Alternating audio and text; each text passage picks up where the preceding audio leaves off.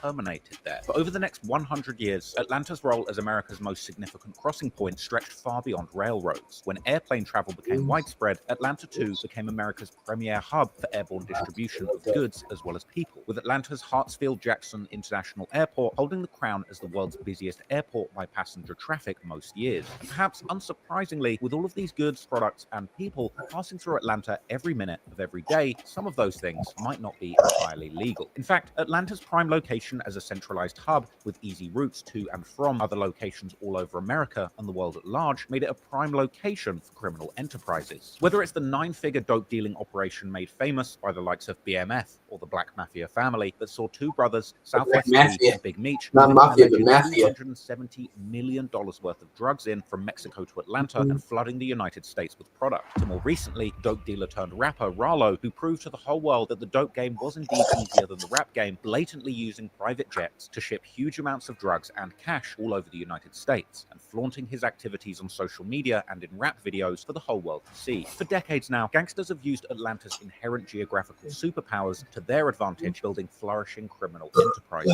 And funnily enough, when you talk about comparisons between the drug game and the rap game, Atlanta is also one of the biggest exporters of culture in the form of rap music. When it comes to rap music, there's arguably no other city that has had as much influence as Atlanta, with it being the birthplace of some of the biggest names in music right now, such as Future, Young Thug, Playboi Carti, and Gunna, as well as some of the most influential rappers of all time historically, like Outkast, Gucci Mane, and the Migos. In fact, many of these Atlanta artists like T.I., Young Jeezy, Gucci Mane, OJ the Juice Man, and Waka Flocka are synonymous with popularizing trap music, the inventive and groundbreaking subgenre of rap music primarily focused on raps about drug dealing and operating out of trap houses, hence the name trap music. But it's not just lyrics about selling drugs out of abandoned houses that made trap music so unique. It was that combined with a unique production style that made use of simple, rhythmic, minimalistic productions with synthesized drums and complex rolling hi-hat patterns, as well as electronic 808 style bass drums, some tuned with a long decay to emit a bass frequency, which made for high energy rap music that would shake a trap house and feel just as home in a strip club as it would on the corner where trapping was actually taking place. Pioneering producers from Atlanta who helped craft this sound include the likes of Shorty Red, Zaytoven, and Lex Luger. This became a sound that was hugely influential and changed the hip-hop scene in cities all over America and even beyond. Hell, it was even part of one of Kendrick Lamar's most notable arguments in his beef against Drake, when in his hit song Not Like Us, he would mention the fact that Drake has always needed to tap in with the thriving culture of Atlanta's rap scene to benefit his own career, even calling him a colonizer instead of a colleague to his Atlanta rapper friends. But you can hardly blame Drake for looking to soak up some sauce in Atlanta's legendary rap scene. In fact, Complex, one of the biggest publications in the rap game, would even name Atlanta as the best city in rap music in a 2023 article. Funnily enough, Chicago was third place on the list, with 3 rappers being placed front and center, being legends of Chicago drill music: Lil Durk, G Herbo, and Chief Keef. Ironically, Chicago drill music was arguably yet another export from Atlanta, with early Chicago drill being hyper-violent gangster rap, where locals would rap about the intense violence going on in their city. And to begin with, they would often use Atlanta trap-style beats borrowed from the likes of Young Jeezy, Waka Flocka, and Gucci Mane. However, over time, Chicago drill would find its own authentic production sound, as the Atlanta drill beats would be tweaked and darkened to better match the vibe of shooting up an op's house rather than trapping in your own. Pioneering Chicago drill producers like Young Chop would take inspiration from Atlanta trap legends like Shorty Red, Drummer Boy, and Zaytoven, but utilizing more dark synths to build a more demonic vibe and using busy snare drum patterns that hit with a rapid impact reminiscent of gunfire, a common topic in the drill genre. Drill music is much more inspired by the violence of gangs rather than the business side of gangs, as Atlanta trap is. And part of the reason for this is the fact that Chicago is also home to some of the most high-profile African-American gangs in modern American history, such as the Black Disciples, Black P Stones, and Gangster Disciples, with many of the most famous drill rappers in the modern day often having a heritage in these famous gangs,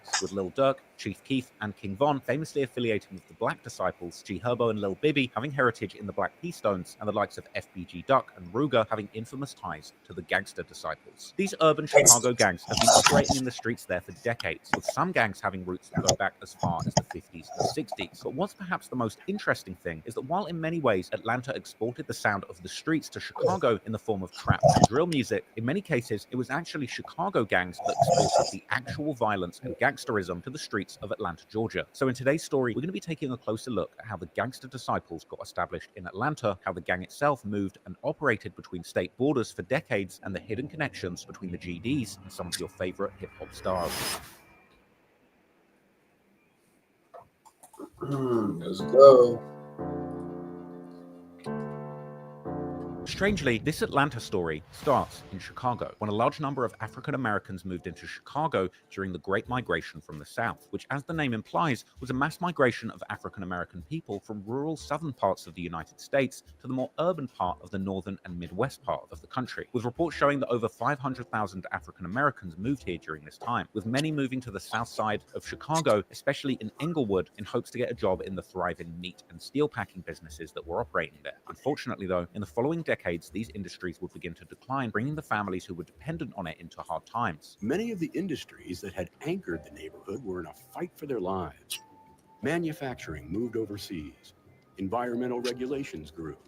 Markets shrank. Businesses disappeared, so did...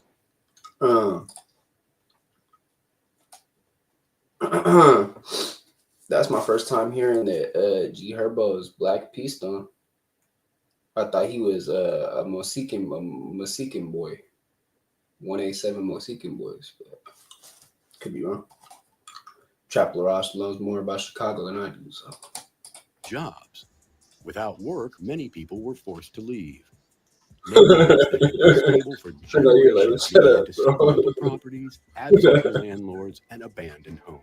On top of that, you can probably guess how some of the already established locals felt about these new black families moving in, with racist propaganda circulating in newspapers asking if others would panic if an African American moved in next door. During this time, the state of Illinois would make it close to impossible for these black families to fully integrate and make themselves feel at home in Chicago, and having to deal with things like restrictive covenants, which literally is a covenant restricting certain owners from renting or selling to black people, as well as redlining, where the banks would refuse to lend out money to areas where local black families were living. Local tensions would boil over when the city announced plans to expand Section 8 housing into the suburbs, adding smaller low-rise duplexes, alongside the already existing high-rises, such as the infamous Cabrini Green housing projects. With all of this going on, it's safe to say that as a black person, you didn't really have the same opportunities as your white counterparts in Chicago. So, young black men who were getting bullied in their new community obviously grew tired of the abuse, and they would band together to form a club to fight back against those that were bullying them. These gangs would evolve to be more organized, with one borrowing from religious mythology and calling themselves the Disciples, before eventually changing their name to the more menacing name Devil's Disciples, which by the way has no connection to the Devil's Disciples motorcycle gang with the same name. But anyway, in the years that followed, the Devil's Disciples fought with other gangs in the area, such as the racist gang known as the Uptown Rebels, as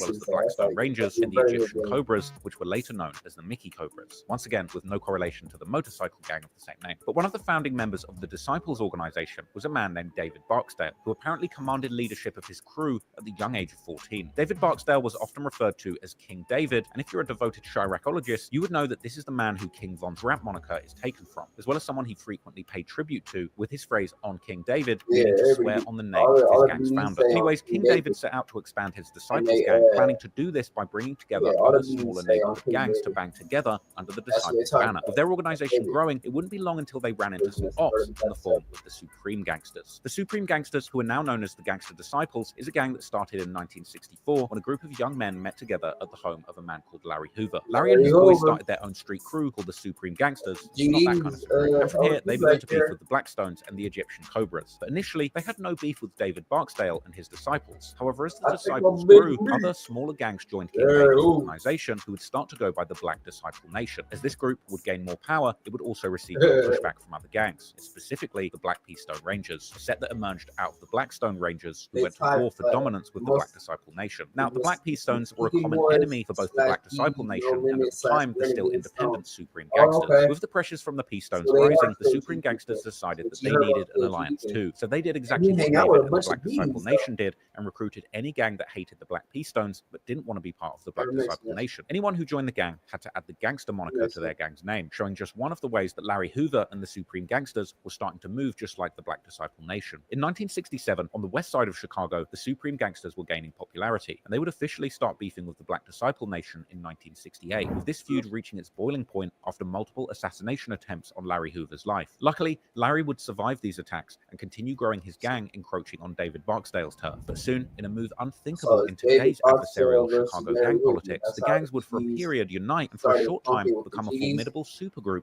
with an iron grip on the streets of Chicago. Despite a long-running rivalry between the Supreme Gangsters and the Black Disciple Disciple Nation, it got to the point where both the Black Peace Stones and the They Black were- Disciple Nation had respected what Larry Hoover had built with the Supreme Gangsters, Herbo is a so they wanted to renegade absorb stone. them in order to Okay. grow and fight off the other gangs. Larry Hoover even had a sit-down with David Barksdale and the leader of the Black Peace Stones, Jeff Fort, with the initial outcome of these Because talks being a they got truce the with the Black Peace Peace Stones Stones out and here Supreme fighting Gangsters, too, but they're instead just did a left. full They're not merger. However, this truce would be short-lived after a elite. May 1969 shooting of 2 Supreme Gangsters that were killed by Peace Stones. In response, Larry Hoover would They meet had the with David Biggie Stones, Barksdale the Peace and agree Stones in to a LA. full-on merger. This deal I united think both it's the gangs Dutch and off created a Vegas. crew that was then known as the Black Gangster Disciple Nation. Things would run smoothly in the new organization for a few years until 1973, when Larry Hoover ordered the murder of William Young as punishment for stealing drugs and money from one of the crew's dope houses. So The it shooter was who did about it a dope ultimately deal. flipped on Hoover, causing the feds to implicate him as the head of the Supreme Gangsters, leading to a judge sentencing him to a whopping 150 to 200 years behind bars. However, Larry Hoover continued to run operations for the Black Gangster Disciple Nation from jail, whilst David Barksdale ran the operations in the streets, with Hoover even trying to model the GDs like a true corporation. Unfortunately, this wouldn't last for long due to the death of David Barksdale, who died in 1974 after a bullet in the kidney. From here, Jerome Shorty Freeman would take over the street side of things for the Black Gangster Disciple Nation, leaving Larry Hoover to try and keep things united behind bars. But sadly, this wouldn't happen because the love for King David amongst his soldiers ran deep, with it seeming like many members stopped respecting Larry Hoover's leadership, which ultimately led to members disrespecting the Supreme Gangster side of the organization. Part of this was because some members were still holding grudges from their war less than a decade earlier, before this alliance had been established. And without unified leadership, the gang was starting to fall apart. Larry Hoover had apparently tried to reunite the nation, but he failed.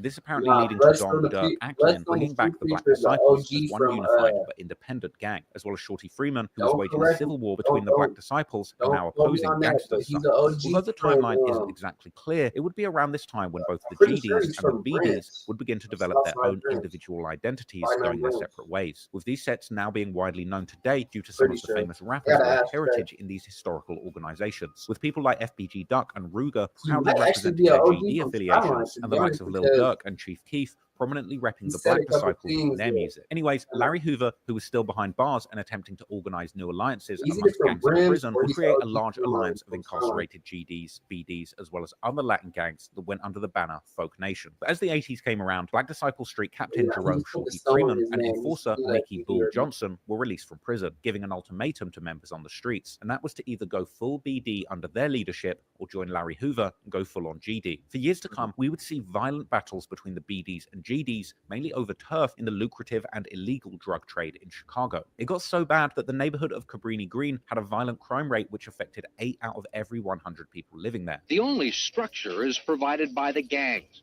who market their turf with spray paint and set up sniper posts in high-rise buildings. Last year, 200 people were shot or stabbed in Cabrini.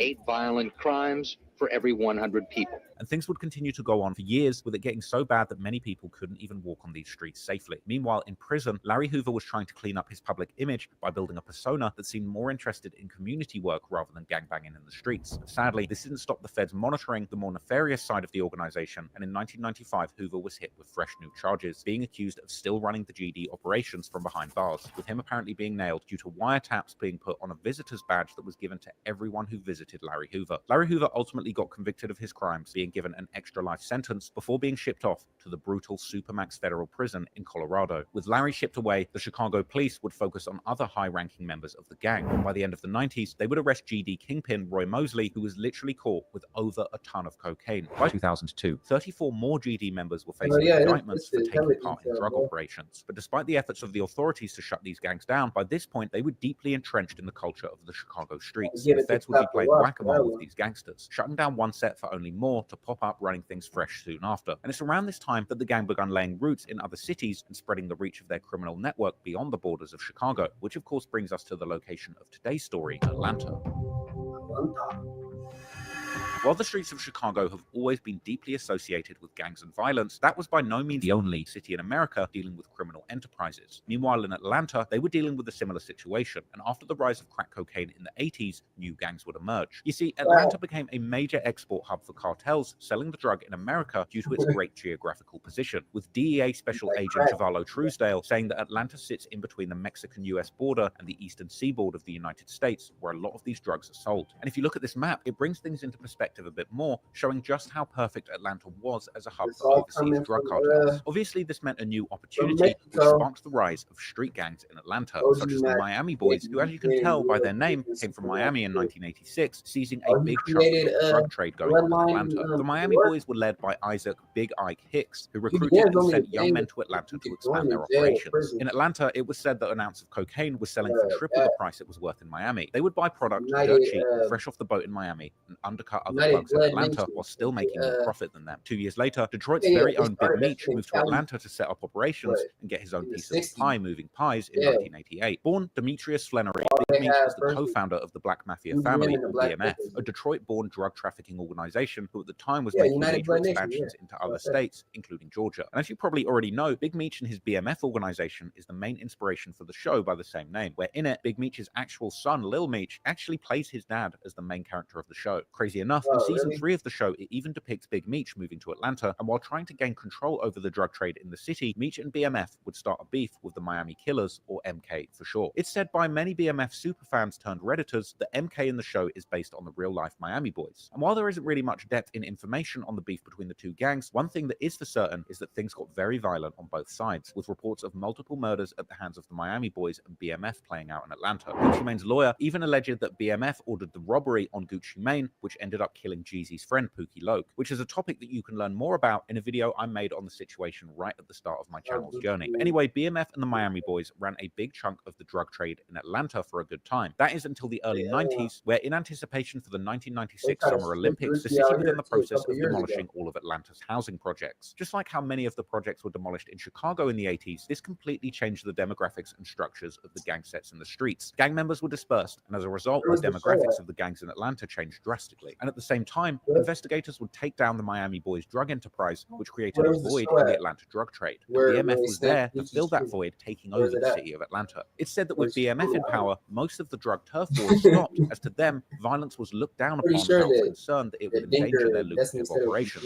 Despite BMF having established a dominant position in the Atlanta dope business, they were by no means the only one trying to get a piece of the action, and soon the gangster disciples from Chicago would make a move and attempt to establish a serious operation in Atlanta too. The drug business in Atlanta was positively booming, and the BMF era represented a gold rush for gangsters in the state of Georgia. In the following years, Atlanta would see a rise of older, more experienced gang members coming in from numerous other states and cities, with the LA Crips and Bloods, along with the GDs and Latin Kings from Chicago. Local law enforcement would say that they believed that the more organized street gangs were coming in an attempt to affiliate with the more loosely organized street gangs that were operating in Georgia at the time. One of the first mentions that I can find of the gangster disciples being in Atlanta is an article from the NDIC, a piece titled Georgia Drug Threat Assessment. This article goes over the influence of the high-grade imported Colombian snow that was plaguing the state of Georgia, explaining that Mexican cartel groups were the wholesale distributors of the drug in Georgia and that they would supply the local gangs and drug organizations, saying that the gangster disciples, along with various other gangs, pick up kilogram quantities of the drug to turn into crack before sending it to the streets for retail sale. This would explain that the main consumers of the drug in Georgia were 18 to 25-year-olds. But to understand how the GDs ended up developing a stronghold in Atlanta, far from their original origin city of Chicago, we have to understand how the gang itself is structured, as the GDs would structure their gang after the Italian mob, having different roles like the chairman, who's the leader of the gang, board members who are second in command, the governor, who controls things in each state, and the chief enforcers, whose role was to be more of a hit squad or cleanup crew, basically meaning that if anyone messes with the GDs, this is the guy in charge who's handling it. According to a later indictment, a man identified as LH was in prison, but identified as the actual chairman of the GDs, and I think we can safely assume that LH is Larry Hoover. His board member for this region of states, which included Georgia, was Shawntae Craig, aka Shake G. Shake oversaw the gang's operations across several states, including Georgia and Alabama. In 2004, Chicago native Alonzo Walton, aka Spike G, was appointed as the governor for the new set of Atlanta GDs. Something that was interesting about Alonzo was that, similar to how BMF initially wanted to avoid violence so that the gang could focus on their drug business and make money without attracting the attention of the cops, Alonzo Walton too initially had no intentions of his gang hurting anybody. A lot of them just got out of the violent streets of Chicago and really just wanted to run up money like BMF was doing in the dope game. Sadly, that's not how things tend to play out when push comes to shove, with an Atlanta police investigator actually saying their goal was to leave everyone else, the other gangs, alone, but that's virtually impossible. Atlanta had become a mecca for gangsters who wanted to get things going in the drug trade. And now, with serious gangster disciples hopping over from Chicago to Atlanta to get busy, eventually a violent war would begin to play out in the streets, with Chicago-style violence meeting the Miami-quality cocaine business, ultimately resulting in a bloody war that would shake the streets of Atlanta to its very foundations. But interestingly, the dope dealers weren't the only ones getting money in the city. And as Atlanta was becoming the hotspot for dope boys to run it up, it had also become a huge hub for rap music, Yes, with it's some of the almost most famous and Fargo. influential rappers getting a hold of the city's culture, with many ultimately finding themselves towing the dangerous line between the streets and the music.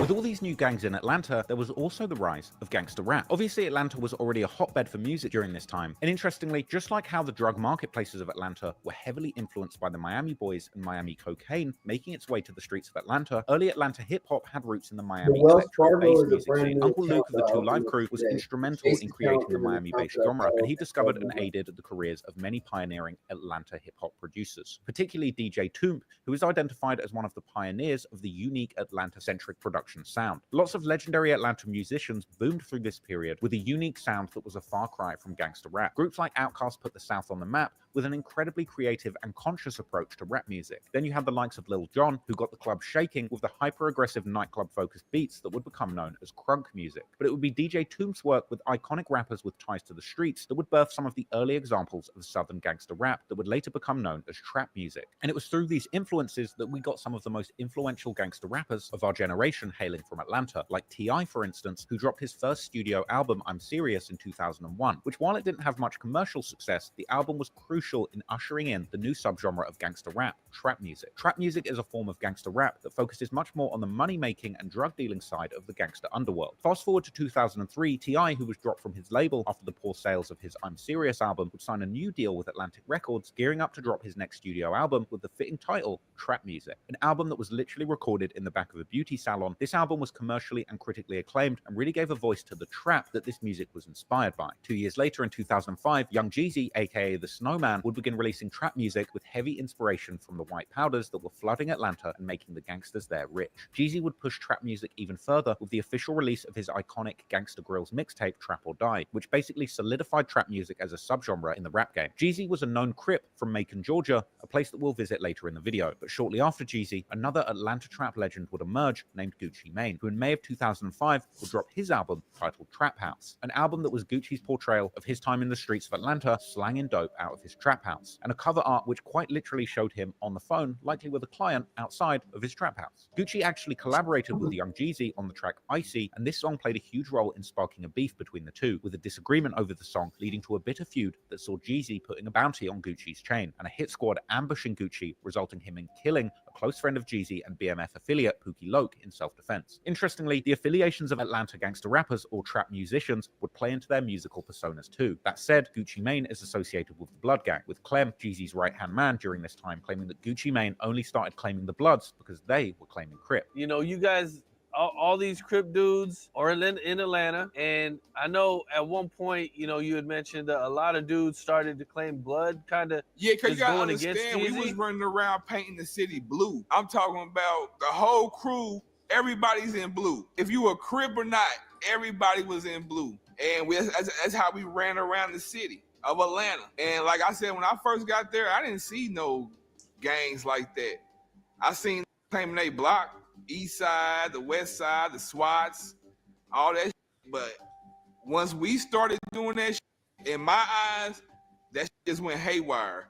Because you had Gucci Mane them start claiming Blood. And Meanwhile, in Atlanta, there were also 3 young boys living and listening to what Gucci Mane was rapping about, studying his tendencies and gearing up to take over trap music and bring it to a whole new level. And yes, I'm talking about the Migos, the rap supergroup who started their rise in the rap game in 2009 under the original name Polo Club until they changed their group name to the Migos in 2010. The Migos would actually go on to collaborate with Gucci Mane frequently throughout the years, and early on in his music career, Offset from the Migos would actually claim affiliation to the Gangsta Disciples in music videos, songs, and social media posts. There's a September 2014 song, Trap Dab, where Offset raps that his crew bang GD. And then we have the February 2015 song, Cross the Country, where Offset raps that his crew rep the Gangsta Disciple Nation and throw up the Forks. The Forks, also known as the Rakes, is a GD hand symbol which represents the unity of the crew, which you can see New York rapper and fellow Gangsta Disciple 22Gs throwing up in this photo. And in this photo, you can see Offset and Takeoff from the Migos throwing up rakes in a club. Now, some people claim that Offset and the fellow Migos are just fake GDs and falsely claim the gang, like in this video where Atlanta GD Champ Young calls out Offset for claiming to have a bunch of GDs whilst he was beefing with King Yeller. Then you get into it with King Yeller, talking about you got GDs, acting all tough. You don't come around, you don't pay dues, never came to no meetings, none of that shit.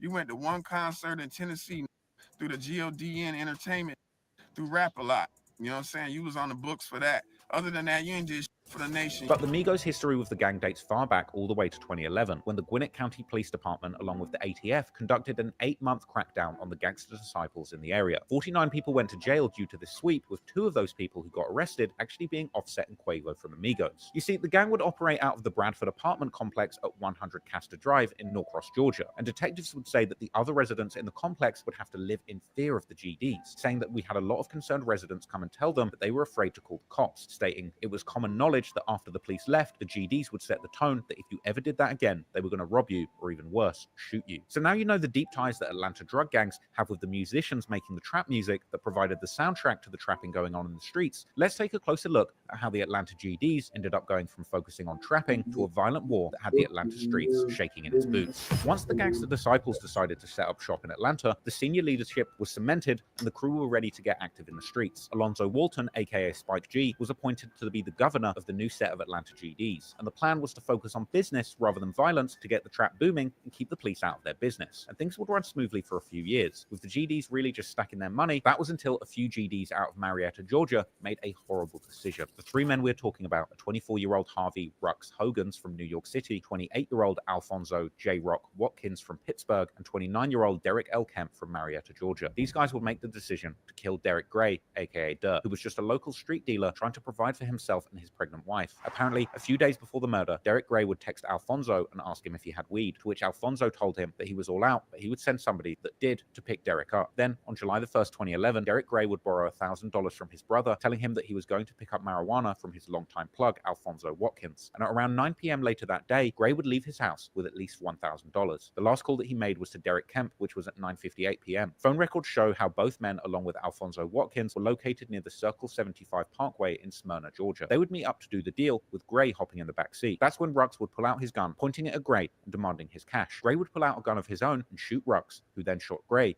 killing him. Kemp and Hogans would drive towards Circle 75 Parkway and dump Gray's body, and the 2 GDs would drop Hogan off outside of a man named Michael Sanders' house. Hogan would ask Sanders to use his phone to call an ambulance as he had been shot. This was around 10:30 p.m. And after he didn't come home that night, Derek Gray's wife would start to worry, calling him and his friends, and she would eventually file a missing persons report early in the morning of July the 2nd. Meanwhile, the Fulton County Police were responding to a call about a burning car. When they got there, they would see a Ford Taurus which was burnt so badly they couldn't even tell what color it was. Around that same time, a DeKalb County police officer had actually visited Derek Kemp as he called in to report that he sold his mum's Ford Taurus that had been stolen. Kemp would tell the officer that he last saw the vehicle the night before around 9 p.m. Police would later discover that the burned vehicle was Kemp's Ford Taurus. Police would then recover Gray's body after a woman called in saying that she saw a dead body while she was out on a walk near the Mission Gallery apartments. He had multiple gunshot wounds to his chest, buttocks, knee, and thumb, and several .38 caliber bullets were recovered from his body. Subsequently, also on July the 2nd, Watkins had sent a text message asking the recipient if they wanted to buy a gun, specifying in another message that it was a .38 special and a snub-nose 45. Watkins would even snap a photo of Gray's 45 Taurus revolver, which police would later find and confirm had belonged to Gray. Derek's death would hit his family and friends hard, with someone around him making a Facebook page to commemorate his life. In this post, they would express their guilt, feeling like him and Smoke should have been there with Derek that day, saying that they caught a flat tire and sadly couldn't make it. In December of 2011,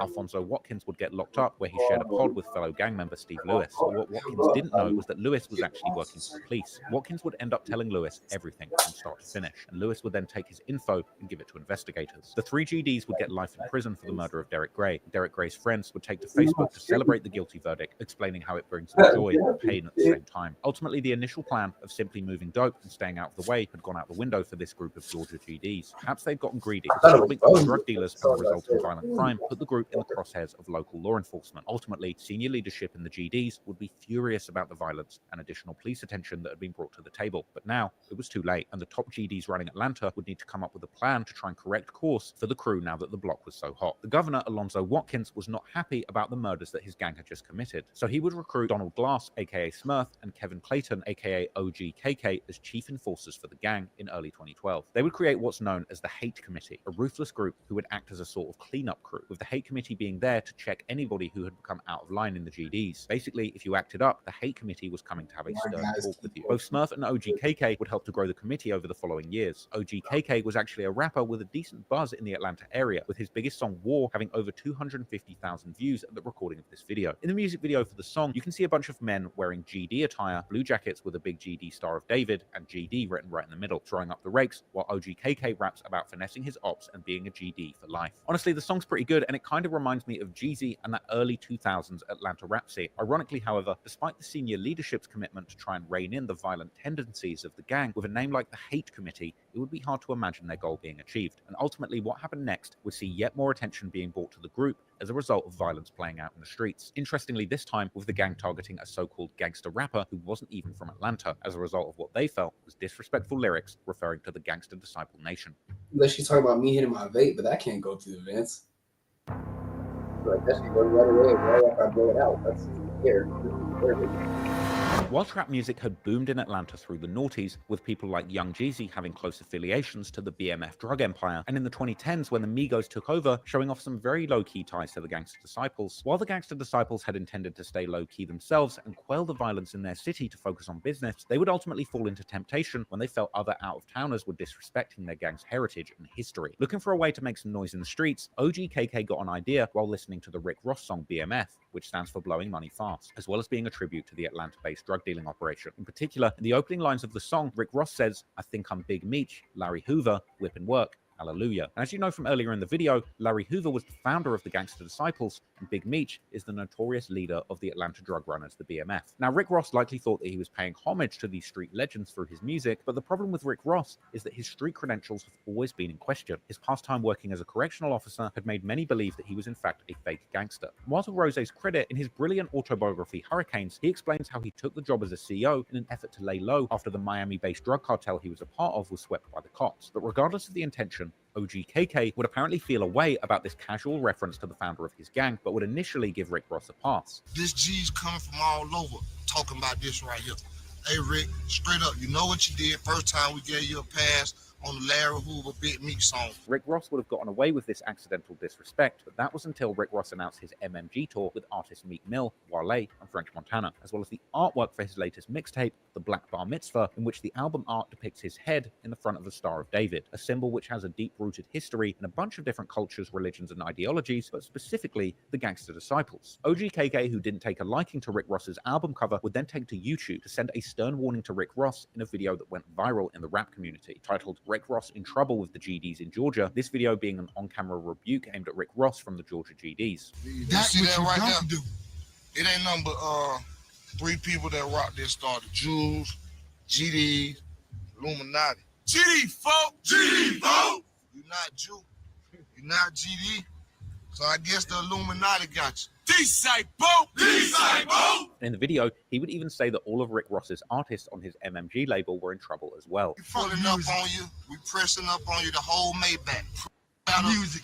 Not Don't matter Maybach. who in Maybach. Everybody on your label is in trouble. They were letting it be known that the GDs were indeed on Rick Ross's tail and that pressure wouldn't stop until a check was cut, basically saying that they were not going to stop harassing him until they got the money they wanted. Meek Mills, everybody, G. Nothing personal, but tell your boss, man, he got to get that check, boy, because y'all in trouble. GD folk? GD folk? And they would even end the video with all the GDs screaming an F Rick Ross chant. Rick Ross! Rick Ross! Rick Ross! Rick Ross! Rick Ross! Rick Ross! Rick Ross! A few weeks later, on November the 9th, 2012, the Florida GDs would come out with a video of their own, letting Rick Ross know that they need their cash. You see it, boss? You know what I'm saying? Rick Ross. You know what I mean? We need that cash. We need that cash now. We need that cash right now. Also saying that as a man, you have to honor your obligations, and that Rick Ross hasn't done so. As a man, you're supposed to honor your obligations, and therefore you gonna do so. Until you do, you gonna have to deal with the mob. And And 9 days after that, on November the 18th, 2012, a group of North Carolina GDs would put out a video with the exact same sentiment as the video from the Georgia and Florida GDs. Things had gotten critical for Rick Ross, and now he was getting pressed by gangster disciples all over America, furious that he was misusing the iconography of their gang for his personal gains. Then, a few weeks after this video, it would be announced that Rick Ross had actually cancelled 2 shows of his tour that were in North Carolina, and the next day, he would actually cancel the rest of his tour. At this point, all of the media outlets were saying that Ross cancelled his tour because of the recent gang threats coming his way. But in a December 2012 interview, Ross would actually go on record to say that he did not cancel the initial North Carolina dates, and that actually the promoter did, claiming that he would then cancel the rest of the tour due to this quote-unquote bad business. So the other day I woke up and realized 2 more dates had been canceled. So I just felt like there was some power that I needed to take away from homie, so I canceled the rest of the dates.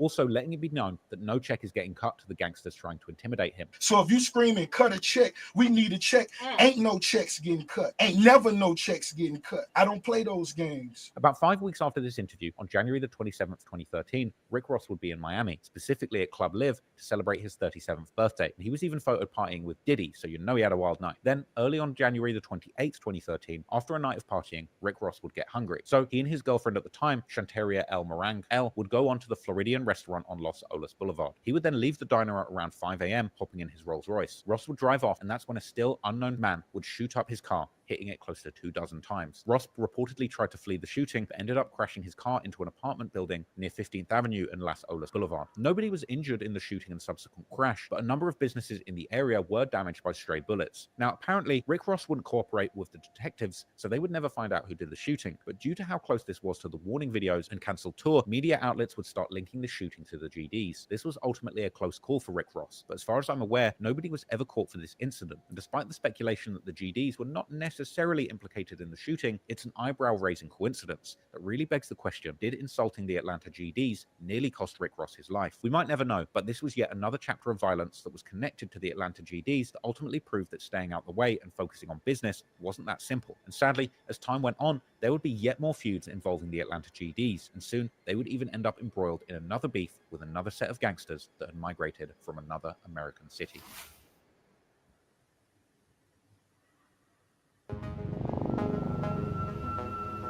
Interestingly, OGKK's tough stance on Rick Ross disrespecting the GDs had gained him a lot of attention and respect in the streets and on the internet. Riding high off just going viral, OGKK wanted to shoot a music video, and he would decide on February the 16th, 2013 to take Shantae Craig, Donald Glass, and a bunch of GDs to shoot this video in one of the most dangerous neighborhoods in Atlanta, The Bluff. If you watch my video on Rallo, the rapper/drug dealing phenom, you would know that The Bluff is known to be a drug-infested part of Atlanta with a very high crime rate, with the name of The Bluff literally standing for better leave, you effing fool. A part of these GDs that would go to The Bluff was a man named Lewis Mobley, who was an enforcer and part of the hate committee. While filming the video, 17-year-old Jermaine Higgins, who was rocking a red jacket, would spot the GDs. He would then walk in front of the camera and taunt these gang members, apparently saying the word black to the GDs, which means blood love all the time, signifying his gang ties to the Bloods. Feeling disrespected, Mobley would then follow Higgins into a store to talk with him and subsequently shoot him. Higgins survived the shooting and was taken to Grady Memorial Hospital. Then, 2 days later on February the 8th, 2013, investigator Pierre Joseph would visit Grady Memorial Hospital, where Higgins told him that the person who shot him was wearing a GD jacket. On February the 20th, 2013, investigator Joseph would return to Grady Memorial Hospital, this time with an array of photos, and he would ask Higgins to identify his shooter, which he would identify Lewis Mobley as the shooter. On February the 22nd, 2013, police were conducting surveillance on Mobley's apartment, which they would then see him exit with his 8-year-old daughter and enter a minivan. Police would follow the vehicle, eventually attempting to pull them over on the I-20 expressway. The vehicle looked like it was going to stop, but then sped off, taking the police on a high-speed chase down the expressway. Police ultimately were able to make the car spin out and prevent it from driving,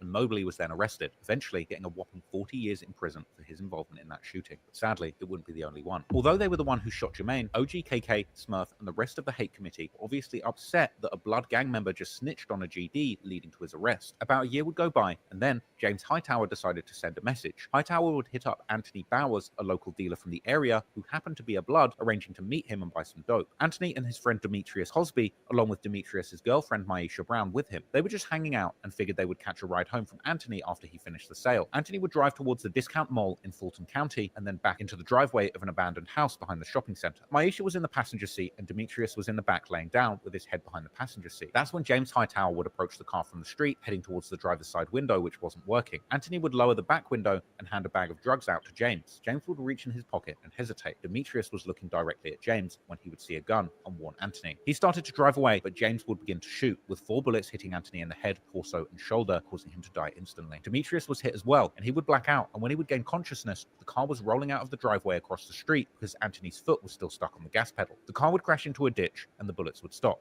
Maisha saw James walking towards the car, and Demetrius told her to play dead. James would fire 4 more shots into the vehicle. One of the bullets hit Demetrius, paralyzing him from the waist down, but luckily, Maisha wasn't hit and able to call 911. She would give a description of the shooter, saying he was a black man who was wearing a black hoodie and jeans. An officer had seen a man matching that description walking down a nearby road just before arriving at the crime scene. The officer would then go out looking for the man he just saw, and he would find James, who at the time was wearing a black hood and jeans. When the officer began to frisk James, he ran away, and the officer would chase him through an apartment complex. The officer would then find him lying on the ground and arrest him. Police would find his phone and a 9mm gun in the woods right near where James was arrested. Officers would then show Maisha a photo of James, to which she confirmed he was wearing the same clothes as the man that shot at her, Demetrius, and Anthony. Although later, she was not able to identify James in a 6-photo lineup. Demetrius was hospitalized for his injuries, and a few weeks after the shooting, a detective interviewed him for the first time, and he was able to identify James as the shooter in a 6-photo lineup. James Hightower was later sentenced to life plus 45 years for the murder of Anthony Bowers and attempted murder of Maisha Brown and Demetrius Cosby. Obviously not happy about the situation, the Bloods from Atlanta would retaliate, killing James Hightower's son in retaliation for what he did to Anthony Bowers. This would prompt leaders of the GDs to give a green light for all Blood gang members in the Atlanta area. Things were spiraling out of control for the Atlanta GDs. Now, the original intentions of being a peaceful, business-minded organization were long gone, and they were waging war with various opponents all over the city. But interestingly, after sparking a deadly feud with the Bloods in the city, they would soon also begin another war with the original mortal enemy of the Bloods in Los Angeles, the Crips. On the night of November the 30th, 2014, GDs from all over the state were in Atlanta, celebrating the GD founder Larry Hoover's birthday at the Deja Vu Sports Bar and Lounge, which was in Crip territory and likely frequented by them. While at the bar, an altercation would ensue. This exchange would erupt and spill into the parking lot, where gunfire erupted and 2 security guards were shot. Now, the court documents don't actually say who the GDs got into an altercation with, but I think it's safe to assume that it was the Crips, because in the following weeks, one of the most heinous crimes in this story would take place, with a couple of GDs going to hunt down some Crips and killing innocent civilians in the process. A couple days after this shooting, on December the 2nd, 2014, OGKK would release a video on YouTube saying if anybody messes with Offset from the Migos, they're also messing with him. Anybody who got a problem with my little brother Offset, man, like I say, bro, you got a problem with me. In that same video, he would also shout out Takeoff and Quavo. Shout out to Quavo, shout out to Takeoff. Now y'all tweet that. As well as warning Chief Keef about dropping the rakes, which is a hand symbol that disrespects the GDs. I'm saying, Chief Keef, all that over with, man. All that over with, man. Drop another rake and watch what happened to you, bro. Believe that, G. Believe that, G. Believe that, G. You know what I mean? Clearly, the Atlanta GDs were trying to apply pressure to anyone disrespecting them anywhere in America. Back home in their city of Atlanta, they were about to take things to a violent new level, carrying out a shooting that would rock the city to its core. Less than 2 weeks after the incident at the Deja Vu Sports Bar and Grill, a few GDs from Macon, Georgia, would come up with a plan to get back on their new Crip rivals. The GDs we're talking about specifically are Virtuez Wall, aka Vert, and Derek Taylor, aka D, and Marquez Patterson, aka MP, as well as Jaquez Foster. On December the 12th, 2014, according to surveillance footage, the group of GDs would show up to the Wings Cafe at 1:54 a.m. and immediately spot a group of Crips. You then see 2 GDs throw something at the Crips. Then you see a security guard trying his best to calm the situation down. That's when Vert would punch one of the Crips in the face, leading to the security guard spraying what looks like bear spray but could be mace at both gangs. After that, a Crip member would throw a bottle towards Vert. In the video, you see 2 people shooting. One of them could be Marquez Patterson and the other Kenyatta Norris Lester. Kenyatta was sentenced for fatally shooting 38-year-old Derek Jackson at Macon's Wings Cafe, a Bloomfield Drive nightclub. And Marquez Patterson initially killing 25-year-old Corey Hollingshed and 34-year-old George Henley, who was just the DJ at the Wings Cafe trying to make an honest living that night. And then sadly, almost a week later, on December the 18th, 2014, a third man would die due to a gunshot that he sustained at the Wings Cafe that night. That man was 38-year-old Derek Jackson. The day after the shooting, on December the 13th, 2014, Vert would have Derek Taylor call into the police department to report his gun being stolen before the Wings Cafe shooting that had happened the day before. Ultimately, their plan didn't work, as all of the men involved were arrested and charged for these killings. None of the men actually took it to trial, and all 4 ended up pleading guilty to their crimes, with Vert, Jaquez Foster, and Marquez Patterson all getting 30 years in prison, and Derek Taylor getting 12 years, which, to be honest, are rather light sentences for a triple homicide, with these sentences likely being the result of the plea deal that these men took. But ultimately, the city was showing the Atlanta GDs that they couldn't intimidate their ops in peace. But these arrests did very little to stop the carnage going on the streets of Atlanta, and soon the gangsters there would take the war to a whole new level, embarking on yet another violent back and forth with rival gangs that once again would devolve into an all-out killing spree.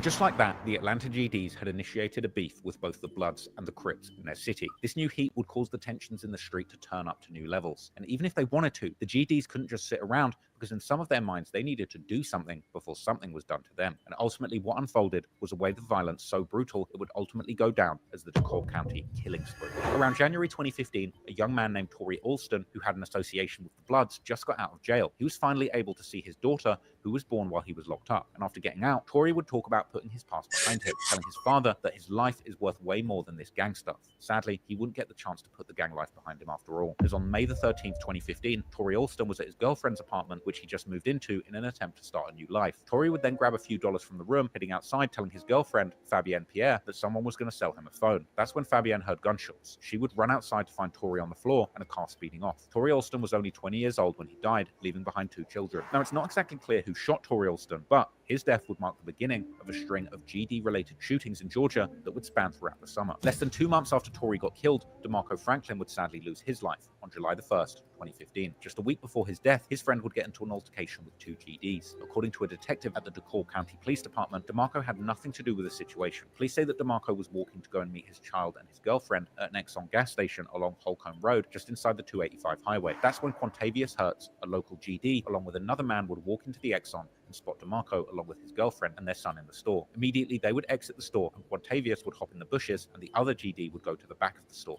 While leaving, Quantavious would hop out the bushes and ambush DeMarco and his family, shooting at his girlfriend and also the young baby, but sadly DeMarco himself would lose his life. DeMarco Franklin was only 21 years old when he died, and it would later be revealed that Donald Glass, aka Smurf, would actually order Quantavious to go out and send a message, after feeling like the initial verbal altercation would make him look bad. Smurf apparently told him to handle the situation, and Quantavious would take that as to shoot someone. Once again, the city of Atlanta would not allow this violence to play out on their streets without punishment, and so Smurf was sentenced to life in prison, with Hertz sentencing not being quite clear at this stage, probably due to the fact that Quantavious Hertz was only 17 when he committed this murder. But before authorities could catch up with him, only days later, the GDs would end up in another altercation that would cost somebody their life. Only 2 days after the murder of DeMarco Franklin, another gruesome murder would occur. Edward Chadman, aka E Thugger, was a drug dealer from North Carolina who was temporarily setting up shop in the Stone Mountain area. With the intent of robbing E Thugger, 15 armed gang members would head towards Stone Mountain Inn, where Edward Chadman was dealing dope out of. But initially, they would see the police there and leave. That's when Joseph Braxton, aka Lil Joe, Daniel Pena, aka Island, along with 2 other men, would head back to the Stone Mountain Inn. They would somehow make it up to the Carolina GD's hotel room, aka their trap, and it was here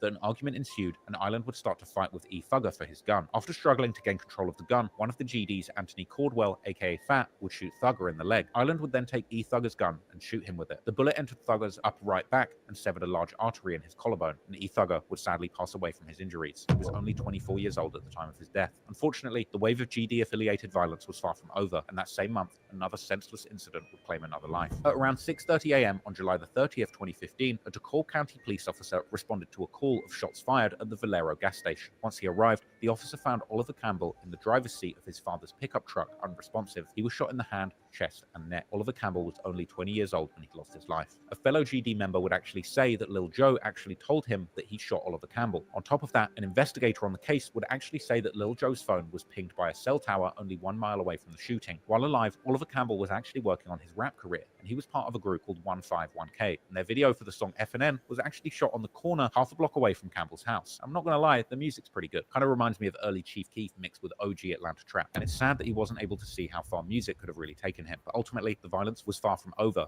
and that very same day, another incident would take place, this time touching the lives of innocent Atlanta residents. Oliver Campbell's death would coincide with another incident that happened on that same day, which left another man dead with 2 innocent women being shot. At around 8:50 p.m., just 14 hours after the murder of Oliver Campbell, Lil Joe and Island were driving through the Windview apartments, where they would spot a man who they believed was a blood, would instantly hopping out of the car, opening fire at them. He would fire back, with an innocent woman, Falana Coley, actually being hit in the leg during the gunfight, but luckily she survived. About 40 minutes after this incident, two men would make their way to the landmark apartment complex, where they would spot Rockwell Nelson sitting in the patio with his female companion, Jordan Turner. That's when Lil Joe would hop out the car, shooting both the man and the woman. Luckily, Jordan Turner would survive the shooting after balling up on the ground, but sadly, Rockwell died at the scene after being shot in the face and chest. A manhunt would ensue and end up with the police finding Lil Joe in a Checkers parking lot the next day on July the 31st, 2015. He was sitting in the passenger seat, and the police would find a .40 caliber Glock under his seat, which the driver of the car would say wasn't his. They would also seize Lil Joe's phone during the arrest, which had outgoing text messages saying they're locking me up and that his strap was under the seat. Police would also find recent internet searches for Candler Road shooting 2015 and shooting at Valero gas station. He would go down for this, and Lil Joe would eventually be hit with 3 consecutive life sentences without parole plus 60 years, with Island getting sentenced to 2 life sentences without parole and an additional 40 years attached. The GDs had literally killed 5 people in the span of 2.5 months, shooting innocent people and killing a man in front of his 4-year-old baby in the process. Their campaign of bloody violence in the streets had now affected an alarming number of people,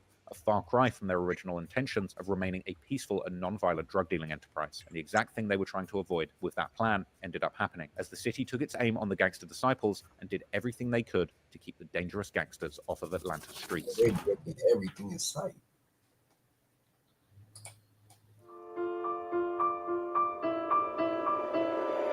Just like most gangs, the downfall of this organization wasn't due to the ops, it was really due to a couple gang members who turned into informants. The first person to snitch on the Atlanta gangster disciples was none other than Vancito Gums, a former DeKalb County police officer by day and a gun-wielding, law-breaking gangster disciple by night. On August the 25th, 2015, he would actually admit to killing people for the GDs, acting as some sort of hitman for them. Police would find evidence of Vancito warning OGKK to stay away from certain areas that the police were investigating, and even warning him to stay away from his go-to bar that was about to get raided. Then, on June the 11th, 2015, Markell White was caught burning his house down in an attempt to commit insurance fraud. He was facing serious time and would end up flipping on the gang, telling the police a number of things, even mentioning that Rick Ross allegedly paid $3 million to the GDs that were trying to extort him earlier in this video. Then, on May the 4th, 2016, 48 GD members would get indicted for racketeering and a series of crimes such as drug dealing, fraud, and even 10 murders within a 5-year span, which we've covered in this video. The indictment alleges that during the last few years in Georgia alone, the gangster disciples committed 10 murders, 12 attempted murders, 2 robberies, carjackings, trafficking in heroin,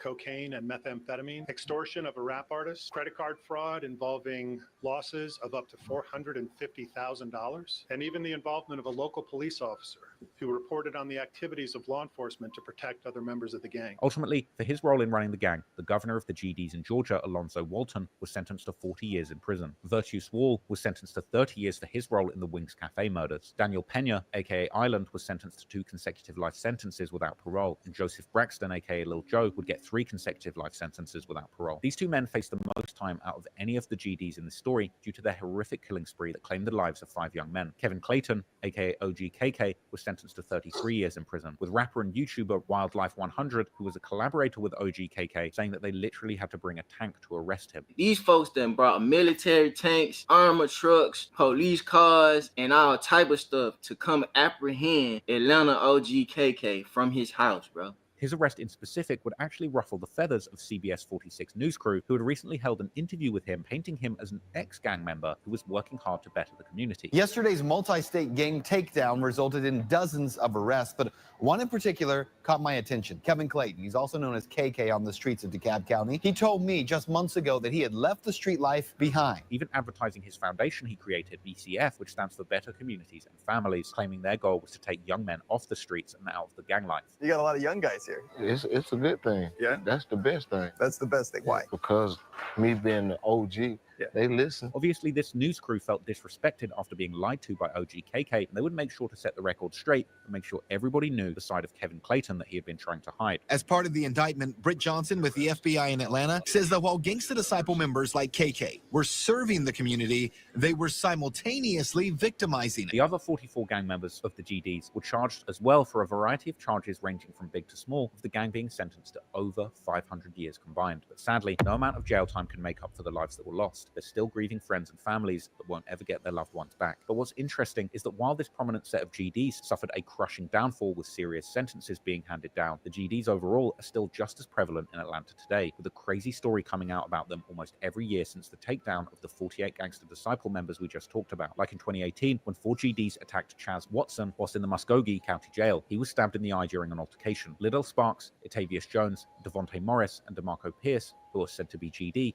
were all charged with aggravated battery. Apparently, the 4 men had a makeshift knife made out of a shower tile which they used in this brutal attack. And according to the sheriff's office, Watson himself didn't have any gang affiliations. Then, in 2019, 5 more GDs were convicted for the torturing and brutal murder of Christopher Dean that happened in 2016. The 5 men involved in the case were Christopher Lockett, Jasper Green, Joshua Rooks, Cortez Clark, and Xavier Gibson. Prosecutors called this one of the most horrific murders in recent Atlanta history, after in October 2016, Dean's body was found in the trunk of a car at the Hamilton E. Holmes metro station. Dean was beaten with a 2x4 and crowbar and even sodomized with a different object. Then he was shot twice in the back of the head, which ultimately killed him. Apparently the GDs did this after they found out that Dean was once a police informant in California, with that case actually having no relevance to the young men who committed these crimes, with them apparently doing this gross attack just based on their street principles. Verdicts for all 5 men charged in a murder where Atlanta police say gang members tortured the victim. The Fulton County DA says the murder was retaliation after the defendants found out that Christopher Dean used to be a police informant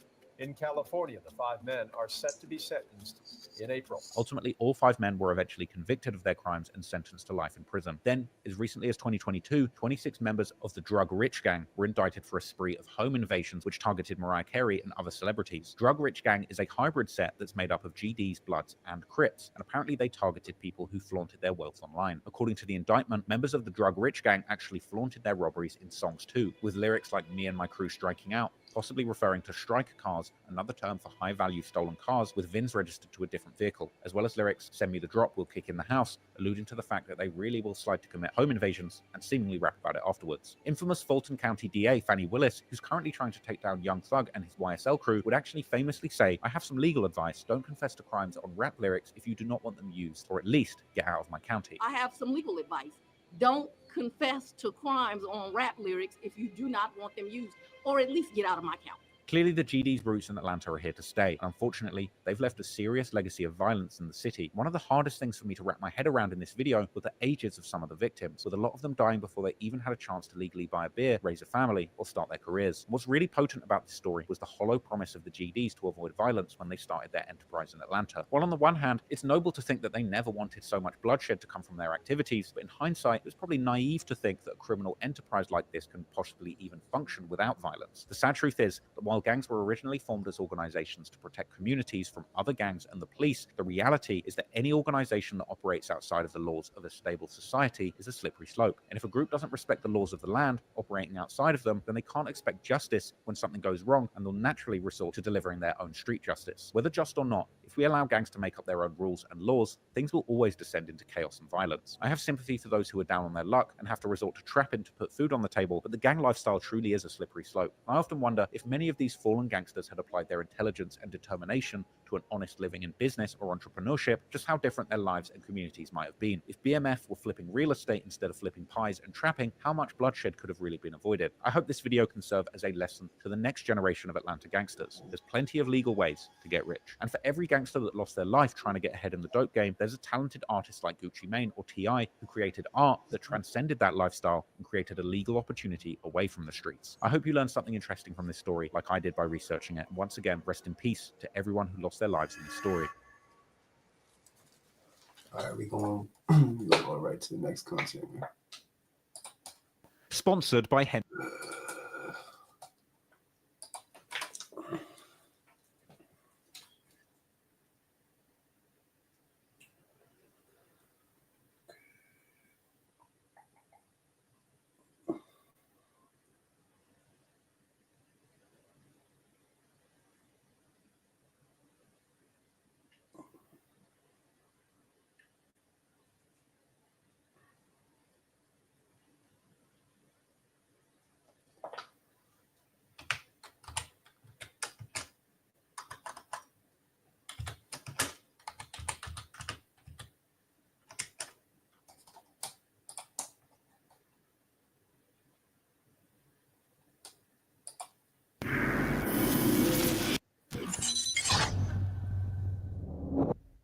All right, here we go. Today we have Ali Zoe Adam, founder of the infamous Zoe Pound, who's doing his first interview after doing 18 years in prison on kingpin charges.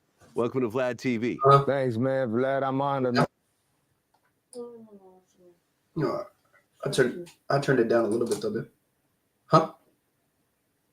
Man, to be here, man. Liberation. I'm free. Yeah, man. Welcome home. Thanks, man. Appreciate it. Well, you know, there's been a lot of myths and rumors about the Zoe Pound, but since we have the founder, I want to start in the very beginning. So you were originally born in Haiti. Yeah. Okay. And how old were you when you actually came over to the U.S.? Yeah. 9 years old. You didn't want to tell Vlad. Okay. And your family was actually pretty well off in Haiti.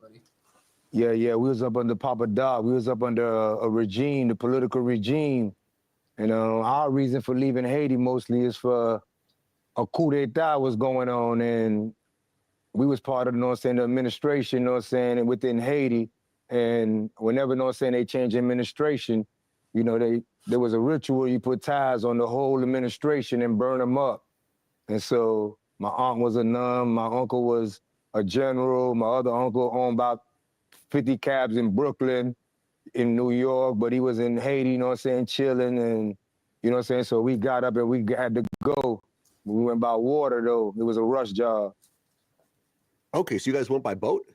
Yeah, we went by boat, man. I actually lost family members, too. In the middle of that water, man, it's deadly. Lost like 3 aunts, 2 cousins. Sharks ate them up. It's over with once you flip. Bad storm. Wow. So did you guys legally emigrate into America, or did you take a boat and then get become citizens after you got over? Under Reagan, there was a wet foot, dry foot law. You know what I'm saying? My mother, swore in, to become citizen, and automatically made me a citizen. I could post. Okay. So now you're 9 years old and your family is in Florida. Yeah. A situation happened with your mom where something happened to her back? Yeah. She was in immigration, and her back, what I'm saying? It was in back, the Cubans and us was up in there, and it was a lot of situations where you could just do an insurance job or something. She fell, her back was fucked up, made a nice little money, 19 of us ended up coming up out of, immigration. 19 of us stayed together, and we bought a store, called Carol City Supermarket, where all the big dope boys hung in front of my mama's store at 9 years old. Like, ain't nobody could make me, like, all the big dope boys in front of my mama's store at 9 years old. Okay, so now your family has Carol City Supermarket, so you guys have a legitimate business. And like you said, there's 19 people in the household? Yeah, it's 19 in the household. My mama was like, she's born, and she got 9 brothers behind her. And, we work. Everybody got to get up at 4 in the morning and do something. Hey, man, do transmission, man, do motor, sell flea market. All my uncles, everybody got to do something. Some of them selling dope in front of my mama's stove. We damn near brought the community down, man, where we lived at in Carol City. Damn near, we just brought a whole kind of, adventure to it. So were both your parents still together at the time? Yeah, both of my parents were still together. Yeah, it ain't last long, but yeah, they were still together. Okay, so here you are in Carol City. Your parents own a supermarket. And around 10 years old, you start running with Kenny Booby Williams. Yeah, Booby was posted up in front of my mama's store. Booby, D Green, Bernard, Efo, all of them posted up in front of my mama's store. But, to me, if I look back, it's like they became the visual of what I wanted in America. Because I kind of money and grow on trees, store costs $40,000. Ain't nothing. But we making it, trying to sell everything in their mama, food, thing like that, bring food, everything. We grinding, we moving. So Booby had a crew called the Booby Boys. Yeah. How big of an operation did he have at that time? Man, Booby,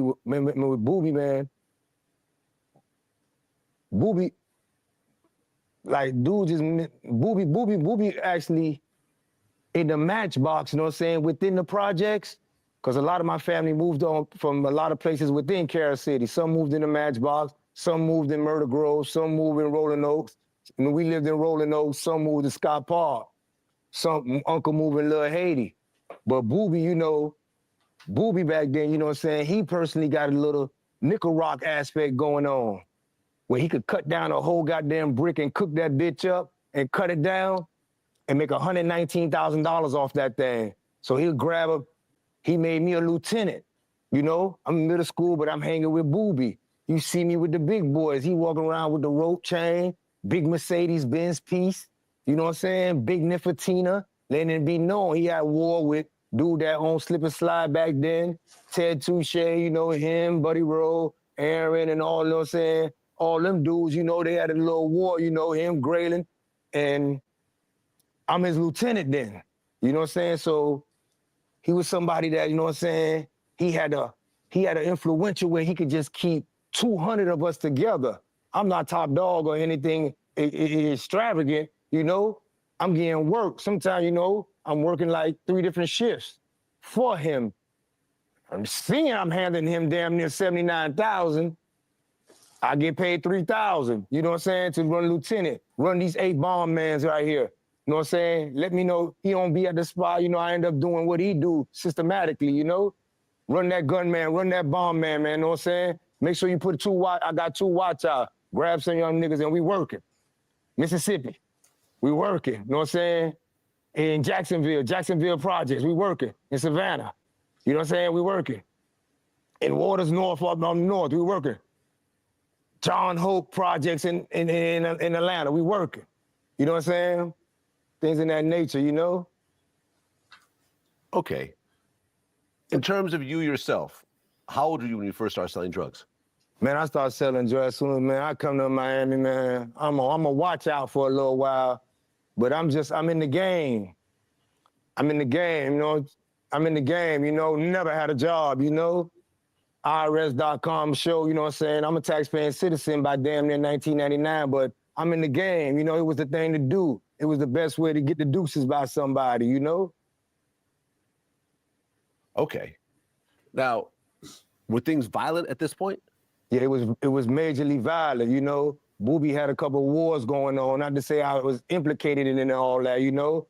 But within my little crew that I go chill with, we'll master little situations like stealing cars and shit with a pulley, you know what I'm saying? So that'll be my only, you know what I'm saying, aggressive aspect within his organization, you know what I'm saying, that I probably participated in, you know what I'm saying? Okay, and this is the mid-'80s, so this is really the start of the crack era. Yeah, it's the start of the crack era. Right, so suddenly, and people aren't exactly, you know, familiar with what the long-term effects are. In the beginning, everyone's smoking crack and it seems like it's no big deal, but after a while, you start to see the effects of it. Yeah, that's a conscious aspect, yeah. Okay, I mean, during this time, what do you think is the craziest thing that you experienced? Within Booby them? Yeah. Within Booby them, you know, I'm in school. So I'm going to middle school. So we got dudes, you know what I'm saying? My middle school jumping Parkway Middle School, you know? My middle school got closed down 2 years after that. So, you know, it's little crews, one big crew, Ewing boys. So we're mostly on bumping and fighting and going out to other school and let it be known Parkway is where it's at. So that's my essence to me. You know what I'm saying? Or what I was doing daily. And we number one in recruiting in Miami. Football, you know? So we playing 80s, 90s, 115s, 120 football, you know? We's a dog. We number one recruit, Dade County. So this is the culture, playing in the middle of the street. While up north is in the winter, chilling, we in the middle of the street, chonking, playing football, you know what I'm saying? And getting good spectators to fuck with us, you know what I'm saying? Within the hoods. Okay. So you're rolling with the Booby Boys, you're a lieutenant, and, you know, you start getting into the streets, you start moving product. At what point does the Zopound come together? Zopound, man, is Little Haiti, them boys out of Sabre Palm. They out of Sabre Palm.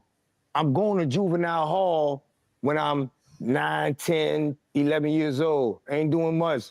3 months, 2 months, everything, you know, it's a lot for a kid then, you know? I'm meeting dudes, I'm meeting Chubb, I'm meeting Magazo, I'm meeting Joe, they going through it in Sabre Palm. They ain't never had no war with no Americans. They going through it with some Haitians. You know, they never had a war with no Americans, and they build up, you know what I'm saying, a stronghold as we in jail, you know, going through a little something, fighting, demanding situation, demanding, hey man, we grabbing all addresses, you know what I'm saying, on anybody that say anything criticizing, you know what I'm saying, within Cat and all this banana boat and all this slick ass shit. You know what I'm saying? Like, hey man, we grabbing all them addresses, man, and bumping, you know, we got War Daddies, Joan, Will Saw, J Baby, you know what I'm saying? And we got together, you know what I'm saying? But unbeknownst, I'm with Booby.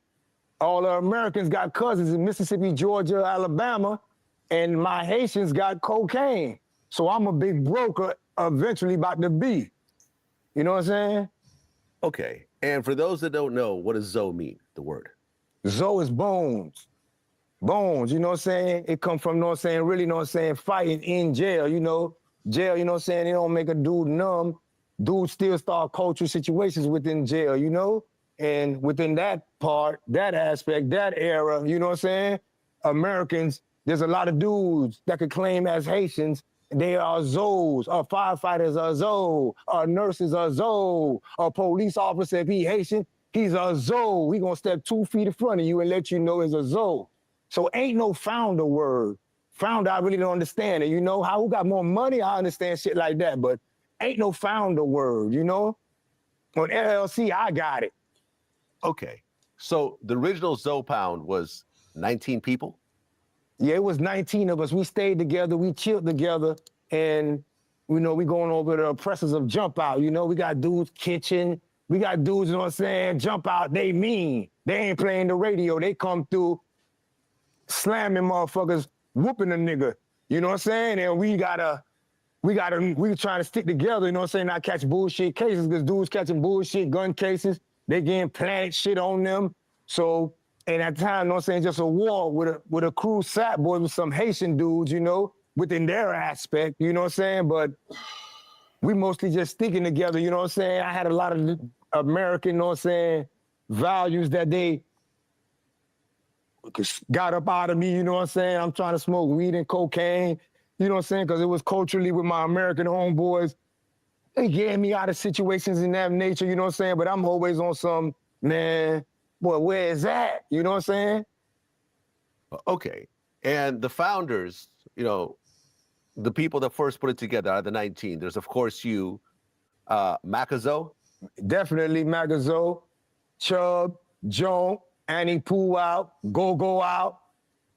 Happy can go. Happy came late in the aspect as a big investor, but you know, I don't want to leave none of them boys out. You know what I'm saying? Most of them ain't on nothing, ain't doing nothing. You know what I'm saying? Don't watch me. You know what I'm saying? Most of them just, you know, politicking, staying in people's mansion, you know what I'm saying, in the passenger seats of houses, and I ain't on that. I'm on some, man, why you don't get your ass on, you know what I'm saying, 62nd Avenue and protest? Haiti is in disarray. You know what I'm saying? We having issues, man. They screaming poor. I'm on culture. You know what I'm saying? Like, I'm on culture. Like, man, how can I advance this? I know the government of Haiti very well. Me and Wyclef go chill there, talk to kidnappers, wheel and deal, bring book bags, soccer bags.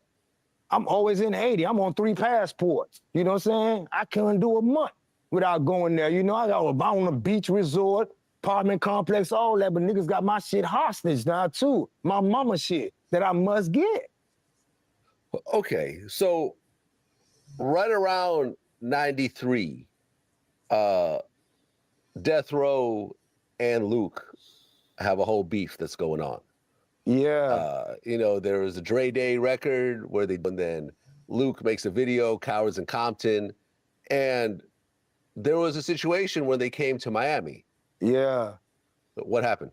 Yeah. You know, Luke, he always funded Optimus football. And like I say, within the Haitians, you know what I'm saying, even go on war with other Haitians, Americans respecting the demonstration, finding 8 bullets in the dude, different bullets, different pistols.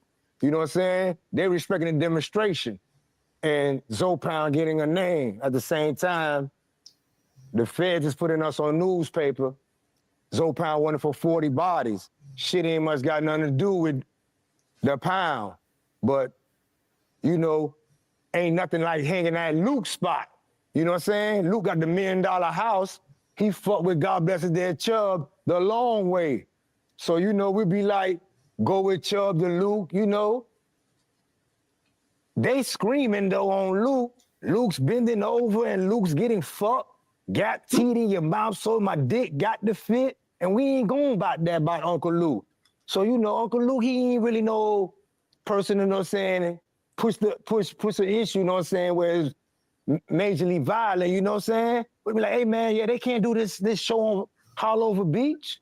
They got a big show on Hollover Beach, Snoop, Dre, Dr. Dre and all that. So we go there, make some noise. Y'all get the fuck on, man. They drop, roll like it's a fire and get the fuck on. You know what I'm saying? Things in that little nature. You know what I'm saying? For Lou, you know, no matter Cube too, he done went through it, got us on song. You know, you can't scream lynch mob in Miami. There's only one lynch mob. And sometimes that's where Booby really, he got visitors because we got the big club, Tonio and Ted, Chris Style. Luke's on the beach, which is Uncle Luke hub home, and that's our spot. Like, we own that, so ain't no screaming lynch mob within that, you know what I'm saying? We got Bub, Judoff, you know what I'm saying? We got visitor with a guy head. We not going for that, so, you know, hey, don't scream that around here, you know?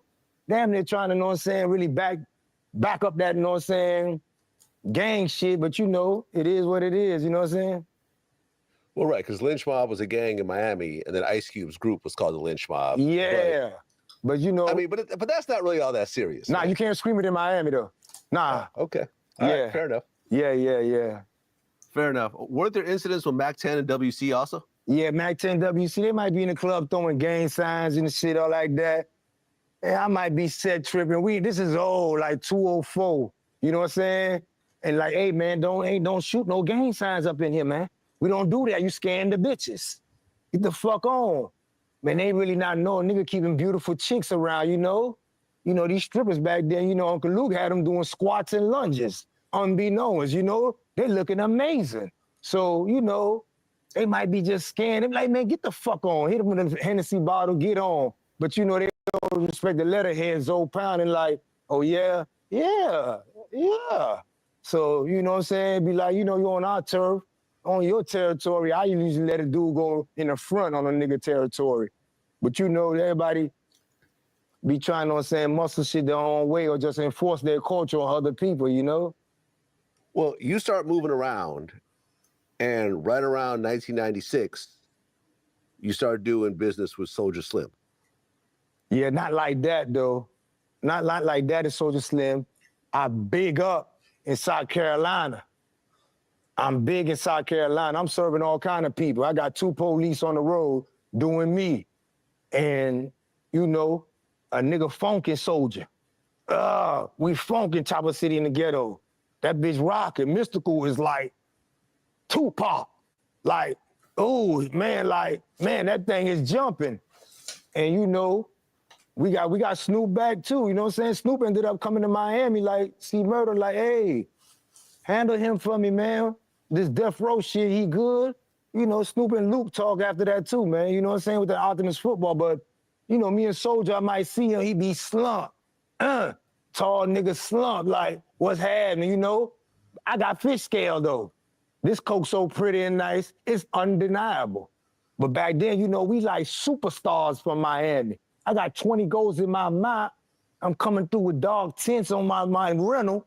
And you know what I'm saying? I'm bigger than Jay-Z, I'm bigger than Jay-Z, Beyonce, 50 together. I'm a star. We the only niggas in the Miami rocking like that. And people is just gravitate like, he got that fish scale. So, but anyway, you know me, Soulja holler. You know what I'm saying? Might do a little 3-4 bricks with him and be like, here you go home. I got it here. But they always had Texas. But, you know, when I see him, you know what I'm saying? I be like, man, I got it now. Cash on deck. We do business chill. You know, Soulja was a little nutcase, you know. A lot of pocket lot shooting for no reason. But, you know, we just doing our thing and, you know, go and do them, you know? Okay. Well, right around that same time, though, your man Chubb gets killed.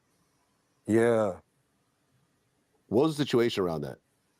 Chubb, me and Chubb, man, within the house, me and Chubb sleep together. Me and Chubb sleep together and we brainstorm hard together, you know? Within the pound, we do mandatory meetings too. And dudes might go off on dudes. That man don't be telling me to wash no dishes, dog.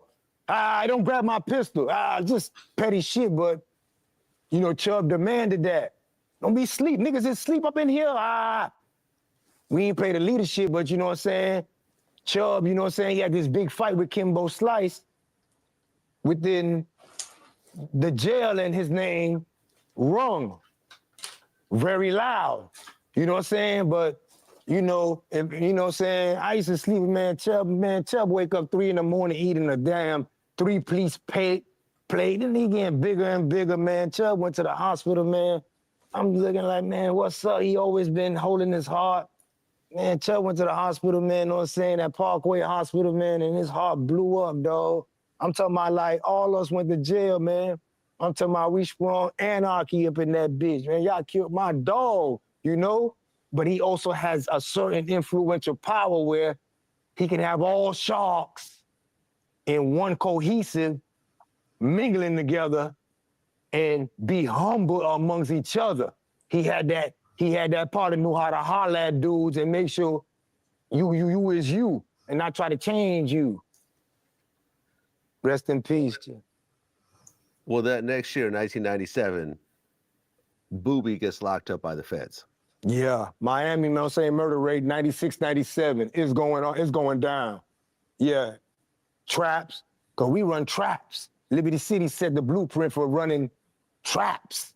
You know, 12th running one, 68 and 15 running one, 67, 66 running one, everybody running one big line. Dude got one stop, you got these 3 sidewalks, I got these 4 sidewalks. We serving dope boys all over the world. Ain't no dude ever, ain't no Cali, New York ever had a spot in Miami. We going through it with each other, but I'm talking about one shift, man, we got Spots in John Doe, we got Judah, Roughneck. Spots is making every bit of $12,000 a shift, $10,000, another $8,000 on the night shift. You able to make damn near 22 grand in one day. You know, so it's bringing a lot of, you know what I'm saying, people looking at each other's pockets. Well, the Booby Boys were blamed for 35 murders, including the death of a 5-year-old boy in a drive-by shooting that killed a rival drug dealer and his girlfriend. And shootings that were tied to the Booby Boys since 1993 wounded more than 100 people. Yeah, that's what was in the newspaper. Within Booby, sometimes the feds, they just accumulate because his co-defendants, Bernard, Rat, Efo, Ball, the twins, Bodem, they self-made players. But the letterhead, they done branded, and the world gonna follow that. They ain't gonna follow the Matchbox subject line. They just accumulated a bunch of things, and ain't nobody gonna deny Booby not being leader. And he got his name is a game, but it's as he's going, you know, you running spots. You gotta move dudes out the way, man. You in the way, man. We trying to run spots, but it's being on him, and he's finding a judicial process right now, you know what I'm saying? And I'm sure he gonna clear it up, you know what I'm saying? And give these people a bunch of time and try to clear it up, you know? It was anarchy because his positive issue is, hey, I'm gonna buy this store, I'm gonna buy that laundry for you, I'm gonna buy this, you know, Thanksgiving drive. He trying, you know what I'm saying? Positive aspect at hand, but you know, his son that he fighting though, you know? Well, yeah, he gets locked up in 97. By 2000, he gets convicted on all charges. Yeah. And he's still in prison right now. Yeah, 238 dudes, yeah, fucked them in the game. Yeah. What really changed in Carroll City after the Booby Boys were taken off the street? They closed down the projects. Wow. Okay. Yeah, come be known as they about to build this Dolphin Stadium.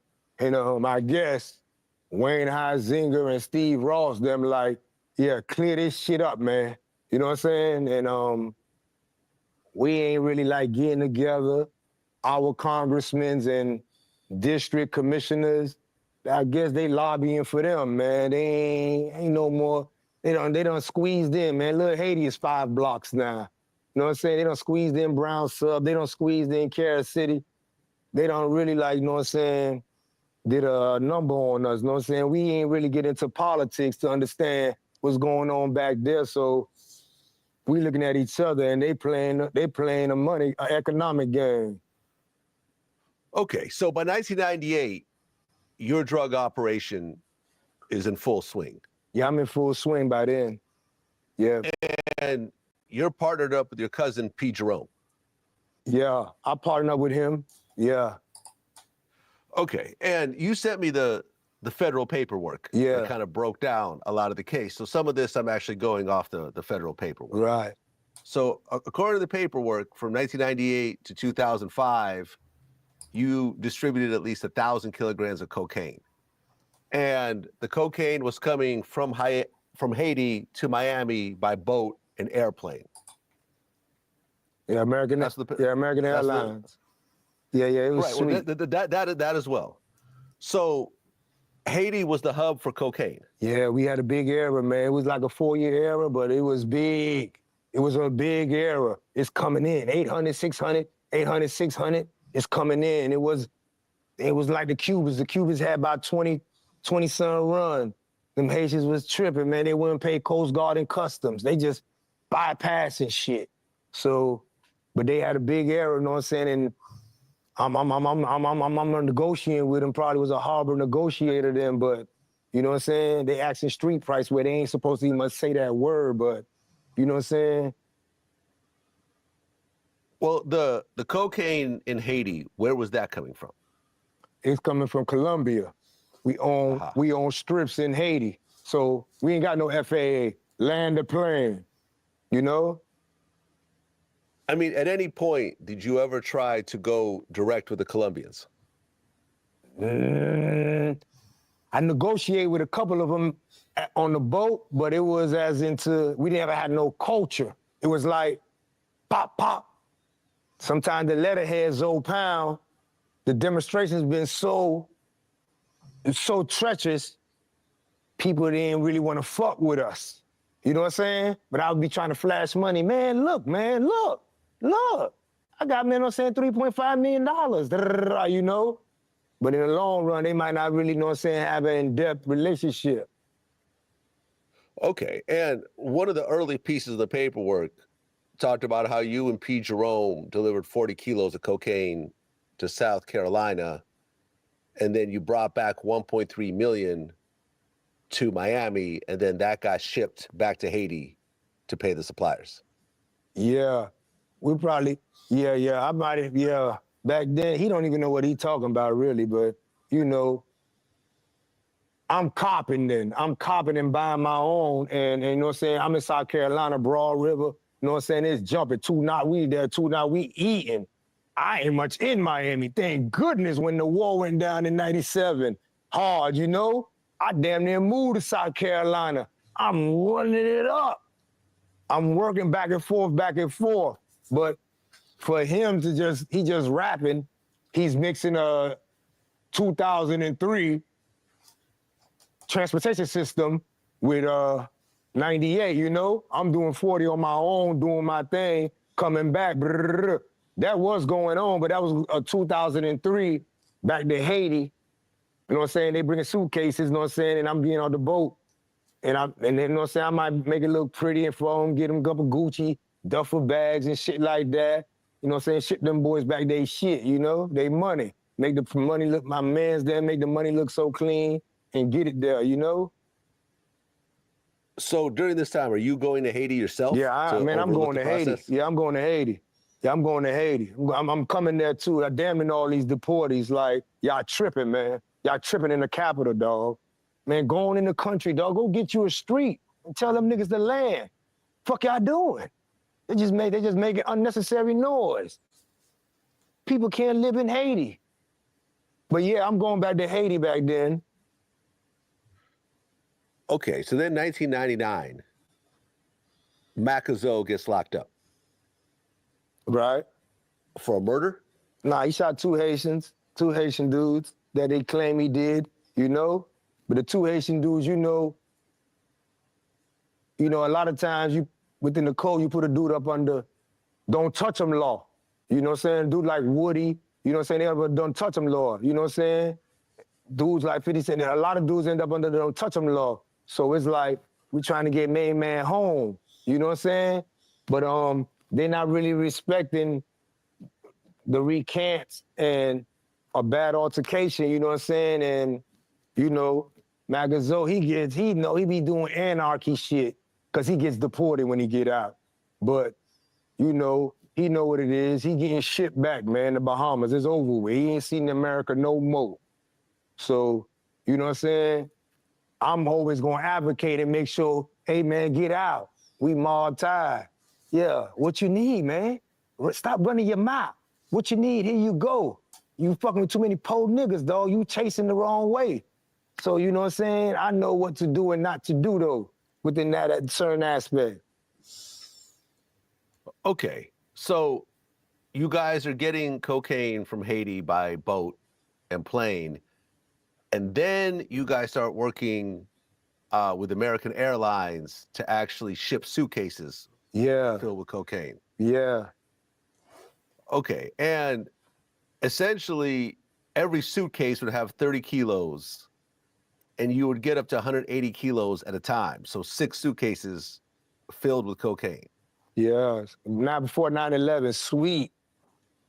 Right. Yeah. So you literally would take a suitcase and fill it up with bricks and then just take a flight. I mean, not you personally, but other people. Yeah, not me. Yeah, somebody, you could hire somebody for 5-10 grand to do that. Back then, before 9/11, that shit was sweet. You could do that bitch, man, every day. How often would these suitcases get caught though along the way? Caught? Oh, ain't no caught. Caught. It was that sweet. Nah, ain't no caught. You know what I'm saying? You might as well get one of them airline workers, and it was a whole different ball game then. It was sweet. That was like, yeah, man, I'm going to get my own shit from Haiti. I'll be back. I mean, my man Walker got caught though. Walker got caught. He went to the feds though. You know what I'm saying? Walker, yeah, my man Walker got caught, but he went to the feds. But you know, I don't really be close to it. I don't mind paying though. Well, you sent a guy named Achille Desamores? Yeah. He would go pick up the suitcases. Yeah, Zebo. And he'd be paid $100,000 or $400,000 for bringing it all back, and then the money would go back to Haiti. Yeah, he was down bad working at Publix, down bad, Square. Never thought that he'd mount up. Like he don't know me. Hey, you gonna do it? Yeah, he like, yeah. He ended up doing it, but he also talking to the plug. He ended up doing his thing, Zebo, you know what I'm saying? I ain't never tripped, but he took them 5, 6, 7 chances, and man, he sprouted up like never before, overnight in the streets, you know? Well, he ended up cooperating later on, right? Yeah, he ended up telling on a nigga, let a nigga know was, them people still shipped his ass. Okay, so you and P. Jerome are still going heavy. And I remember there was a situation that was talked about in the paperwork where you guys delivered $1 million to this dude named Reggie for cocaine payments on boats. Yeah. And at one point, P. Jerome actually starts cooperating. Yeah, they come to him. You know, it was 115 dudes testified on me. He's just one of them too. You know what I'm saying I'm making them good money. And yeah. Okay, and by this time, you guys became the biggest drug supplier to Carroll City. Not Miami. Miami, my bad. Yeah, Miami. Yeah, Miami. Like, right. I never thought I could sell weight. I was doing traps. But by the time I ended up in Miami, I done discovered, oh shit, I could sell weight. My man, Alex Harris, you know what I'm saying? Rest in peace, you know what I'm saying? He was my man. These are the dudes I should be compared with. My man got buried in a Lamborghini, yellow Lamborghini 202. He only had 2.5 years out there, but Hustler Award, I give it to him. He with it. Man, he just want to grind and get it. But I'm selling weight now and dictating prices. Say 15, man, watch what happened. Say 17, man. Man, say 17, man. They going for it, man. Man, listen, man, it's Christmas, man. Say 20, man. So he giving it to me. He had the time too. You know, I ain't going to jail. I ain't going to jail from 85 all the way to 207, no jail. 12 months was the max. So I'm getting laced up by him. Well, right. You guys are getting the weight from Haiti, and then you're supplying all the low level dealers. Yeah. All over Miami, and you're giving them the weight on consignment. Yeah, consignment. Okay, but you know how that goes. People are gonna fuck up the money. People are gonna sniff it up. People are gonna get robbed. Police are gonna seize it. One thing about what a dude used to recognize you as a street dude was listening. So I could give you something and say, "What's up with your Chevy?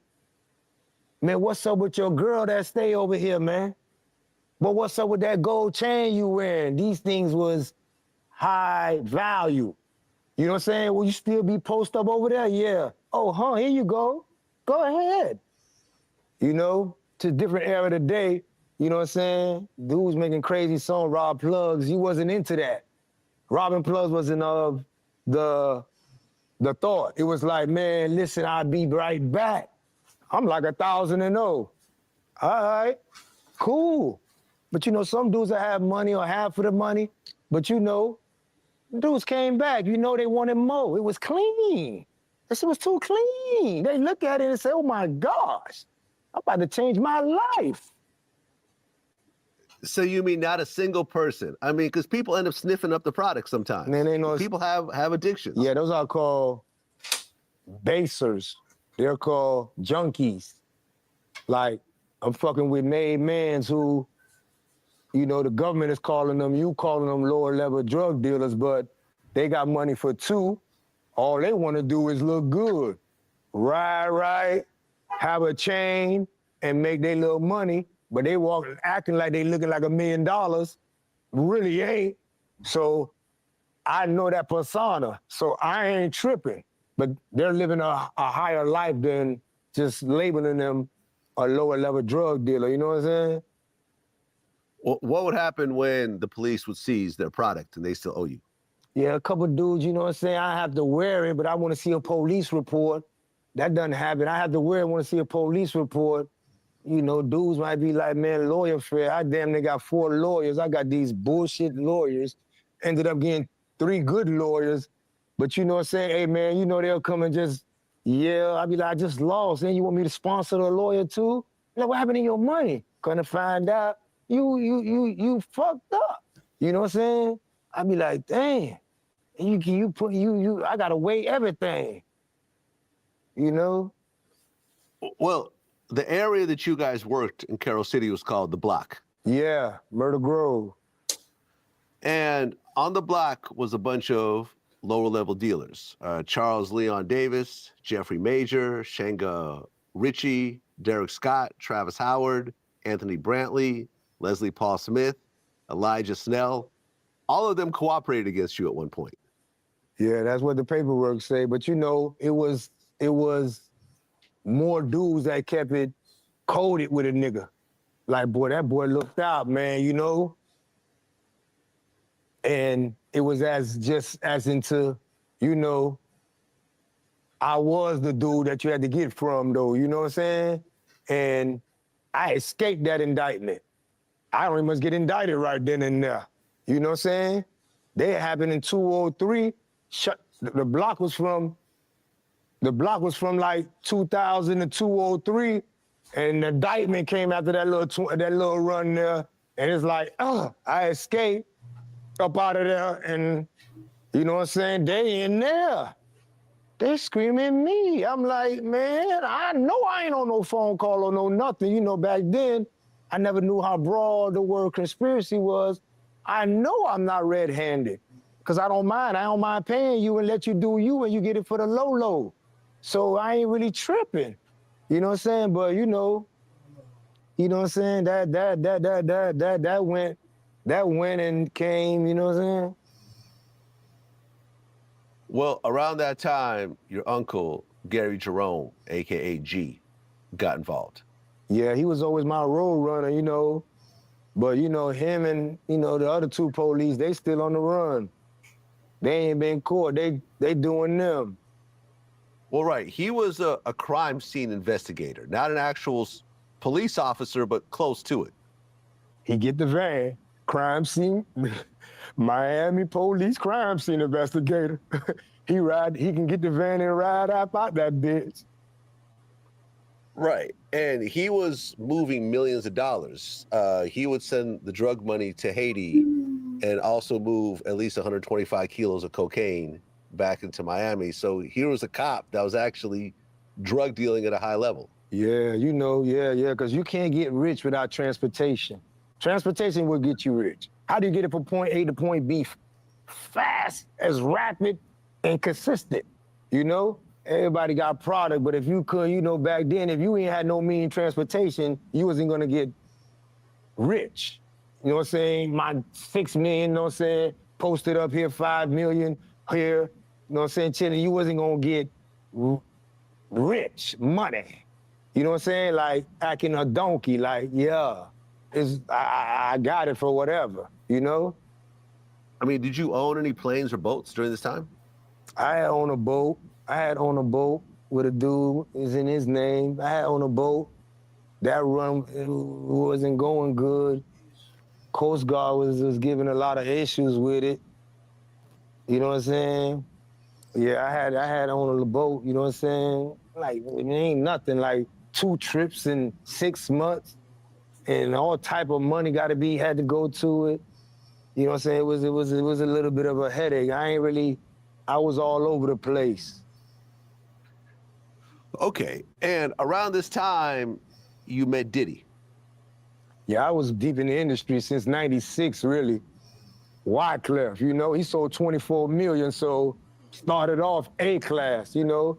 Back then, you know, in our hood, we had a man named Uncle Al, Khaled and nothing.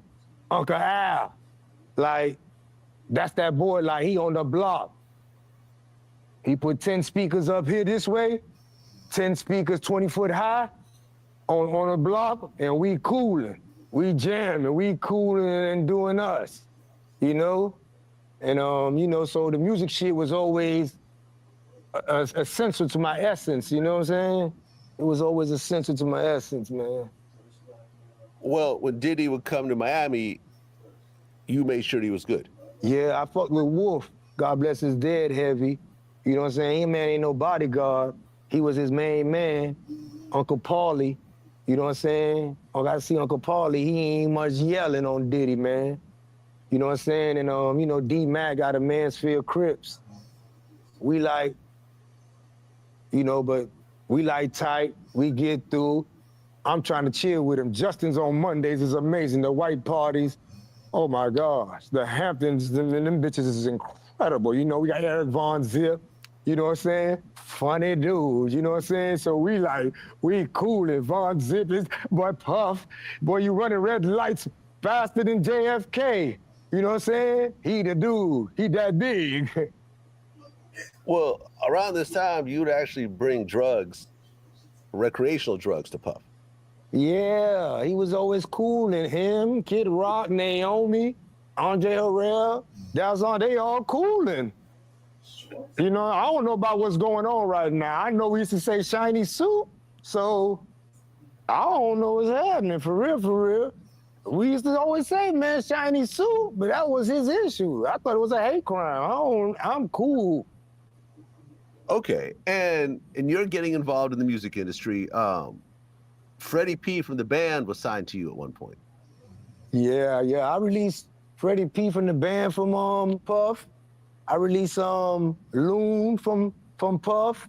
Mason Jim Jones had a big issue where he needed my ear to get in Capo ear. Jim Jones had an issue, he couldn't get on 106 in Park. It was just 10 little slots. Stephen Hill was hard to get to. So, you know, I'd be like, man, I'm gonna try to get him in and start breathing on Mace. Puff, I'm gonna spend a lot of money, man. I ain't with the beefing. So, you know, one thing about Puff, I always like regulated, you know what I'm saying? Like, what's up? All right, let me see what's up. Let me try to holler at him. let me tell him, know what I'm saying, a way where he could benefit to see, you know, we our own little government with hip hop. So it's like, a nigga had their best interest, you know what I'm saying?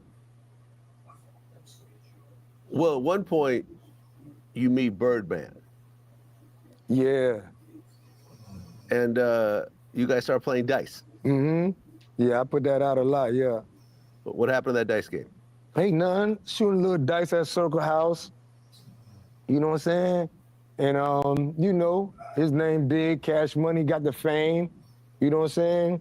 But we got a block in Circle House. We about 20 deep, doing God Bless the Dead Toro album, you know, and shooting dice, you know. Hey, Birdman want to get in. You know what I'm saying? I ain't got no money. I'm like, hey, man, yeah, I got 100 grand. Yeah, T-Fware. Get him 100 grand out that Benz, man. You know, come back, he see, this is the face right here, cash on debt. So, you know, he play, lose about 28,000, you know what I'm saying? We chop it up and talk, you know what I'm saying, and holler, find out, you know what I'm saying, culturally, you know, we both got Haitian ties, Louisiana, New Orleans, you know what I'm saying, descendants of Haiti, you know what I'm saying, chill, you know, he kind of hear Zoe Pound, Miami kind of like, oh, they with y'all? That's Zoe Pound. They laid a red carpet for him. Y'all Gucci. Right, because at one point, Baby and Wayne and all them, they move out of New Orleans and they set up shop in Miami. That part. Yeah. Did the money that he lost in that dice game, did he ever pay you back? Nah, man, he gave me a little back here and there, but you know, yeah, he gave me a little back here and there, man. You know, Stunner know how to move, and it's like, if I look back, I thought I could have a better relationship. But if I look back, I look at certain words that symbolize me to let me know who you are. He kind of told me, man, I ain't never letting nobody on my album, man. I ain't got time for that.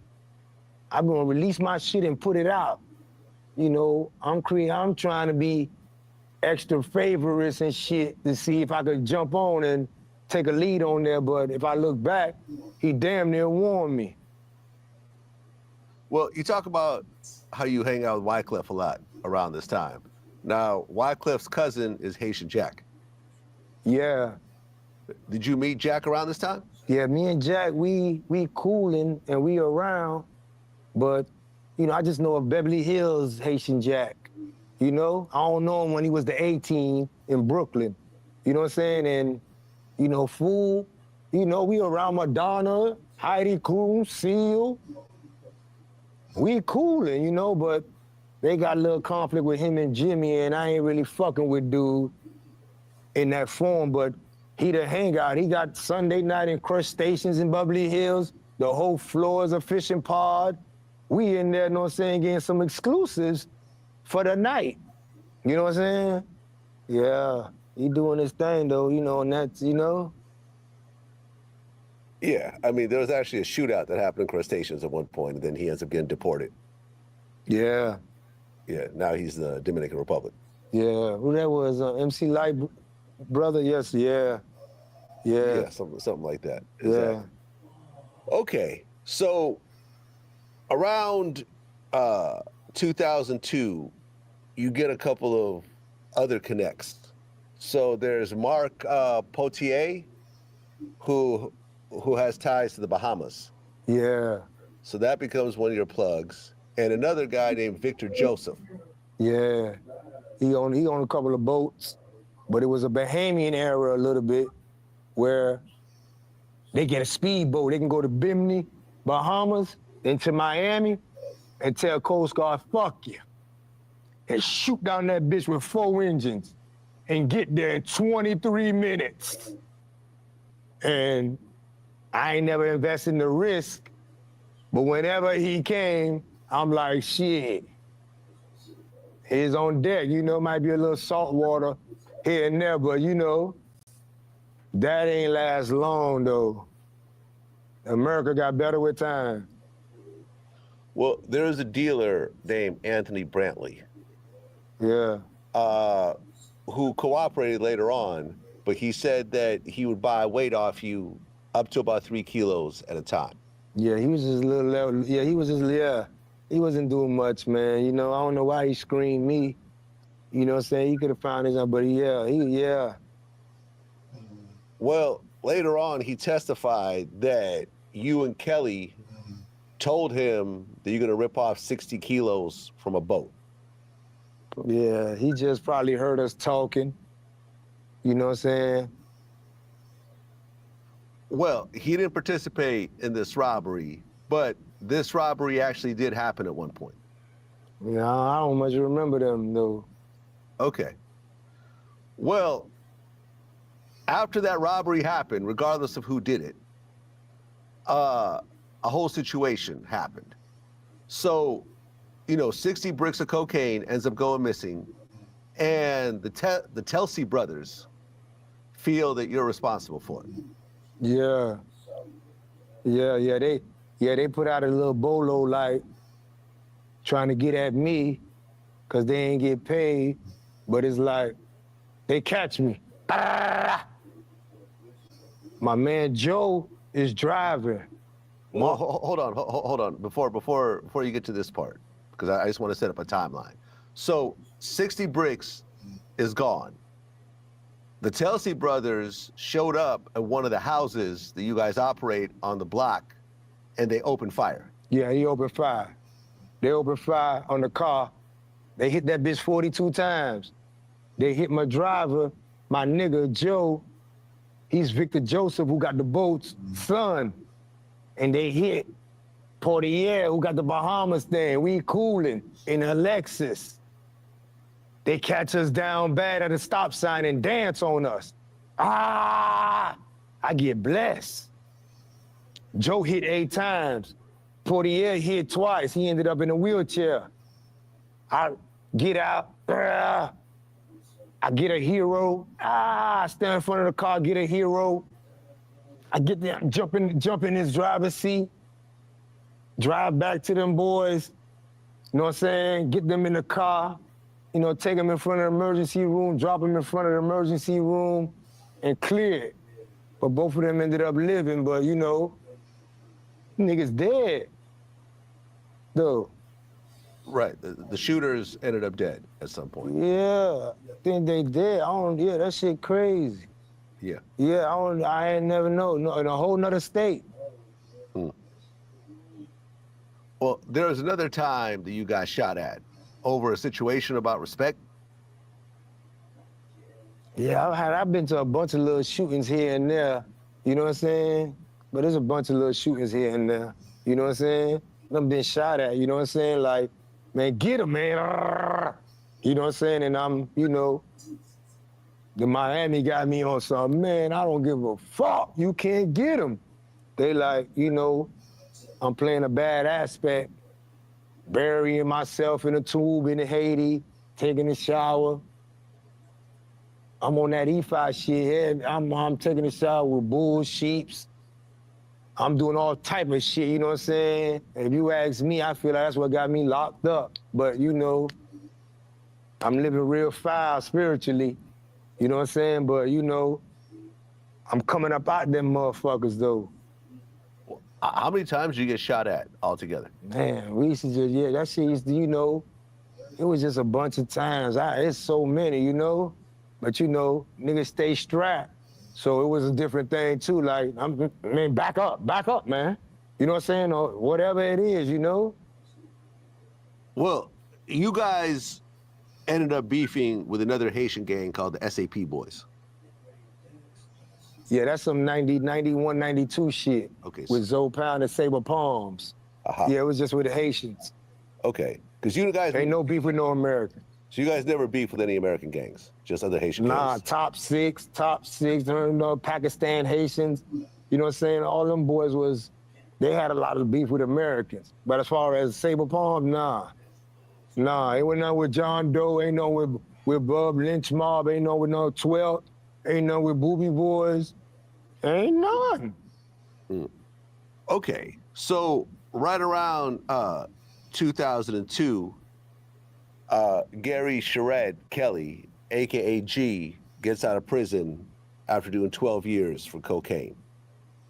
Yeah. And you guys start to become close. Yeah. My nigga Graylin really, Graylin, he American. You know, he out of Kansas City. Rick Ross, when he wrote his book, he looked up the booby, but he wrote 15 pages about Graylin. This the most feared nigga that I know. My Cody, my man, you know, we holler. You know, I baptized his son. You know what I'm saying? I had 17 God kids though anyway, but you know, he out. But I was thinking of just clearing it, but he was, when I talk to him, he don't watch me. He be on the agenda. And I'm thinking, you know, he just a name, very playful. You know what I'm saying? While you around, he just, what's up? What's up? What's that? Man, what's up? What's happening? What's happening? Like he one of them, you know, and nice size, 6'4", and I be asking him, man, you did 12 years in the feds, why the fuck you got with me? He ended up going back. He got indicted with me, caught 30, 20, and 5 years for violation of probation, you know? He was always on some militant, I can't lie, even though when he like, man, I ain't going back. I'm like, all right, cool, man, we good. I've been hearing this shit. But boy, I can't lie, when they came for him, he shot that police 3 times. He shot that police got hit fucked around 1 time. He let loose 11. They hit him 7 times, but his girl was a gangster too, Sasha. You know what I'm saying? She jumped on him. Y'all gonna kill him. You know what I'm saying? So he survived, but he went through that ordeal, but he ate good. He ate good in them 4.5 years, ran it up right quick. Well, Gray comes home in 2002. In 2003, you and P. Jerome have a falling out. Yeah, we ain't got no falling out. Yeah, he think I went in his house and he had a little 1.7. He think I went in his house and took 1.7, told his mom and my uncle I did it. What the fuck you talking about, man? What the fuck I'm gonna do with your little patience? But a lot of time a dude don't really know what to do to go try to do shit himself. You know what I'm saying? I ain't got the money anyway, but he tried to do it himself without being guided by a nigga and got caught. I ain't got nothing to do with what you got caught for, man. When you fucking with me, a nigga got your best interest, dog. But he got hit and you know, he tripping about that little, I don't know nothing about your money, man. You know what I'm saying? Why would you say me? I got love for my niece, my cousins, them, and my aunt and my uncle, man. But, you know. Well, yeah, so he gets arrested, and he goes to prison, and then Gray, a.k.a. G, becomes your new right-hand man. Yeah, me and Graylin was real tight. You know what I'm saying? We was real good, we tight, man. Okay, so then a bunch of shit starts to happen. There is this guy named Leslie Paul Smith, who worked as a distributor on the block. He ended up cooperating later on. He said that over the years he got about 70 kilos from you and paid you about $1 million. So he had met up with G and gotten 250 grams, and then he gets arrested. He gets out on bond, he meets up with you and tells you about what happened, and he claims that you told him you'd get him a lawyer, but at that point you just cut off all ties with him. Yeah, that's his aspect of looking at it, and you know, he you know, the feds got something called 851, an armed career.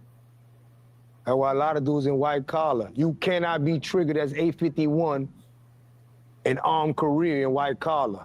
But when they hit the 851, if you got 3 grams, your offer is a life sentence. Your offer. Yeah. Maybe the judge might give you 30. They them niggas screaming right now in the feds trying to educate it, but he screamed. He screamed me. He screamed, man, big fish. It's 115. He screamed, man, he got a big fish. You know what I'm saying? Okay, so then there is this dude named Alex Boyer. He said that he supplied cocaine for you between 2002 and 2003. He would give you 2 to 5 kilos at a time, sometimes more. But at one point, he gave you a large amount, I guess around 20 kilos worth. You gave him 50,000, and then he claims you never gave him the rest of the money. Yeah, he made that up to the feds, man. He was the plug. I'm getting it from him. He made all that shit up, man. He got wiggled up out of there. They went on ahead, you know what I'm saying, and took that and ran with it. You know? He was the plug.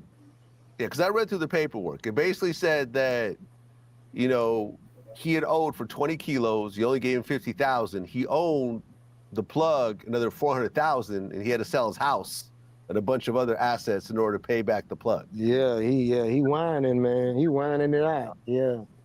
Right. And that same year, you touched on this before, Alex Harris gets shot in his Lamborghini. Yeah, my man, yeah. And then that's my dude. Before Graylin, me and Alex, we like this. Right. He gonna move one. He could do 150 in a day. Alex cold with it. Well, and then at the funeral, they actually put him in the Lamborghini? Yeah, at his wake. At his wake, yeah.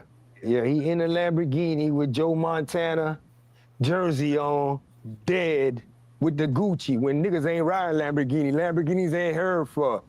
Been telling him, why you bought this shit, man? Then you bought a yellow one. You know, he got the billboards in the city. Alex, he got money fights. He don't see nobody. Ain't nobody finna beat him in it. The man don't do nothing but grind, though. All day, all night. You know what I'm saying? Like a re-rock king. You give a man 150 pretty ones, he gonna turn it up to another 220. And give it for the low, and he got young niggas. He got his little crew of young niggas, you know what I'm saying? He got about 60 young niggas, and you know what I'm saying? He directing traffic good, you know? But they caught him in Alonzo Mourning, man, the Miami Heat basketball player. They caught him in the shop, him and Todd. Todd got killed too, and they ran up on him, told him to put his son down and dumped off on him, you know? Good man, dog. Well, by 2004, the whole operation was ramping up. You were making $1.5 million a week. You were getting 800 bricks every 2 days. So you now have tens of millions of dollars running through your operation. Yeah. I'm running with some high-level dud. I'm with my man Kareem in Overtown and Lane, dropping. I'm with Big Herb at 18. I'm with my man, you know what I'm saying, Van Dyke. You know what I'm saying? Bud and Van Dyke, they running a couple of spots. I'm on Dark Side, because I'm from Dark Side. I don't know why they just scream Little Haiti on me. I'm on Miami. And I'm like, boy, let's get it, man. We in Open Lock. I got Ned, Wayne, and everybody pushing. Like, man, let's push this bitch. They fucking with me the long way, you know? Got the Pork and Beans, got G Harold and everybody. Man, push this bitch, man. They pushing, man. You gonna let me get it? Man, let's get it, and we running it up. They respecting my dog Graylin, you know what I'm saying? Graylin making sure everything copacetic, you know, and we just running it, you know, Crip, you know what I'm saying? We running it, you know what I'm saying? We running good, you know? Well, around this time, BMF is also in their heyday. Did you guys ever cross paths? You know, it's probably been issues and things in that nature, but it's like, it was a hangout back then. It's a lot of big dude. Craig Pettis is a lot of big dude. You know, the Bernard, it was like the last era of Bernard Hopkins, Sugar Shane Mosley, Antonio Thomas, Ab Judah, Corey Spinks lost, man, in St. Louis when Nelly brought him out. He let the Brooklyn nigga whoop him. You know what I'm saying? So, you know, a nigga see you, you see me. So it's like, that was the last era of, it was like all big dope boys come hang together. That kind of like veered off to, you know, it's a different era right now, but that was like the last era, you know, some Margoy, oh man, it was a beautiful era. So a nigga see each other, but ain't no talking, you know? It was like, you know who I am, I know who he is, you know? Oh, that's them niggas. We might shoot CeeLo at the fights upstairs, because Vegas don't run no CeeLo. and niggas pulling out cash. Who got it? Playing with big boy tokens. Got Craig Pettis playing with 10 tokens. I got $1 million right here. Yeah. So you know we jaw jacking in that nature. You know, Jack playing with his shit, whatever. You know what I'm saying? It was a whole different kind of little. It was a different kind of ball. It was a player ball situation. Flint, D-Mac, V, everybody just cool in there, you know? It was different. Well, Kelly, around 2004, gets a new cocaine connection in LA. And they say the guy was a music promoter. The paperwork had his name redacted. So it doesn't even say who it is. But they said that there was a new plug you guys had in LA. And we fought with Mansfield Crip. And you know, they warm with dudes, and you know, whoever we meet with them, or Cedar Block, whatever Spanish dude we meet with them, you know, we sending it over from there, you know? Well, according to the paperwork, this connect was giving you guys 40 to 70 kilos at a time, but then in 2005, he gets shot dead. Oh, nah. So this has nothing to do. This is all stuff Nah, that they put together. they threw damn near 24 murders on me. Right. Saying they're happening within my enterprise. Right. Well, because 2 of his associates end up cooperating against you, so. I had about 7 Mexicans, on me too. Yeah. They co-signed them. Okay, so by 2006, things are still ramping up for you. How did you and Jimmy Henchman get to know each other? We met through about 2000 with Wyclef. With Wyclef, he just got out the feds, you know. He cooling. And Solid fit, you know. And we tied knot quickly. You know, he playing big boy games though. Pablo hoodie. I'm playing with solid sweatpants. C&D artists. You know, Big Gip. You know what I'm saying? I'm playing with Loon. I'm playing with Jones. I'm playing with a bunch of saying, you know, Jimmy really like. Right here. He got Brandy under 20%. He got Mike Tyson under 20%. Don't hang with no artists. He got Akon 20%. You know. He's running a high stake, you know what I'm saying, musical situation where that game where you know what I'm saying, his phone number off the chain. His phone off the chain. Well, yeah, around 2006, I think. Yeah, 2005, 2006. That's when I first met Game. And my first video project was with Game. It was called The Devil's Advocate. Yeah. Right? That was my first DVD. Yeah. So I was running around with Game, filming, and that's when I first met Jimmy Henchman. Like he's with Game every day, essentially, in New York. Yeah.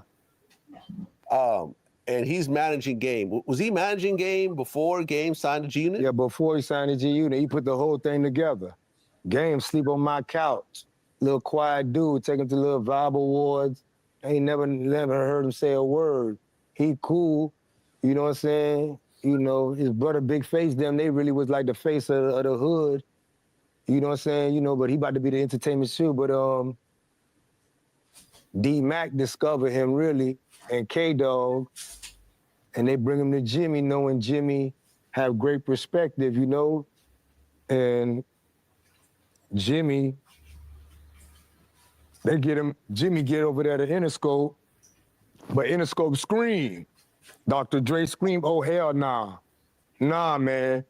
Game, anybody but him, you gonna let you be your manager. Suge screaming, anybody but this dude, man.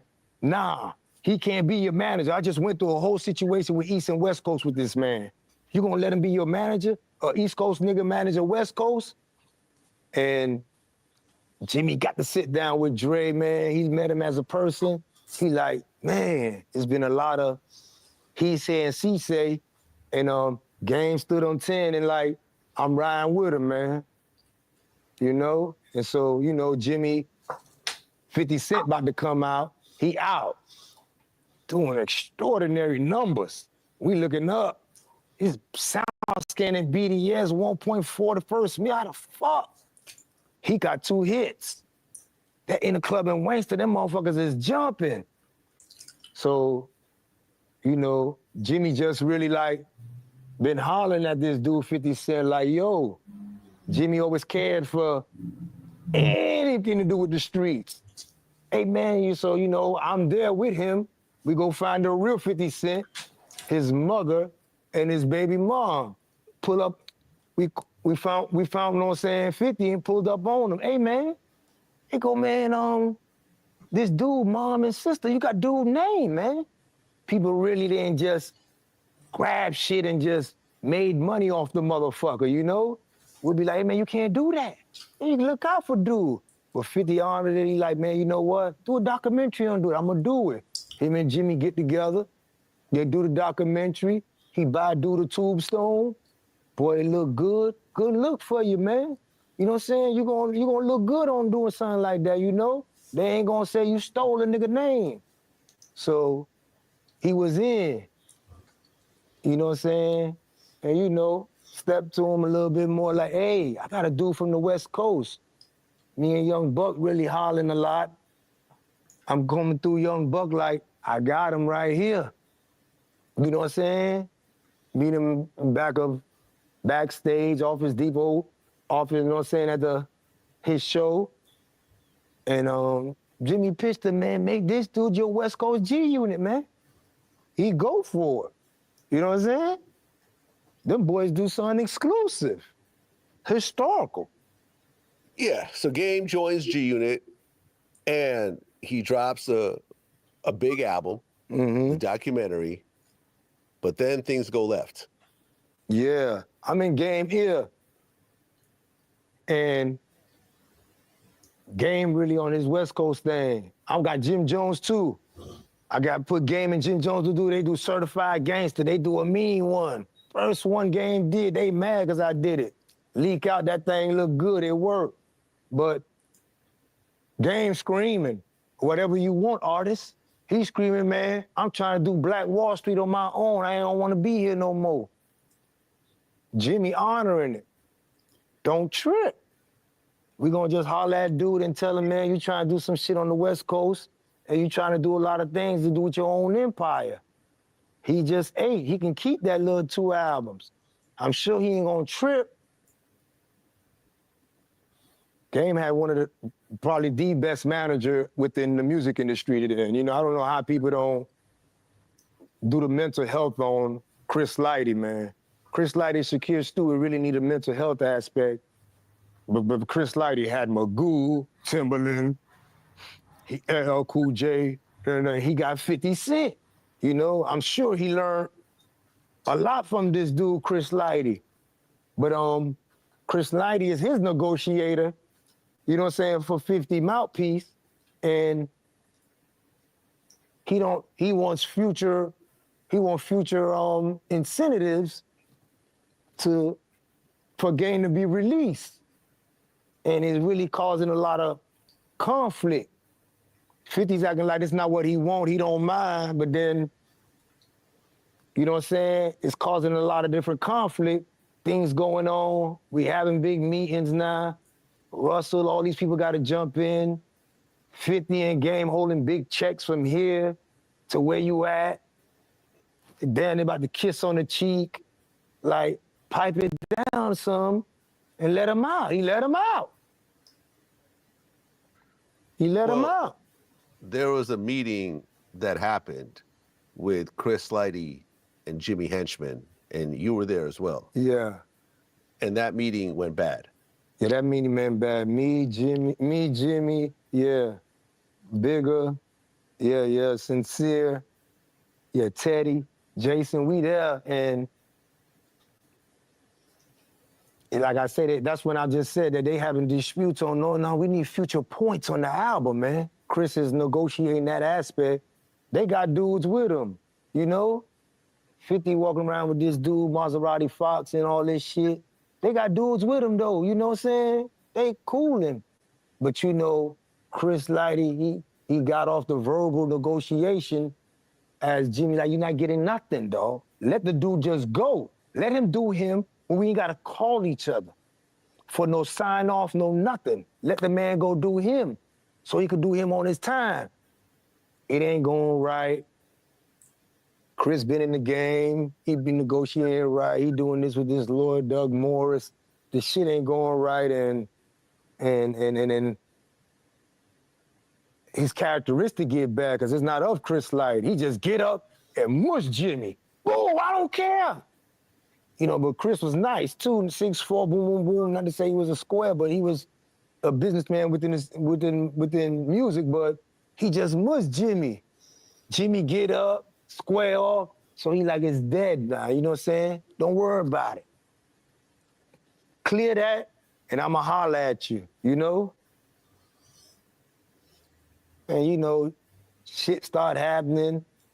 Mike Lighty gets sliced in the face. Violator get hit up. And yeah, Violator officers get shot up around this yeah, time. Violator officers get hit up, yeah. And his ass 50 trying to holler at him. But 50 changing the game. Well, I remember calling Jimmy, boy, he ain't playing right. What you mean? Boy, that nigga bodyguard from Cambodia, and boy, you hit the car, the bullet hit him back. He got bulletproof vests and bulletproof cars. And he like, I need to holler at dude, man. I need to talk to dude. And he going through he ended up being a music mogul in a really strategic situation of like, you know, it was a government within a government back then, you know? We making sure 50 kind of cool. My man Oomp from Miami messed with Irv Gotti them. So Oomp would holler at me, I'd be like, man, nah, we can't do nothing on dude. We trying to do a play with him. So he'll be like, man, dude a fucked up dude, man. Oomp got sway, he just had a little stabbing. He beat on trial on TV with Ray Lewis. So it's as, I'm in the mix of everything. And I'm clearing the way for him as far as the South, Miami. So he ain't gonna let a person eat. Let me book you, man. Just let me book you. Tell him to let me get through it, you know? And one of his little soldiers just go ahead and do something erratic.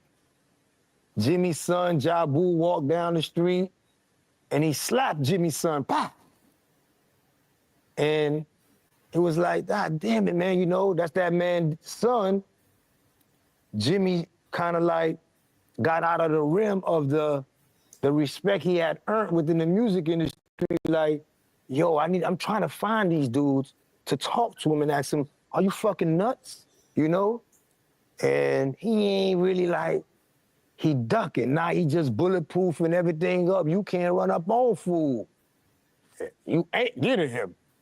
And it's like a lot of Jimmy, you know what I'm saying, it seems like he don't mind suffering for the cocaine situation, but he going through it with some bullshit ass violence situation. So it's like, hey, 50, you know this is bogus. Dudes got love for me, and they doing what they doing for me. Come holler, man, you know the story. I got nothing to do with violence. But it's like 50 don't play it as that. All he plays is a hostile takeover, but he ain't playing no hostile takeover like Bill Cosby to try to take over Fox News or Stars or Sun. He's just doing a hostile takeover on blacks, you know? And I'm out here now, and I just be like, what's up, boy? I got 17 scripts. Hi, my movie. They be like, I'm talking to dude Netflix, and I'm talking to dude, man, call 50. Man, there's 72 film companies, man. 1,440 cables. Stop doing that, you know? Somebody got to tell dude, why you keep doing hostile takeovers on just music industry people? It's 1,040 cable company. Go do one like Bill Cosby tried. Well, before Jimmy Henchman's son gets slapped in that whole situation, there was the Mixtape Awards, which actually I was there. I was supposed to get an award. Yeah, you was there. You was there at the Apollo. Mashup of the year. At the Apollo. I was at the Apollo. You ain't never get your award? No, I got it later. Oh, you didn't get the ceremony. You didn't get the ceremony. Well, yeah, I didn't get the ceremony because, well, G-Unit shows up deep, and then Game and Jimmy Henchman and all of them show up deep, and altercations start happening, and then after the award show, Tony Yayo's Bentley gets shot up. Yeah. He really like, you know, Yayo, I always try to be like, what's up, man? Sak passe, man. He just, G-Unit, nigga. I be like, what the, man, come on, man. I be like, what's up with you, man? He just will, I guess he tied up with dude, but it's like, he bucked for a while, looked like for about 4 or 5 years, try to be his own, try to create an empire. He damn near, you gave him a goddamn oxygen, you know what I'm saying? But then he gonna try to tell him, man, you didn't. Yayo has always been loyal to 50 Cent. You know what I'm saying? And that's always been the case. And after that whole situation, when Jimmy Henchman's son gets slapped up, Tony Yayo's mother's house gets shot up. And after the paperwork comes out, they're saying that Jimmy Henchman was the shooter. Man, Jimmy, big Brooklyn. Jimmy got Flatbush. He from Vanderbilt Projects. Man, Brooklyn ain't having that. I've been in the system with him and everything, you know what I'm saying? I done seen big Harlem dudes like Lou Sims run shit now. You know what I'm saying? We have everybody down, but Brooklyn really like, they barking. Like, man, big Brooklyn, this what it is on, so he can't know where that come from to just place him. That's why he asking 50, man, come spare me. He got you off of motherfucker, don't touch him. Got you off of don't touch him, Lord, but you spinning it off and just trying to go do you, and like, I ain't doing shit for dude. And it's like, dang, you gonna let him rock like that? And it's like, he got the power to free dude and free a couple dudes, but you know, his strategic strategy, man, that shit crazy. He just wanna do hostile takeovers on successful black music industry dude. Nigga, I talked to a couple people in Jigga Camp when I'm out here, and you know, I'm trying to do a dealing situation with a couple of the video games, Old Pound video game, and it's like, man, they like, man, I don't know what's wrong with dude. But he got a mogul, but hip hop ain't his, yo. Hip hop ain't his. Well, after the whole situation where Jimmy's son gets slapped up, the dude, Lodi Mack, who allegedly did it, ends up dead. And in 2010, Jimmy gets arrested for cocaine trafficking, money laundering, and witness tampering. Goes on trial in 2012 and ends up getting double life. Yeah, but he had 3 trials with that violent shit. He had 2 hung jury. You know what I'm saying? Yeah. So the jury ain't really respecting it. I'm sure he know he got to sit down about what, you know what I'm saying, disrespecting with the cocaine and do some time. But that bullshit, like free him 50, like get that violent off that man. You know, the federal system, you know what I'm saying, they cracking down on violence, you know what I'm saying? Like, and they're really not looking at situations with violence, like there's no tolerance, no more. We ain't going forward, and some dudes that stuck, man, they in there like trying to get out of violence, and it's very difficult for them, but it's like, 50, you can go ahead and clear the lane with this violence. Clear the lane. Well, you have relationships with Birdman, but at one point... Let me say one more thing, though. You see that dude 50 on his TV show BMF, somebody on his mind because you made Meech enemy be Glock 9. He's saying it's me, the Haitian dude from Miami that got the crew. I got John Hope and motherfucking man, Herner Holmes Project, Scooter running it up. When I'm working for Boop, I'm there, I'm running it up. But you making it, you made me. I'm in prison, so you wrote something. I ain't beef with no man Meech. You wrote that as into, you got me on your shit saying I'm Glock 9 with all these Haitians, got this spot, and Meech gonna get it. Me selling big boy weight. He overdoing the goddamn shit. He doing his thing, but why would you write it in that form? Like, where are you at? Well, 50 is probably not the writer of BMF. He's the executive producer, but I don't think he's the actual writer. Yeah, he still would be the consultant of how I want it, and this is he's still advising his project. Yeah, fair enough. Okay, so you and Baby set up a relationship a while back, but right around 2007, Lil Wayne and Baby are not on the best terms. Lil Wayne gets ready to go on his mixtape run, And I guess Wayne gave you 230,000 that he was trying to flip. Yeah, it was in that form. You know, we was cool with Cash Money. It was like love. Big Boy song. We done did with BG and Turk. Yeah, nigga, we get it down. Nigga, we get it down. Hot Boys and Zoe Pound. Nigga, we get it down. Nigga, we get it down. Nigga, we get it down. Hot Boys and Zoe Pound. So, but them boys be coming on saying C and D artists. It's like over for them boys. I don't know, but I could hear Father and Son ain't did good with Lil Wayne. I could hear him and Cortez. I'm with him. And Universal and Sylvia Rome about to give up on him, you know? And I see Baby over there with Yo Gotti. Like, he ain't got no time for Wayne, you know? Me personally, I'm trying to move in as into, man, what's up? He doing bad. He in the mud, though. So, fuck with me. What's up? I got 230 grand. Boy, I got you. Don't trip. I'll bring you back 300. Don't trip. You know? He in the mud. I'm in Hit Factory with him. He doing something exceptional. He knocking down 8 songs right there. Them shit sound amazing. I'm like, dog, you gonna saturate the streets. I don't know his marketing aspect, but he got a whole different one than was the usual. I'm finna put out 100 songs. I'm like, what?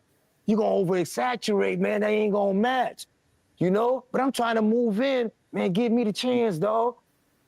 Little 230 grand, it go your little 300. He in the mud, though. And, you know, we coolin'. Late night, go chill, you know? Baby them don't do those strip clubs and no shit like that, you know? He ain't moving like that. Wayne playing in the mud. He coolin'.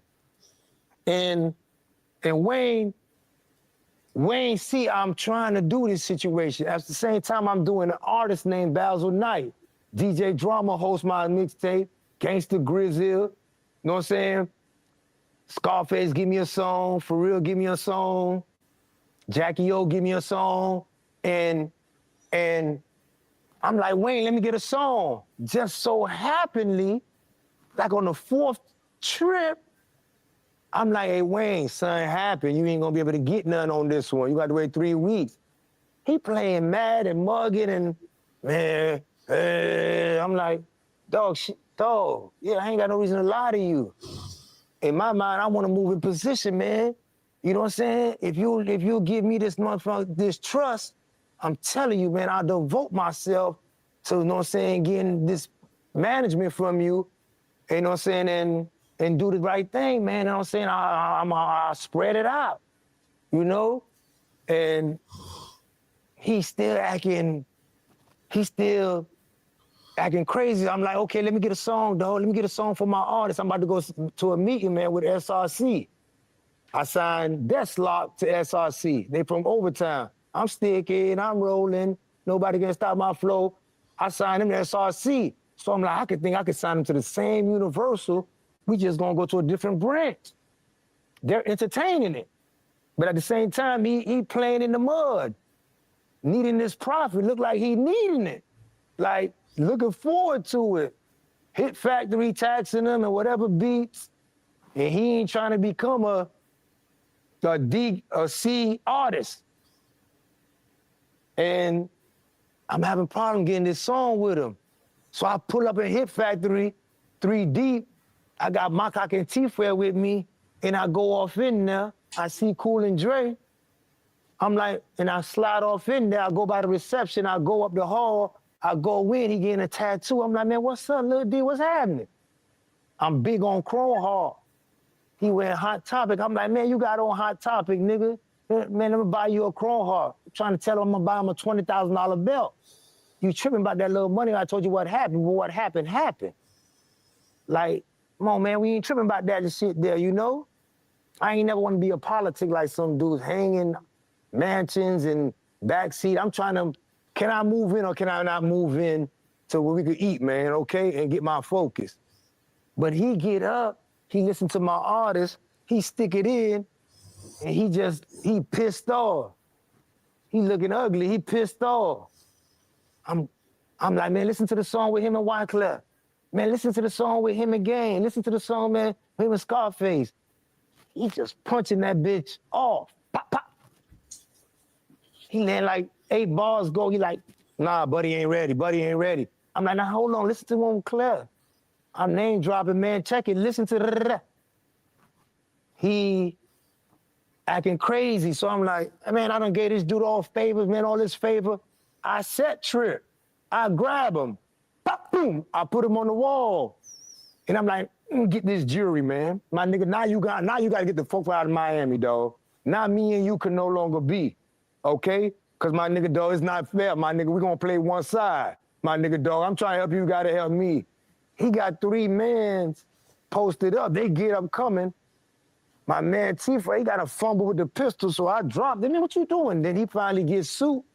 Back up, back up. So I leave that shit, come up out of there, I'm walking up out of there. You know what I'm saying? And I get out, get in the car. I ride off. So tell my homeboy, my name is so big. Everybody trying to get this money up out my pocket. So back then, flyers was big. Shit, I went to the flyer, man. Go make motherfucking, man, 20,000 flyers, man. Say Cash Money must leave Miami or show Miami love. So they did. I got 8 trucks, House of Fire truck. Man, get that shit everywhere, man. So they put it everywhere. It became a trend. What? They ain't looking at? What? They ain't, man, they gotta go. So we unified in that form. Niggas is like, hey, man, let me get the check, man. Man, I got him, don't trip. So it's like out of my hand. But Slim blowing Jimmy Henchman up in BB, Circle House, man, God damn it, man, can y'all talk to him? So my man from Cincinnati kind of hit me, hey, man, Lil Wayne stay right here at the Portofino Yacht Club. I'm like, for real? Let me get over there, man. So I go over there, get a little $1 gas and hit the crowbar, punch that motherfucking gas on his Black Phantom, and just lit that bitch up. Now my phone ringing. Crazy. You know what I'm saying? But I'm being advised, though, by Jimmy, yo, they're not going to want to do business with you, man. Like, you're doing too much. Like, nobody going to want to do business with you. You're doing these things in this nature. You know what I'm saying? That's not how you do business. And I'm just screaming, you know, I'm on straight mud shit like, man, we gonna have to give out turkeys and shit to the hood and do something. We trying to come up with optional. Khaled step in. Man, y'all could do it live on the radio. So Jimmy fly in, Slim get him next on a private jet on the next thing coming, smoking. And we talk. And we like, man, yeah, we got to calm it down, though, for Miami, because it done went wow. You know what I'm saying? It's the Flyers. You know what I'm saying? And I went in there, you know what I'm saying? We on the radio, yeah, me and him, you know, 30504. You know what I'm saying? That's what it is, man. You know what I'm saying? And Wayne like, man, I got you. He like, listen to this remix. We taking over the remix. Me and Zoe beef is over. It's time to make dough. I'm like, okay, that's live, boy. We make dough now. You know what I'm saying? I like, boy, yeah, and you see, yeah. I said, hey, check it, dog. Yeah, I still got that check for you, man. Come get your check. He still got his next 300. And we didn't see each other. You know what I'm saying? There's all kind of issues, but it's like, you know, you get down and out, man, you know what I'm saying? It is a little treacherous in the mud, but there's a lot of casualties, though, that you don't want to be. Well, by this time, you've got so much money that you're having to launder it and put it in a lot of different places. So you had 123 homes? Yeah, I had 123 homes at one time, but I had 42, and my accountant damn near got 340 cribs. You know what I'm saying? I ain't making, but he got apartment complex we got in Greensville, Georgia, where it's like 120 homes. So I got another 30-some homes right there. You know what I'm saying? And it was 2007, the recession. I mean, it was a housing bubble. So his his money, whatever the government got money laundering scheme, his way for me to pay taxes was saying that the equity of the house, if you had a free and clear house, we go buy the house free and clear. 500,000, here go 550. Now the money there, we got a house free and clear. He doing that and he doing my coin laundry. My coin laundry's a plaza. Man, they don't know how much coins went in there. So I don't know, I'm not paying attention to no books. My relationship with him is fear. His relationship is intelligence. Couldn't find out the shit ain't gonna work. But I'm trying to, I got I got Dairy Queen, I got a Subway, I got a club, you know? None of these is becoming profitable for me to check out. You know what I'm saying? I want to check out, but it's not profitable with the lifestyle I'm living, if you know. Well, yeah, you had Little Haiti Coin Laundry, yeah, Dairy Queens, House of Fire Records, yeah, a bunch of cars, Rolls-Royce Phantom, Mercedes, Yeah, BMW yeah. 745s. There's a bunch of people involved in the whole situation of money laundering. There's Graylin, you, Gary Jerome, Lathosia Alexander, and Stacey Ann Maycock. Yeah. Those are your kids' mothers? Yeah, they ended up doing a little 3 years behind that. They ended up getting 3 years behind it. You had a sub-community in Georgia, and there was 400 people involved in your operation at its height. Yeah. And up to this point, you had never gotten locked up or indicted. Oh, yeah. Yeah, you Well, were my pretty favorite, much, my you had nickname, I avoided all wouldn't let this. nobody call me nothing. People try to call me and then I'd be like, man, call me Zoe. Right. Don't call me none, because it was a million of us. So whoever was telling in the briefing, they always had a problem dictating that. Before that, it was Black Boy. Man, call me Black Boy, man. You know what I'm saying? Like, everybody name. I ain't really want to be single file. I always thought about, since I was young, when we get caught, I see the billboard and everybody picture, I'd be like, damn, they know me. I know them. So I had 5 IDs. Keith Murray, Ali Dusa, Theodore Charles Houston III, Sebastian, Adam, you know what I'm saying? 2 passports, you know? That shit it wasn't much technology then, man. The DMV was sweet, you know? Well, but then at one point, you do get arrested. Yeah. Okay, so you get indicted in LA? I'm leaving the BET Awards. I'm with Breon Prescott and they indict us. Bum, they grab us. Right, because you also get indicted in Miami and New York.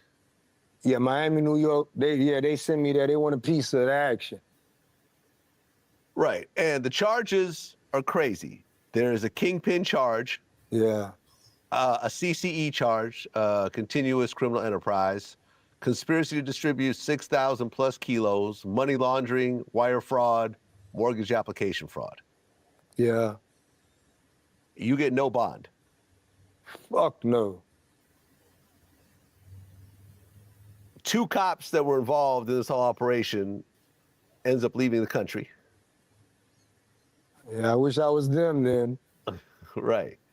115 people ended up snitching on you. Yeah. As you're sitting in jail, having all this pile up, how are you feeling? The feds put me in a one-man room for 3 years and 7 months. The story I find me telling other inmates, all we do is war story in there is, boy, it's liquidation time. Everybody just keeping the money, my strength and my power and my dictating of traffic automatically vamoose. Ha! And it's like, man, what's up? Man, what's up? Trying to find a phone, man, you on fire, dog. You hot as a bitch. Man, chill out, sit down, man. Y'all gonna leave me? And it's like, it took me a while to understand the game went on without me. You know what I'm saying? I always thought like I was needed. You know what I'm saying? Like, don't trip, I got you. Every time, you know what I'm saying, you bump on your head, you playing around with dice game. You done went crazy buying Banshee dirt bikes. You know what I'm saying? I went strip club crazy. I'm trying to put a play for you to come home run. And I'm coming through. And it's like, favor for a favor. You kind of find out the G code is like a cookie. Hey man, I did this for you, I did that for you, I did that for you. All right, cool. What you want, a cookie? Like the firefighter get a goddamn benefit. The nurse is like, they got a right to tell me this. The shit hurting within inside. As I'm looking 3 years and 7 months, like, man, what's up? Huh? Man, ain't nothing. Auntie, what's up? What's up with them 70 TVs back there? Baby, when that happened, I told somebody $5,000. Damn, you too? Hey, yo, what's up with them Roberto Cavalli plates, man? The Versace? Man, that's gone. Man, don't worry about that. Just do your time. Dang. There's no more energy that you can give to even state that there's power in words. Well, your prosecutor was Michael Patrick Sullivan, who also did a bunch of high-profile cases like Noriega and Willie Falcone. And he referred to you as the scariest person ever? Yeah, but in all actuality, he's the scariest person ever. That's the crazy part. Yeah. Yeah, you did the president of Noriega, you doing the Ochoa brothers. These dudes, they in my quad. I'm just a low-level inner-city dude. These dudes talking about they bought tanks, rocket launchers. I'm like, why you treating a nigga like this? They get lesser time than me. I'm like, this shit crazy. This shit crazy. I mean, you got all these people that are testifying against you, all the way from, people who were, your right-hand men to, the guys that you were giving stuff on consignment and everything else like that. Did they offer to drop the charges if you cooperated? Nah. They offered that. I was 3 years and 7 months. I told my lawyer, do not say none of that. Don't much ask him. We going. I'm on something else. Oh, these dudes gonna have to perform. They gonna have to perform and get this shit here to go home. I'm about to go sit over there with Larry, man. Yeah, fuck that. I couldn't believe my accountant, and I could never put together the money laundering, because lawyers are getting indicted. Who signed off on all these houses, the real estate lawyers are getting indicted. The broker is getting indicted. All of them got indicted, not about to. Wow. Got indicted. Right, me, man, so how could you help me, man? Man, you knew what the fuck was going on, man. You just signing off on this shit. Y'all ain't lacing me up. You ain't guiding me right. I can't, what the fuck you want me to do? There's a paperwork, you know what I'm saying, with your bar number on there that you saw all the closing reports and you handed over to the bank. Man, you fucked up, yo. You might as well look for something sweet. That's my guidance, though. You know what I'm saying? Gonna take the bar number. You might as well chill, man, and just go do some consulting or something. Well, if you had gone to trial and blew trial, how much time would you have gotten? Nah, they ain't tripping. Three life sentences, ain't no, that's it. Ain't no, yeah, you disrespect them like that. Trump got found guilty of 34 charges, man. What the fuck? Man, okay. Yeah, it's gonna be too different. You ain't beat. It's 97% conviction rate, man. Okay, so you're facing triple life. Yeah, some dumb shit. Some shit that just some dumb shit. You ended up taking a plea deal for 30 years. Yeah. And at the time, you are how old? You are 31 years old? 33. 33 years old. I mean, that's a huge-ass number to take a plea deal for. Oh, my gosh. No pussy. Yeah. Yeah, and these women ain't riding no more. The pen don't work. That shit dead, y'all. Don't go in them people's shit. Man, that shit don't work no more. I'm trying to get a girl to answer her goddamn, man, read his 2-page letter. It's somewhere. I'm like, dang.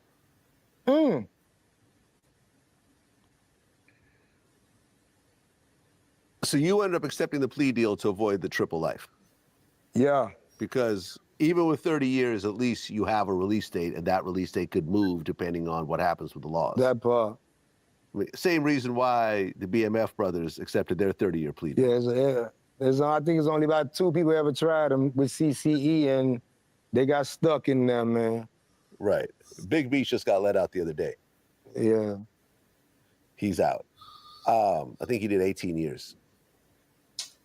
So you accept your plea deal with the feds to do 30 years. If nothing else changed, you would have to do what, 85% of that? Yeah. Okay. So in the best case at that time, you were looking at 25 and a half years. Yeah. How do you swallow that? How do you swallow that? You really get groomed to know how to sit.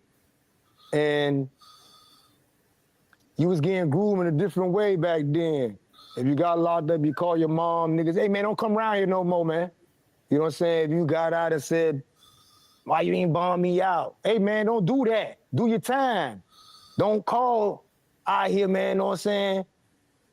Because dude always claim you getting them hot on fire because the feds got great intel. And it might be a high rate of suicide going on in a couple of years, man, in jail because the women done said, y'all dead. I'm talking about, I'm asking. I be talking all day in prison. What's up, boy? Y'all good? It's income tax check. Ain't nobody getting none? No, I can't get it. My first 10, 12 years, boy, I got it. She gave it to me. Boy, they done sharpen up, boy. They ain't fucking with that shit no more. They calling you a loser. So I just be letting them know, man, this how a nigga reading it, dog.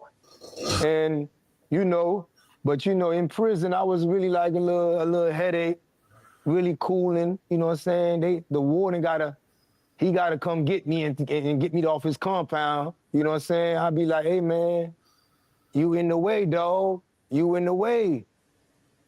Them boys from Tampa, Jacksonville, you know what I'm saying? St. Pete, all them boys will be like, man, what's up, man? Man, all right, stop talking, man. Holla and see, man, we can run it up. Couple of homosexuals, put that in your ass, man. You know what I'm saying? And we eating, you know what I'm saying? Niggas sending home, send a Greyhound, did time with Booby, you know what I'm saying? We send a Greyhound bus back. Family come see you, you know what I'm saying? Something that look inspiring for a couple of, that can help you mentally, you know what I'm saying? But ain't no pussy. Right.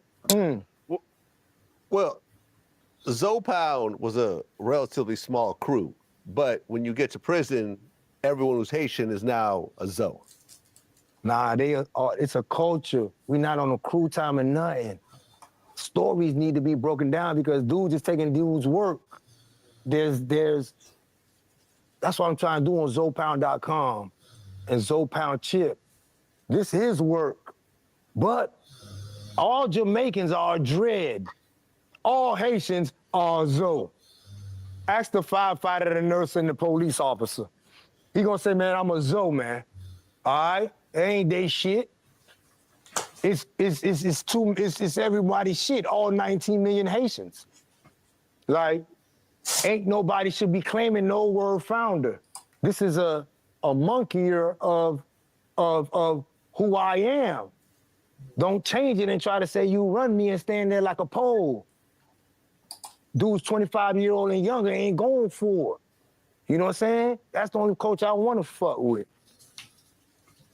Well, at one point, you get into a stabbing situation.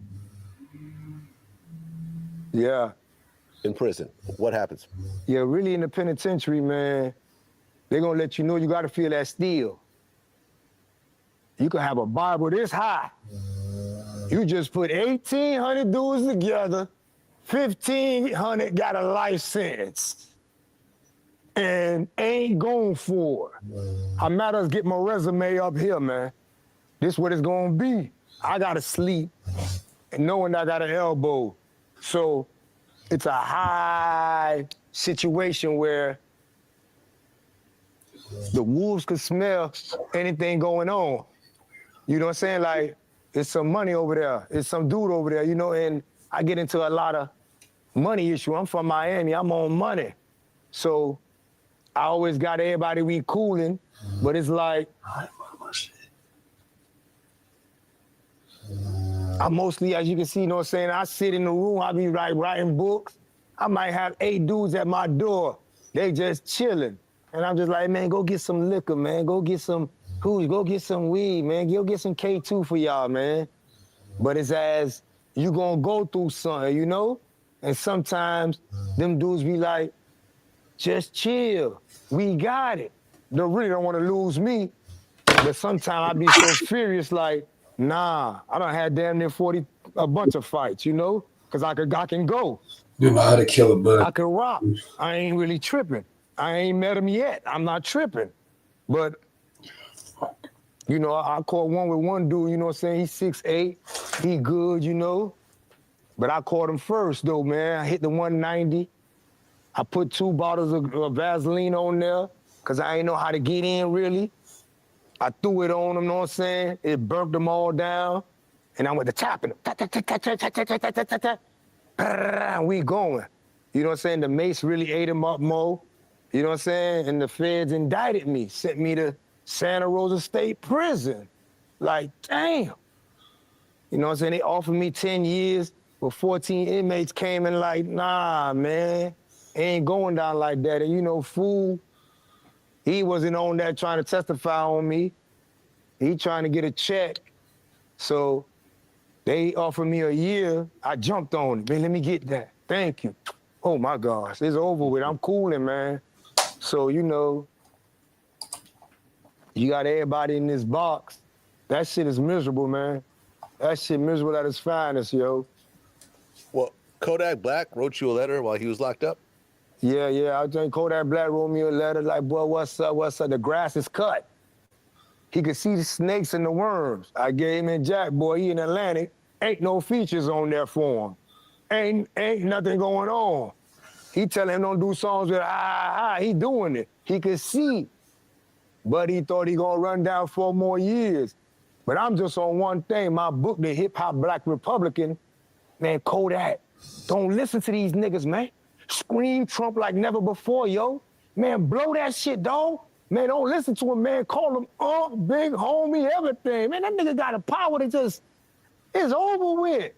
Them niggas gonna leave you right in here, man. It's over with, man. They like, do you want a cookie, dog? That's it. It's over with, man. Go ahead. Yeah, he gets pardoned by Trump. Big boy move. Yeah. Big boy move. Well, you're supposed to do 30 years, but you filed a motion that got 12 years off your sentence. Yeah, filed a motion, more organizer leader, you know what I'm saying, of my accountant that I really, you know what I'm saying, have nothing to do with it. He's the organizer leader, you know what I'm saying. Had a little situation with him, signed on the houses, and they granted the motion and gave me a supervisor manager and not organizer leader of that scheme. Okay, so that turned your sentence from 30 years to 18 years. Yeah. So then, about a few weeks ago, you end up getting out. Yeah. You end up doing 18 years total in prison. Yeah. When you found out your release date, how'd you feel? Man, I said, boy, they ain't really gonna let me out because dudes hating. Man, they ain't gonna let you out, man.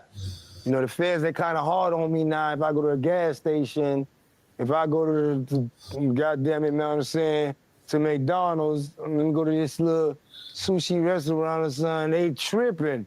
But it's like, I can't believe this internet situation. Boy, ain't nobody got a good name. It's like, I be looking at this situation in comments, but I'm glad they be looking, because podcasts, like, you have power, you know? And it's like, it's new. But I'm glad they be looking and to know, okay, explain what happened, 80s, 90s, 2000, But it's like, I love 25-year-olds and under. That's why I like to see Jim Jones. I'd be like, man, you with a 17-year-old? 19? Because I'm not into trying to change his era. The day you walk out of prison, 18 years later, the whole world has changed. What is the biggest shock as you're walking out of those, those Man, bars? my biggest shock is my kids. They're in college. I hug them. I hug my homeboy. I grab my mom and hug her. I hug them all, saying all the homies that holler at me. And I'm just like, boy, this is real. Let's get the fuck from around here. And what it was, damn it, McDonald's fries and chicken nugget. I'm like, man, let me grab that right quick. Oh my gosh. Give me a phone. And I'm just like looking, and it's just like, man, I can't get fucked over in the game like that no more, boy. And it's like, I can't go to Miami because 115 dudes testified on me. They like nowhere to put you. We're not putting you there. So went to New York, you know what I'm saying? They let us all, you know what I'm saying, drive to New York, and it's like the drive of just being able to just chill. It's like, ain't no way. It's like an endorphin hit because you got to know where all the players at in prison. It be going down, you know what I'm saying? Dudes wake up on a different side. You got to respect it. You ain't got to sell it. He farting, he acting up. He doing all this shit. You trying to say, hey, man, don't do this. Hey, man, yeah. He got health reasons, and I'm telling him, you can't do that. You can't fart, my nigga. You know what I'm saying? You can't do that shit. And we ain't coexisting, you know what I'm saying? I done been to like 2,000 cellies, and it's like, that was my piece. Like, man, I'm cool, but it's like, damn, all I need is a king-size bed, man. And get a king-size bed, and it's like, man, a nigga can't get played out of, man, nigga can't get played, man. Fuck no, that shit miserable, Vlad, you hear me? Miserable, man. Yeah. Do you know that there's 355 million people in America? There's 3 million locked up. Not even 1%. And everybody watches them to say, I don't want to be like that. That shit miserable. Well, you get out, and you're currently on house arrest. Yeah. Are you on probation still? Yeah, I'm going to be on probation, yeah. For how long? 3 years. Hard to get the feds out your life. Okay, but at least you're not actually in a jail cell anymore. That's my conclusion of everything. That's the conclusion of every sentence. I hope it go away. But that's the conclusion. If anything go wrong, it ain't going right. Well, you got locked up. You had millions of dollars. You were flying private, living in mansions, best food, best women. Now you're out, and you got to start all over. I was cooling though in prison. I did 9 magazine covers. So, right, but not cooling the same way, the way you are when you're outside. Fuck no. You're still in jail cell. Fuck no. Magazine covers or not, whatever. I can't compare. You can't compare the two. At all. How do you motivate yourself to stay on the straight and narrow? Because from being a 10-year-old running with the Boobie Boys to the point where you got locked up, you weren't living legally. And if you turn around and do what you were doing before, they'll send you back in forever. Facts. It's over with, though. Yeah. It's over with. My only fear is being broke, though. But it's over with. You know what I'm saying? My only fear is being broke. But that's over with. You know what I'm saying? Yeah. I mean, listen, man, we don't want you going back in. That's what's up. And you've talked about these stories of, your guys that get out, from doing 12 years and go right back in the dope game, only to go right back in again. Yeah, that should be ugly, dog. I don't know how they could take them penitentiary chances. And you gonna take a plea, man. You know, there's a couple of fraud with gun case. They might can go to trial. But, man, that shit say 97%. That shit close to your blood, 99. You ain't got a chance. You know, Trump recently did a speech where he claimed that Haitians eat cats and dogs. Yeah. You heard about that, right? Yeah. How does that make you feel as a Haitian? I'm sure he got that though from the ground of that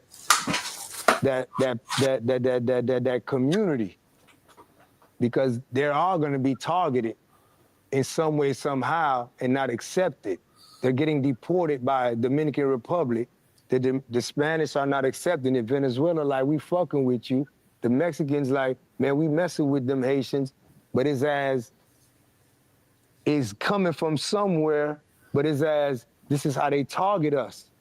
It's a long theory that makes somebody say that out of their mouth.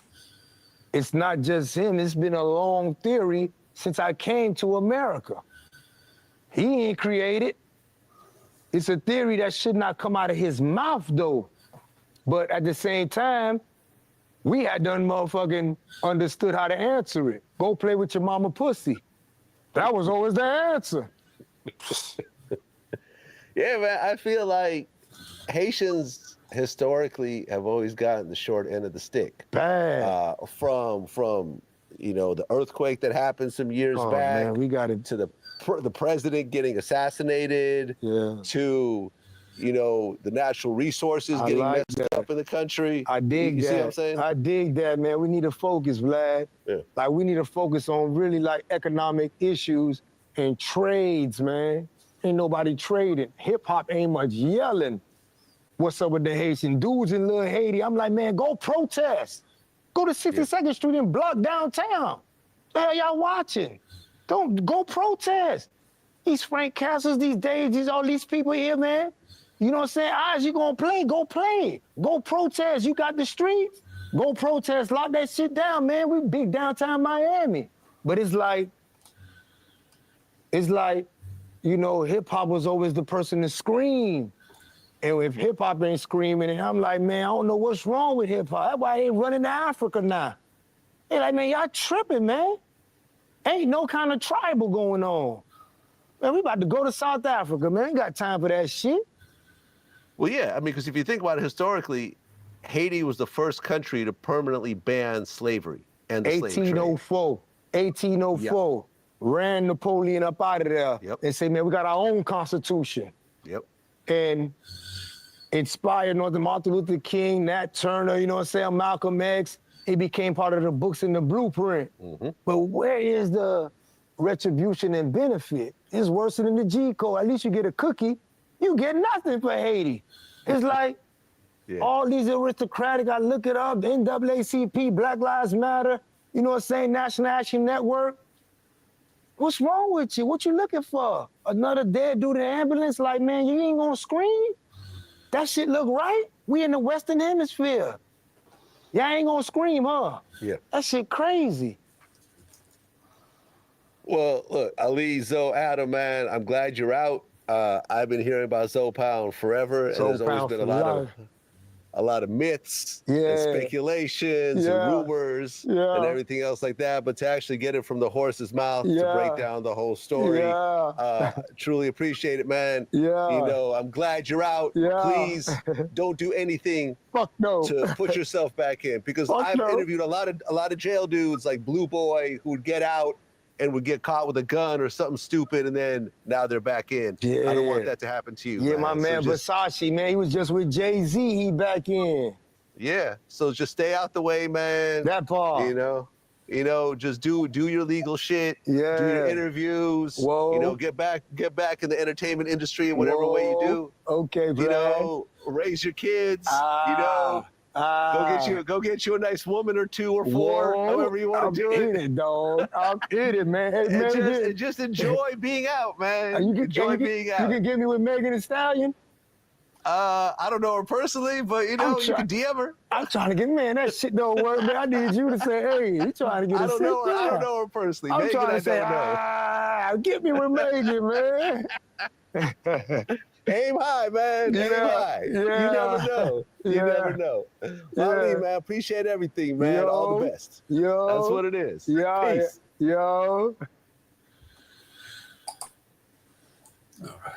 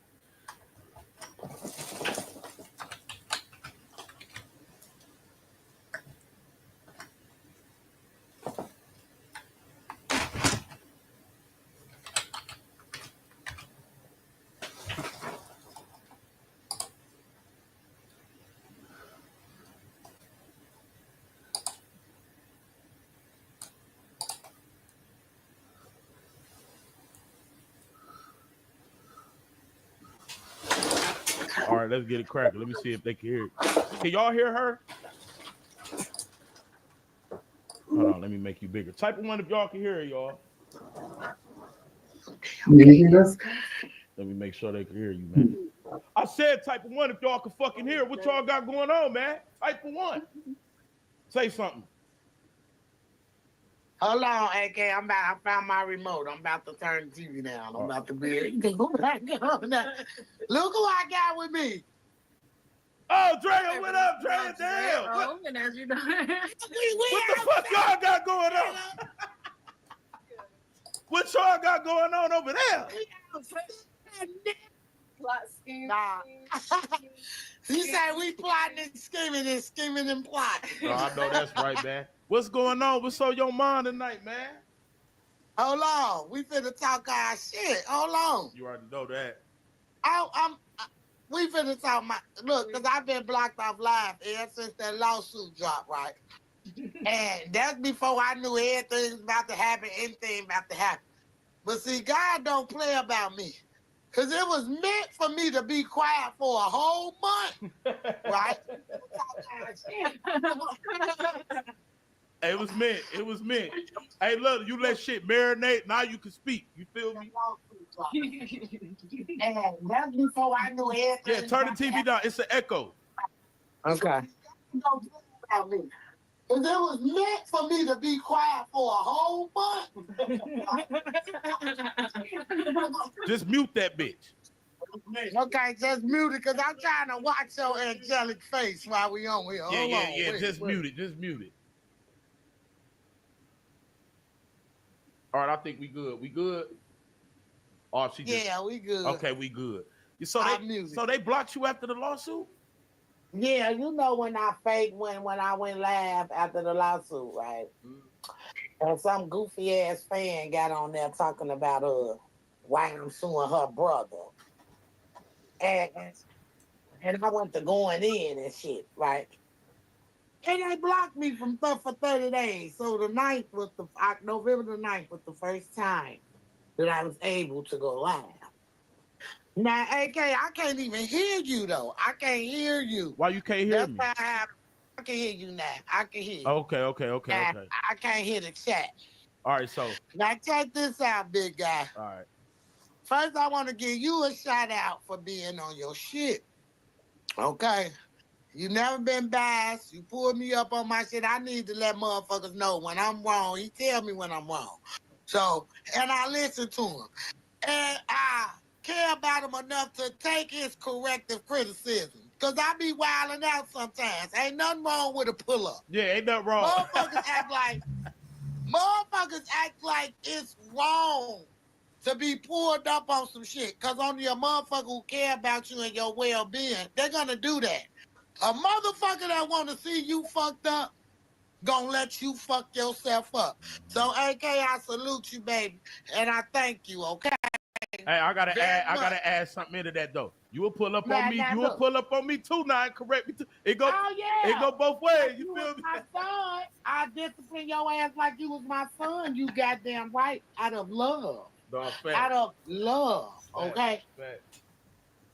Spoil the child and spare the ride, baby. Look, they better know.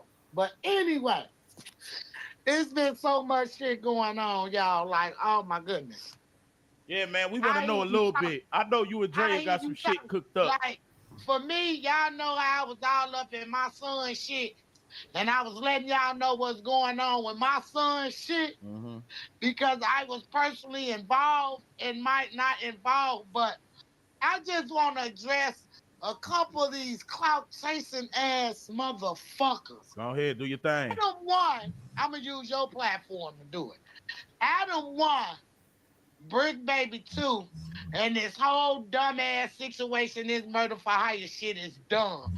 Y'all, I can't believe it, okay? I'm fiberglassed, all right? I'm distraught, like, because a motherfucker talk all that shit. But if you put Carlton DeQuan Weekly in that man's shoes, ain't no motherfucking way he would have crashed out like that. He ain't paying to get nobody killed. He don't give a fuck about nobody that much. So wanna pay a motherfucker to kill him, because guess what? He love his mama. He love his family. The best thing he could have did for any of his motherfucking buddies that got killed was take care of his motherfucking kids. He was the bag. He was the bag. And them motherfuckers took it. Damn. Motherfuckers took it. And when this shit pop, oh baby, it's gonna motherfucking pop, okay? Damn. So you hit him out the blue with the lawsuit. Ain't nobody see that coming. You kept that. You did good to keep that on the line. Let me tell you something. Ain't no motherfucker finna trick me off the street or trick me out my motherfucking M's.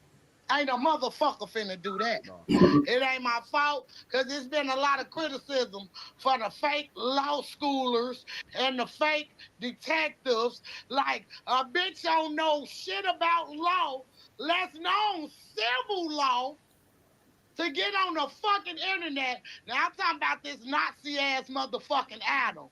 Fuck him. Fuck him. Fuck him. Talk your shit. Because he gonna get the clout he want. I'm in the studio cooking up some shit, and you pig-ass, booty-ass, dick in the... Boy, I got something for his ass. Talk your shit. Mr. Brick Baby. I can't help it that niggas still find me attractive. It's my swag. They be wanting to fuck, but I ain't going. I ain't going. This nigga had the nerve to say that I was in the streets. Nigga, when I was in the streets, my kids ain't seen none of that shit. My motherfuckers be talking, they was raised by a big mama, you dumb bitches. Right. I know that too, right. Find a fucking criminal motherfucking mugshot with dope. Find a gun case with motherfucking dope.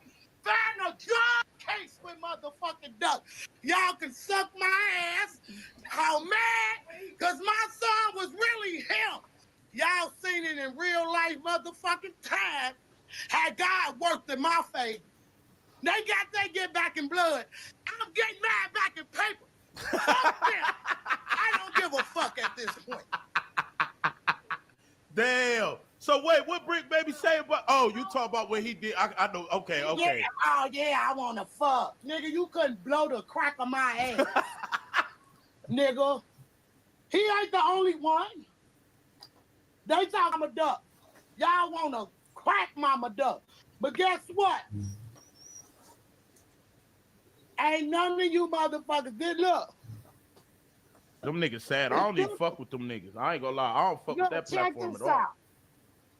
They want to play in their ass. Maybe they mamas will start opening their motherfucking mouth. Maybe I said this years ago. Mothers of Peace. Look, take that. That want to join the hologram still extended. Right. They still welcome to come and sit down. Right. Ain't no love lost. Because ain't no winners around here. The system, once again, have tricked our motherfucking kids off the motherfucking street. Damn. We can tell them all we want what to do and what not to do. These motherfuckers is grown and they gonna do what the fuck they want to do, AK. So can I ask you this? I want you to be real. Put all feelings to aside as a mother. You don't feel bad for Dirk though? I feel extremely bad for him. I feel extremely bad for him, AK. You know why I feel bad for him? Because I can't believe when all this shit come out, because we are innocent to proven fucking guilty. Yeah. But check this out. If that man, as rich as he was, as smart as he was, allowed these motherfuckers, clown-ass motherfuckers that he have up under him, these enablers, because when his daddy got out of jail, he should have got all the motherfuckers away from his motherfucking son. Yeah. Now I'm speaking as a mother. Yeah, you're right. I went to that man personally and talked to him, AK, before. Damn, Dirk Daddy? Dirk died, before Vaughn died, before D-Thing died. And I went and talked to that man. Who, Dirk Dad? And I begged him, can you get your son? Because I could get mine. I could get mine. As long as Vaughn was alive, Dirk wasn't going to push shit. Now, who going to say that? Oh, right. Them facts. As long as that man, because he said it out his own mouth, it ain't no motherfucking end of the war till you're dead or in jail. And look what happened. So do you think, in a way, your son and Dirk, like Vaughn, he was different. Do you think they was kind of both victims about who they was around, though? Like, shit that was going on? My baby got all the fool motherfuckers from around him. Yeah, his circle was getting small. Yeah. He wasn't. He wasn't around nobody but his family. Only producer that he fucked with was Lil Chris. Yeah. He been moved himself around. That man was genuine. He was true. He wasn't waiting knowing that the people was on his ass to want to push peace. I don't give a fuck about none of that bullshit. I don't care, Drea. I'm tired. I'm tired. You did reach out first, and all the time. My son reached out first. He was a bitch. He was a hoe. He went around J-Main ass. Where he went around and made Chicago legends. It wasn't 3 months later. It was after Took Her to the O was made. Yeah. And all them other songs that his ass was making, talking about Tuka and Brick. So you really, so this Pusha P shit, so let's get it clear for the people. So the reason you don't give a fuck about it is because you see your son was on it and nobody gave a fuck about it. So why? That's what I'm saying. And you know why they didn't give a fuck? You brought all the moms together. Everybody. Let Dre, I'm gonna pass Dre the mic. What's up, Dre? Even after her son passed, we brought all the moms together. Tuka's mom, we invited all the moms. Right. Like, she reached out to all the moms. We literally tried to bring everybody together, and everybody was like, nah, at the time. So now things are kind of different. Like, what do you think? Let me ask you. What are your thoughts on? Did you see the Mothers of Peace though? You saw that was the first time Tuka's mom got the chance to talk about everybody smoking on Tuka. That was the first time, and we wanted everybody to come. So it wasn't like we would, you know what I mean? Let me ask you this: do you think the parents could take some fault? Because if that would have happened then, it might have could have changed some shit. If these boys see all they moms coming together, that might have changed Duck. That might have changed Vaughn. That might have changed Dirk. That might have changed. You feel me? But that's what we're saying. I don't know why the moms didn't see, and this is why I see, I get this talking my shit on here. I believe for Dirk mom to decline, because I watched her interview with her say she didn't want. I saw that interview too, because we definitely we reached out to everybody. Y'all was playing a part in this shit. Yeah, they was playing a part in this shit then, because you declining is showing something. What do you think that was about? Taking their son's side and what the fuck they had going on in the streets. Because why would you decline talking to another parent? Because it could easily be squashed by the two parents coming together, right? It can easily be squashed. Ain't no boys, ain't no grown men about to just watch. Before lawsuit, before anything, before right? niggas died, all that shit. Like, if that would have happened. I'm trying to say. So how is anybody the wrong person? Like, we literally, like, you see what I'm saying? I just, man, Drea, I just commend you because I know you've been trying to do this shit for a long time. I know this shit hurt you. See, a lot of people don't know you behind the scenes. I've never been biased about. I mean, like, it's really disappointing to see what somebody did with their power. I mean, you're innocent until proven man, guilty. Fuck all that, man. That nigga did that shit. Look, I ain't these people. Don't say that. Don't say that. Fuck that. He did that. Nigga, they was I rapping know, about it. Get his day in court, right? Man, fuck that day in court shit. If I go to jail right now, the whole internet gonna be on my ass. Oh, AK did it. Man, nigga did it. You did that shit. I believe you did it. When you a black gangbanger, you are guilty till you prove innocent around this bitch. No. I'm just saying, like, we tried to resolve this like 4 years ago. We tried to resolve this a long time ago. And I tried to talk to him, in 2000, before Dead Bitches dropped. Right. Mm-hmm. Before Dead Bitches dropped, my people hooked me up with him. And I was appalled because I didn't know how to take him saying, wait a minute, say we can get our kids. We can get our kids, and just like, I want to hit on another note too. Von's uncle, the guy, what's his name? That be rapping. What's his name? Hold on. Before we get to Von uncle, real quick, hold on.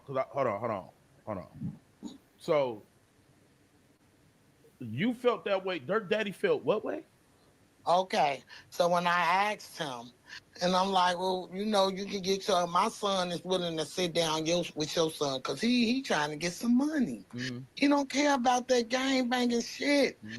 He trying to get some money to get his mama out the hood to take care of his family. That was my son's main objective. The man told me out his mouth, I'm just coming home. These are the exact words, and I quote. And I wouldn't feel right, just telling him stuff. And you need to reach out to his mama because he listened to his mama. This is his response to this shit. And when I look at this shit now, and as a father, he's supposed to advocate for his son. And he's doing the Muslim mazes and all this and all that. Just telling him stuff. And that's what's confusing to me. Yeah, mute that, because I can hear it's an echo. And that's what was like messing me up. Like the attitude that the man had when we could have been stopped this. So basically, him being a father, he felt powerless coming home to his son that's rich. And that's some bullshit, and I'm not going to believe that because you're not going to try to tell me the whole 26 while you was in jail, your son's one coming to talk to you. And you wasn't talking to them and trying to teach them and tell them stuff. I'm not going to take that from him. I honestly believe every time his kids came and seen him, he preached to them and let them know what's going on and do. But at that time, his answer was appalling because I'm like, huh? I say, okay, we ain't gonna worry about it. You probably lost all respect. Maybe I try to get with his mama. So you lost all respect for him as a man. He should have led that situation. I just know that I just know because I'm hearing he's trying to talk to Duck's dad, and I'm like, oh, so he would have rather went through Duck's dad. Duck's dad is a Muslim. He knows 7 languages. Duck's dad was also gone 26 years, right. And he had to come home to bury his son. He supposed to got out July 17th. He was locked up 26 years for wrongly convicted for something he didn't do. So when he didn't come home on the 17th, Duck was upset. So when he finally came home, AK, He came home on CJ's birthday, which was the 11th. That's Duck's son, right? And that's why, yes, and that's why I didn't have Duck's funeral to Brick's birthday, because we were planning a all-white party. We was gonna have an all-white party. So that's why I waited to his dad, because I didn't make an arrangement, because we knew his dad was coming home. So they finally let him come home. He had to come home to bury his son. Damn.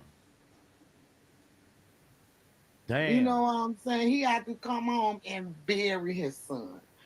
Everybody want to sit up there. Ain't no motherfucking way.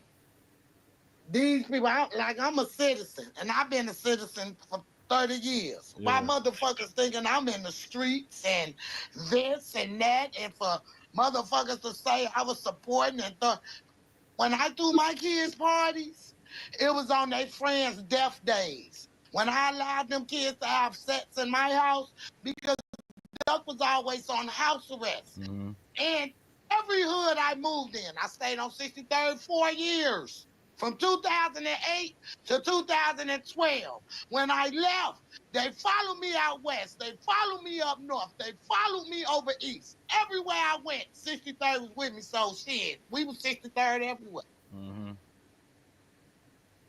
So I'm saying, I'm sick of these people getting their dumb ass on these platforms and trying to make me seem like I'm this gangster witted ass. I ain't no different from the next motherfucker. But I told you why I think people was doing that. See, Duck and Dirk and Von, I think their music was so powerful, it was making people choose a side. I just think you was a scapegoat to be an excuse for the other side. Because you got to think about it. What do they say?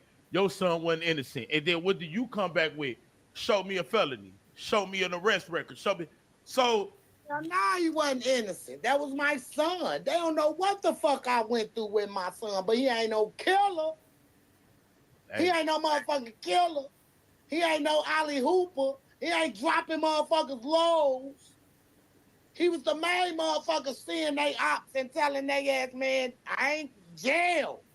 The fuck? I ain't taking shit from my motherfucking son. I bet you they ain't play with him, though. Well, I ain't being funny. Every gun he had was for his protection. He wasn't dropping off crates of guns in O-Block and leaving them there and doing shit like that. He wasn't doing that.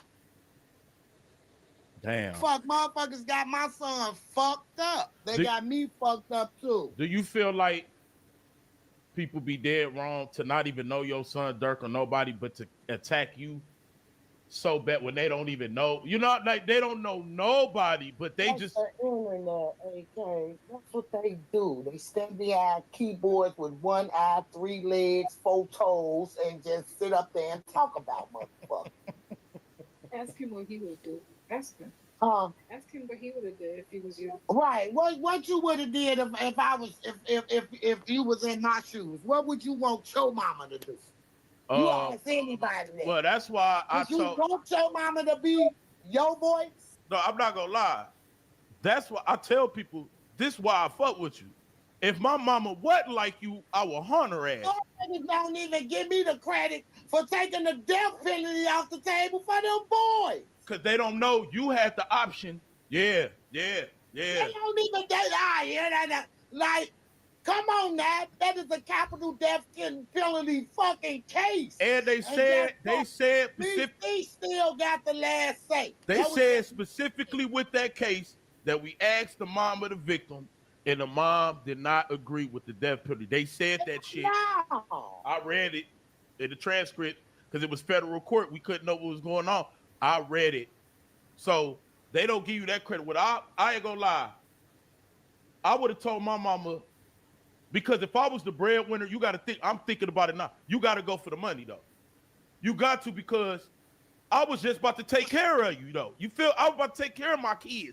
These motherfuckers act like Duck ain't had no kids, like you not a grandma. Right. I see the comments. How she's taking, like my son ain't had 4 motherfucking kids and a mama. And you a grandmama. Yeah, do all type of shit. Right. Motherfuckers think we got it. We ain't got it. not only is motherfuckers doing, but his own people stealing from him. So I'm just fucked all the way around the board. But see, when you have patience and wait on God for the get back, the blood ain't on your motherfucking hands. I don't give a fuck what nobody say.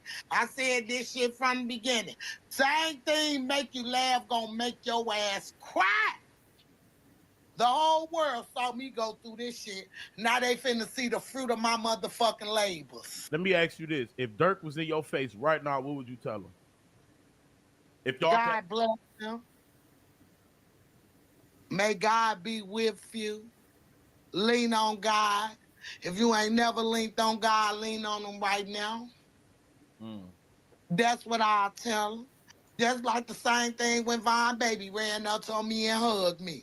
What I supposed to do? Kick her up off me, AK? And they got mad at you for that. Like keep the baby. Like, you cannot stop God's divine intervention, baby.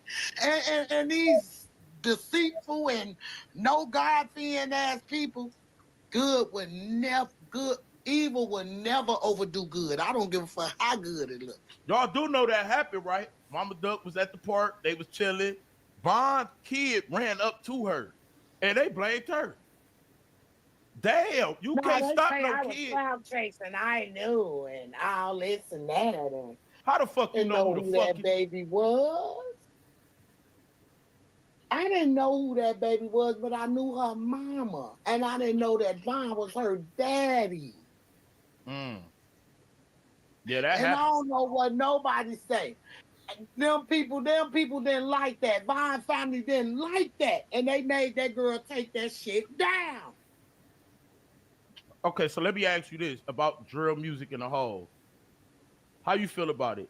Knowing that this shit played a part in everybody's life. It destroyed everybody's life. Like, why niggas getting money? See, this is why I think Dirk dad and mom and Von, they were still benefiting while you wasn't. People not looking at it like that. Like, they were still getting handouts from their sons. Thousands of dollars. You wouldn't be able to take it. That's why I feel the mama might have told his ass to stop doing it. But you think none of their mamas cared? They was able to buy their mama houses and Benzes and cars and do all that shit. I could just imagine where my son would be at if his ass was still here. And guess what? Everybody talking about it. Duck would have did the same thing, and he would have had. He ain't want them that did that bad. Man. But guess what? I guess we'll never find out, will we? It was shit going on behind the scenes to where Duck was separate. See, this shit I know, like, Duck was separating itself. I don't want to really say too much, but behind the scenes, and all that shit gonna come out. Yeah, like Duck was really like fuck his own homies to the. Listen to his song. He was talking his shit. That man, when I heard about the OTF Jam shit, the shit fucked my head up. It took me back. Yeah, how you feel about that? I say, Duck ain't even no Jam, right? Not that I know of, or even heard of Jam, right? But yet this nigga said he get in the jam, fuck around and squeal, talking about I am, now he think he will. So his lyrics came to life. He was a drill prophet, man. What'd he say about Von? That was crazy. What he said. That's what I'm saying. Hey, I ain't gonna lie. Duck was like, wait, I don't know what the fuck. Look at the shit. Just look at the shit, man. It's evident it didn't happen. And look at what's going on now. You can't deny that. So all these non-believers and all these people that think they want to play with me, they got to go through God to get to me. I'm not worried about nothing. Nothing. I just left the new boat. Won me how much? Like $400 and got the fuck up out of there off the slot machine. Right. It was so much love. Everybody and their mama wasn't they trap. Mama Duck, it's love. Nothing nowhere but where I go, baby. I'm here for a purpose. God got me here for a purpose. And when I'm done, this is what I want for the industry. If your ass ain't talking about unicorn, rainbows, and flowers, ain't gonna show ass, niggas. Damn, that's how you feel. You gonna stay underground. So they ain't finna risk it. You a liability now. You ain't an asset. So I don't want to name no names, but I seen something to where you had got into it. So Duck was really getting robbed. We ain't got to say no names or nothing like that, but Duck was really getting took advantage of by people he was close around her. Cause that went viral. Like one person that he trusted, and you know who that is. Yeah, I ain't about to And say. you saw when I posted the text when the lawsuit dropped. Yeah. I ain't spoke to this man in years. How you just texting my phone calling me a rotten ass bitch? Yeah, I seen that. And I'm like, damn. And then he say, wait, this what killed me. You mad your meal ticket gone. Yeah, BP hiring. Go get a job. And I'm mad that Duck picked him over me. And what type of man that's for you? Like, this shit so personal with this man. It don't make no sense, AK. You damn near think that's his son, like the way he acting, like, damn. He got mad because I got my baby cremated. He lied and said that he gave me $21,000. I didn't want it. The man come, let me tell you about that on that interview. Duck ain't been dead 12 hours. The man calling me. I'm all over the place. I don't know what happened to my son. This shit fresh. So everybody a suspect to me. Right, facts, right. And I'm knowing that Duck done fired this nigga. Right. Duck done fired him. He ain't his manager no more. He separated himself from everybody, from Young. I ain't gonna too much. I'm talking about from all they ass. Damn. And wasn't around none but it, like we like 70 deep just weeklies. And I want to get on another thing about Bird ass. Cause you know that's my little cousin, right? Bert, yup. You know that's my little cousin. I already right? know. That's why when you said it, It's mama last name Weekly. That's my first cousin. Yeah, fact. Right? Yeah. I didn't talk to Terrell. His name Terrell. Y'all call him Bert, but his name Terrell. I didn't talk to him. His daddy called me. Called them on the three-way. And I'm crying. And I'm telling my little cousin, I can take this shit from these other people, Bert. But Terrell, I can't take it from you, baby. I can't take it from you. This is what I'm telling my little cousin. He said, you right, Sheena. And the reason I said that, because I will hate, my cousin just lost her other son last year. His big brother. She done lost her baby already. You want to get in the middle of this shit, and you want to sit up there and diss your motherfucking cousin for some clout. That's crazy. That's what you doing it for. It's for some clout. And that's your cousin. And it's your blood fucking cousin.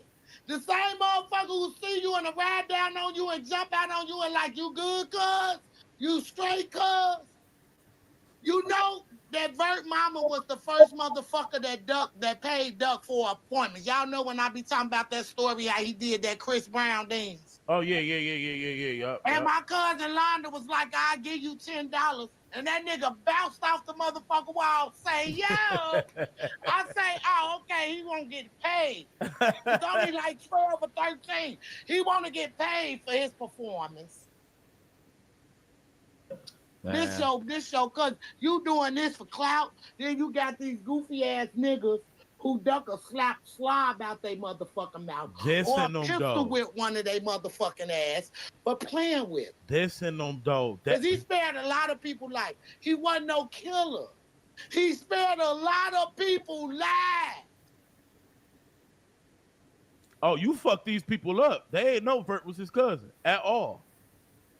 What? They in the comments like, what? His mama name Yolanda Weekly. What's Duck name? Carlton Weekly. What's my name? Lashina Weekly. Y'all ain't know that. I been knew that though. It be shit that all be, you feel me, man? I be knowing shit, bro. That's why I never, but you heard, that's why I got on them though. But I ain't going deep on them because I'm just like, bro, you out here doing anything like, bro. And my fear, if somebody do something to my little cousin, thinking that he owned that. I ain't gonna be able to face my motherfucking cousin because one of these goofy ass fans or anybody that did something to my motherfucking little cousin.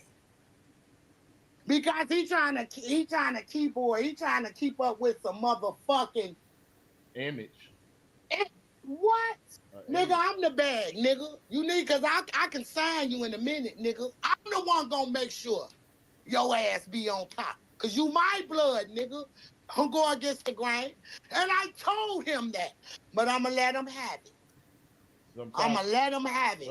And I'm gonna continue to pray for my little cousin. And I hope eventually he wake up and realize, nigga, it's enough family. You don't need no friends. Hey. It's a million of us. Get to know your motherfucking family. Cause they gonna backdoor your ass. When you went too deep like him, the only person that can save him is him. It's nothing nobody. I ain't in too deep. Y'all don't even know Terrell. And that's what I'm saying. No, but this is what I'm saying. That everybody got about my little baby cousin is crazy. No, this is what I'm saying. What? He wants y'all to think that shit. So, hey, it is what it is. No, that ain't what I'm saying. What I'm saying is his mouth, his affiliations. He into it, whether he bought it or not, like, look what you a part of, and you can't go back on that, bruh. You know what I mean? So it's like, It's gonna take him.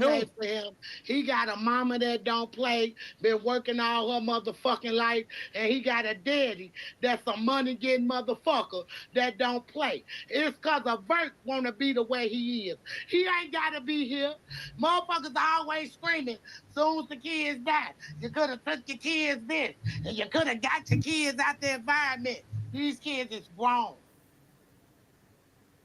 Oh, that's fact. These kids is grown, and they're gonna make their own decisions, and we don't care what they do or don't do. We can't do nothing but wish them well and pray for them, because it ain't like they ain't being told, and they know right from wrong. Yeah, I said that earlier. My mama moved me out the hood. She tried her best. Like, we got to stop blaming the mamas, man. It was my fault how I ended up how I was. My mama tried her best. Because when they was from their birth to they was like 12, Duck was so into sports. This was my granny had them. They was raised up under the big mama status, the long house robe and dragging your feet with the big ankles. So motherfuckers coming at you, they don't need no structure. When out here, uncles and motherfuckers didn't play. Okay, and we ran shit. My family ran shit. Man, that's why I could walk out to this bitch right now and a motherfucker wouldn't so much blow wind towards me. Cause this and they know. You know how we do it, man. If you could have one thing, and I ain't too long, I know you and Dre got shit cooking up. If you can change one thing about Chicago from then, now, whenever, what would be the one thing you would change to make Chicago just somewhere that's decent? Give us our motherfucking projects back. Because when we had our motherfucking projects, baby, we was protected. Motherfuckers wasn't playing with us. So you know that's what happened in Cleveland too. You know what's crazy? They tore the projects down. Motherfuckers had to start moving everywhere. Put these babies on these blocks. Fucked up everything. These babies whose parents grew up together. The suburbs fucked up. Not every. You right? I ain't gonna lie. You know what's crazy? In a way, I know y'all probably hearing it like, projects, but no. When these projects got tore down from all these cities, man, baby, I'm talking about the Ida B. Wells. I'm talking about Stateway. I'm talking about the Ickies. I'm talking about the Dare Homes. I'm talking about real motherfucking projects that fed us, protected us, took care of us. It was a village that raised a motherfucking family. I don't give a fuck what nobody says. Damn, man. I just hope, get that money though. I advise all mamas, like, it ain't just you. God don't play about me. Period. Like, these motherfuckers really talking about slide for duck. You think I'm finna send my family and my motherfucking kids to slide on the motherfucker? That ain't bringing my son back. Watch this get back. This get back a motherfucker. Watch. You just killed them. You just shitted on everything. So them niggas sitting in jail for nothing because y'all got. Just imagine how they feeling. I can imagine how. Yeah, they ain't gonna show this people this side. When they heard about the fucking concert and I bet they was punching the air, running their head into walls, doing 1,000 push-ups. One of them probably made a noose. I'm just telling you. Oh, hold on. Look. I gotta add 2 more questions because they asked me. I don't know if you feel like answering them, but they want me to ask you. How do you feel about J-Man?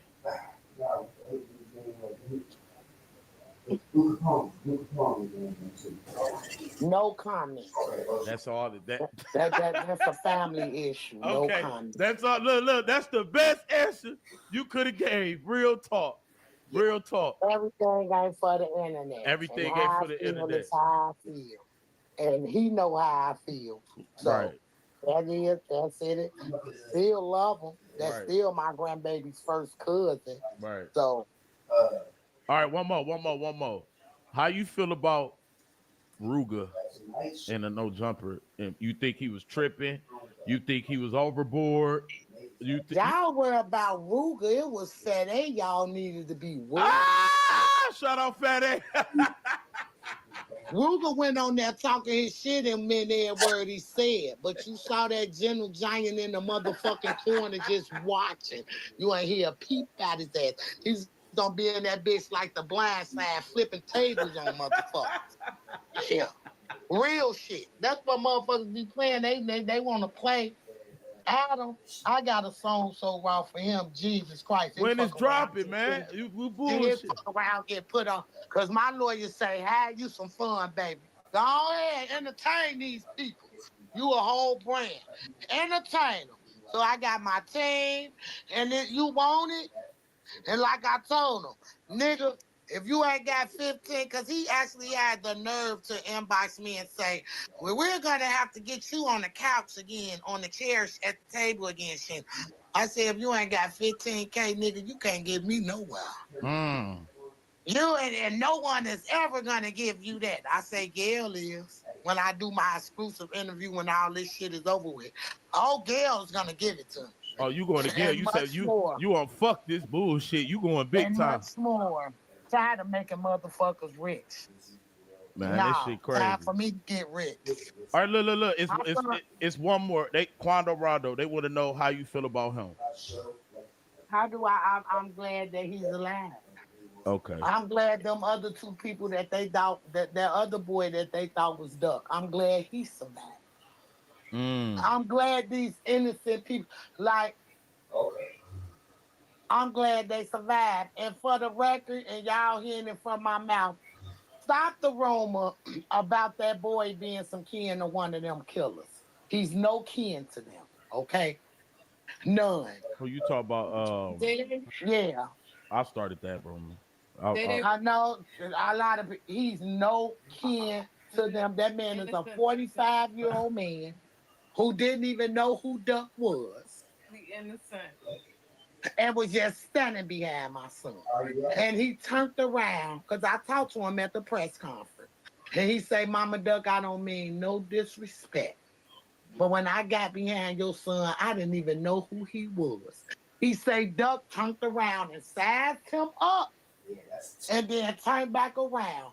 And he said, like not even 30 seconds later, the motherfucking cars pulled up. I'm gonna tell him a little truth. When I brought that video out, you cussed me out so bad. Yes, but look, I'll be right on everything. And I don't want you giving false information out. That's why I said it.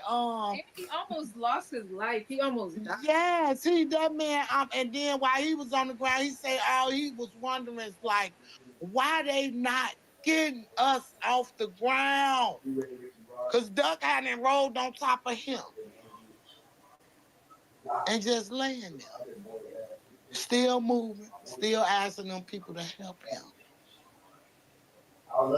For my defense, motherfuckers out there was telling me that. So I don't know. Look, I showed it. I came up with the video. And we gotta clear it up too. We gotta clear it up too. I am but the you one. know, he also was the one who Tall ran up on. Okay, but they don't know. They don't know who Tall is though. You gotta Teasy. They don't know that name. Yeah. Easy ran up on him because he thought that man was with Duck. Okay, and one more. A motherfucker say, dude that's on the live who ain't here no more was shooting down at him like, yeah, bitch. And he said he woke up out his coma 3 days later, and he was just wondering, like, I wouldn't hurt a fly. Why is these people trying to kill me? Damn, he was in a coma? For 3 days. I didn't know that. Yeah, I didn't know You that. ain't see that picture his mama posted him and all them motherfucking machines, and she say, when they said you got shot, I just prayed that you would be over. When I looked at you, I say, my baby dead. This is mama. Yeah, I didn't know that.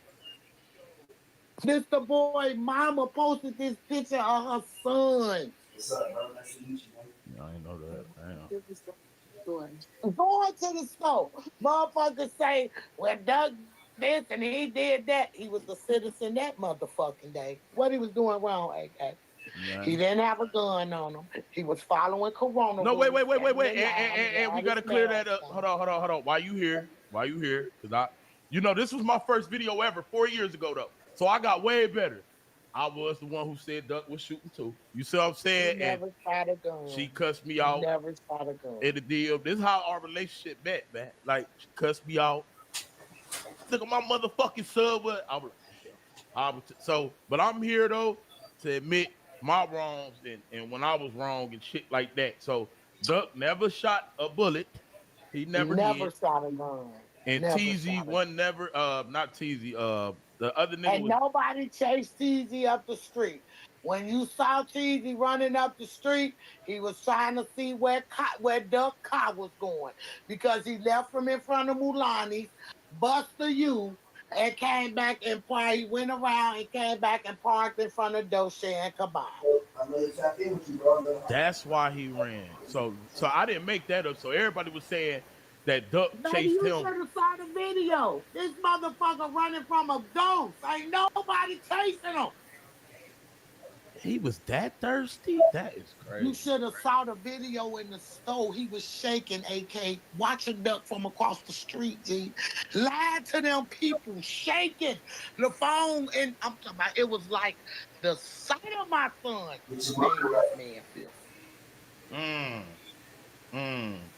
I wish Duck just knew. You know what I wish, man? I wish he just. And for the record, Duck, I'm going to say this for everybody that thought Duck had a deal with Sony.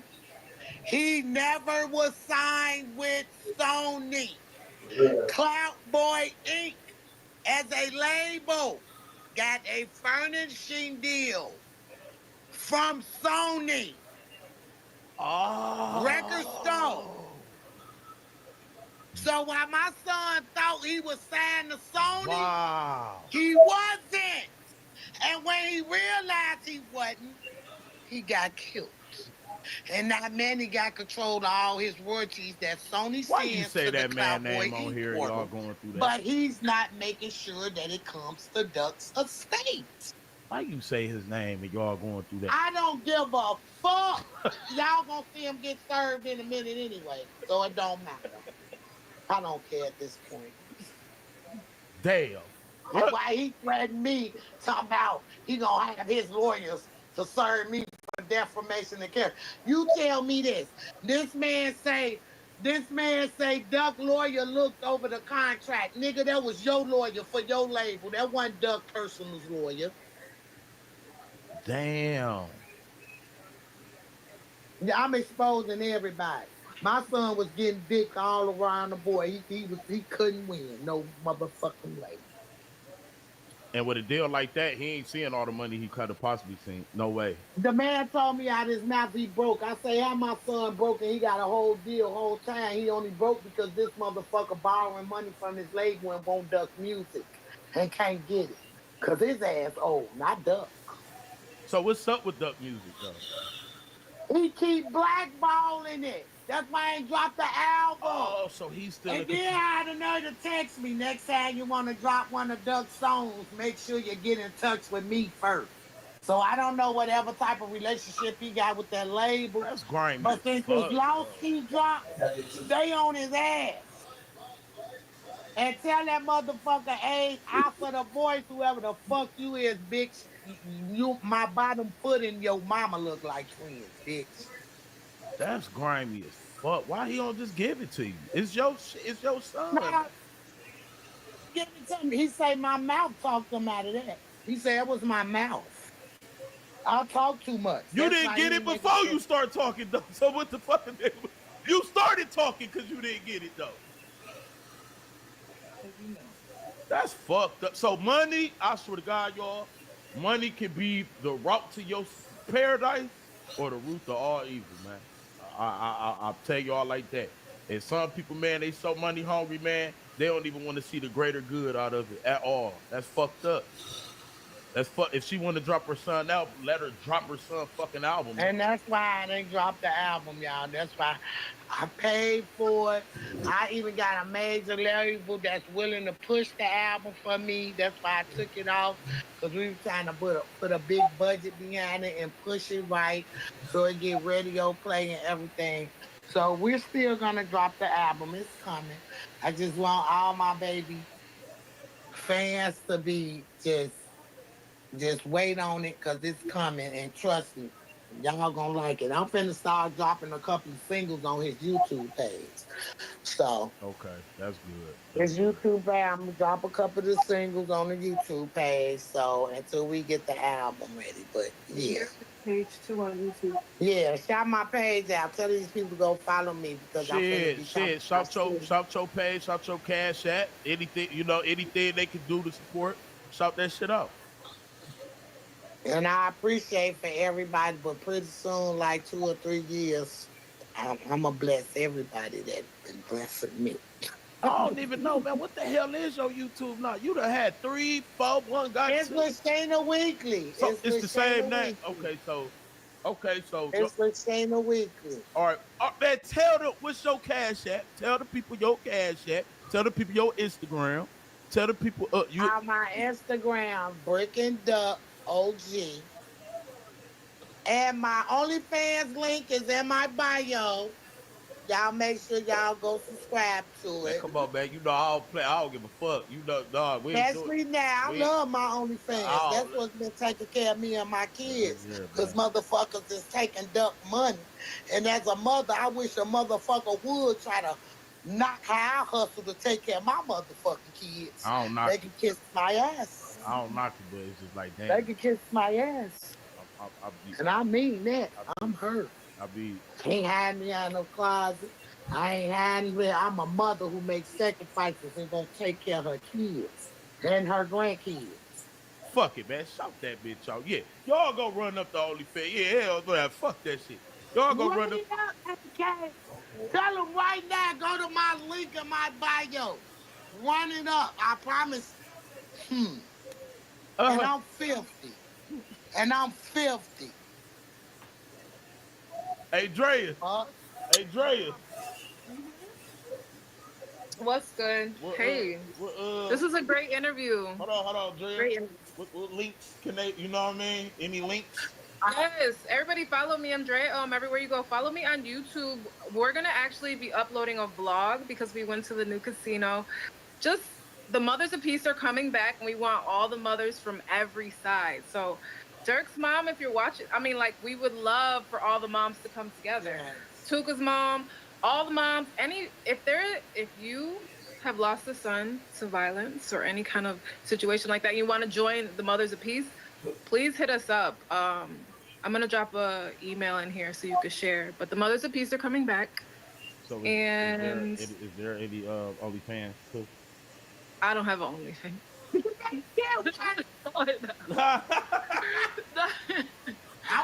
No, just make sure you subscribe to my YouTube channel and then my TikTok, Drea O Show, DREAO Show. And we gonna have some good content. We'll see y'all, man. Love y'all, man. Y'all turned up, man. Turned up. Oh my God. Okay, here we go. I'm out, Baba Duck. Make sure, hey, look, they go subscribe and all that. I'm gonna holler at you off the scene because I got a question to ask. Because I gotta turn this shit back up, and I'm still watching. If you come up with some more questions, just add me to join back on the phone here. All right, I got you. Appreciate it. I ain't doing shit. I'm finna roll up and listen to you talk your shit.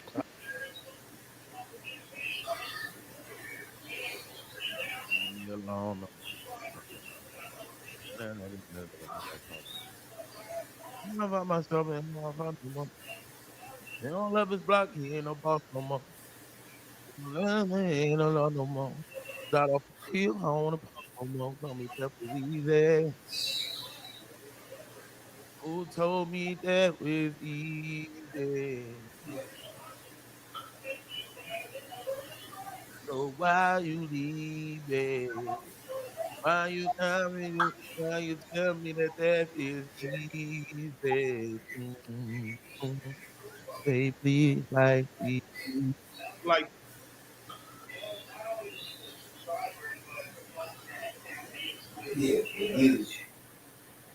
everybody hit the like button, man. So we got covered the real live. I want to say right now before we get into it, in no way am I attacking no one. This is just my opinion. You feel what I'm saying? Shout out to the Black Kid, I see you. Shout out to Stingy K, I see you. I got Jake Paul, man. The jig is in. The jig is in. Y'all better not put who made you the voice of the streets. The people made me the voice of the streets. Who made you be able to comment in my comment section? Nobody, because you're blocked. Moderators, get them out of here. You see what I'm saying? Shout out to Zach Moore for the $5. He said for true news and facts. Shout out to Zach Moore for that. True news and facts for the $5. Be $5 in, man. This ain't gonna be no real hour long. I just feel like I gotta come through and keep it real, man. Shout out to It's Johnny Dog for the $5 super chat. Shout out to It's Johnny Dog for the $5 super chat. We $10 in. You feel what I'm saying? So y'all get the likes up, man. Get the likes up. Get the likes up. We ain't finna waste no time. Shout out to YN Mark for the $5. Oh, okay. Y'all donate the day. You feel what I'm saying? That's $5 in. We $15 in. Y'all get the likes up. Y'all ain't gonna like my opinion on this live. So I'm gonna tell y'all right now, but I'm not here to be like King Von Dutch. What up with it, man? See the Cash App in the comment section. We getting everybody together on tonight's live stream. You see the send it in, say who you is. Yeah, we getting everybody together. If you ain't got a page, make one. Shout out to Get Activated Mike for the $1. Shout out to Get Activated Mike for the $1. Hey, shout out to Haken TV too, man. I got you, bro. That nigga clipped my video for me, man, and sent the right to me. Perfect, man. You know what I'm saying? Perfect. Let's get into it, man. Hey, listen, man. I ain't shout out to Steven Gonzalez for the $10. Let's pay this man. Get it started. Yeah, y'all heard what he said. Let's pay this man. Get it started. You feel what I'm saying? What y'all doing? Where the donations at? Y'all heard Mr. Gonzalez. He said, let's pay this man. Because I'm finna come with the real today. I'm finna come with the real today. He didn't get kicked out of. Yes, he did. If you listen to the background close, they said y'all niggas get up out of here before we make it go up. Yes, he did get kicked out. And I'm damn near finna say J-Man got set up. Yeah, I'm damn near. Yeah, I ain't one of these YouTube. Shut up. Get Darion Caldwell the hell up out of here, man. Block his ass, man. We ain't got no time for that, man. Yes, he did. Go listen back to the clip. Yes, he did. Yeah. If you listen real close, you hear somebody saying, y'all get up out of here. Hold on. To the T. I wrote it down. I wrote down what the nigga said. Hold on.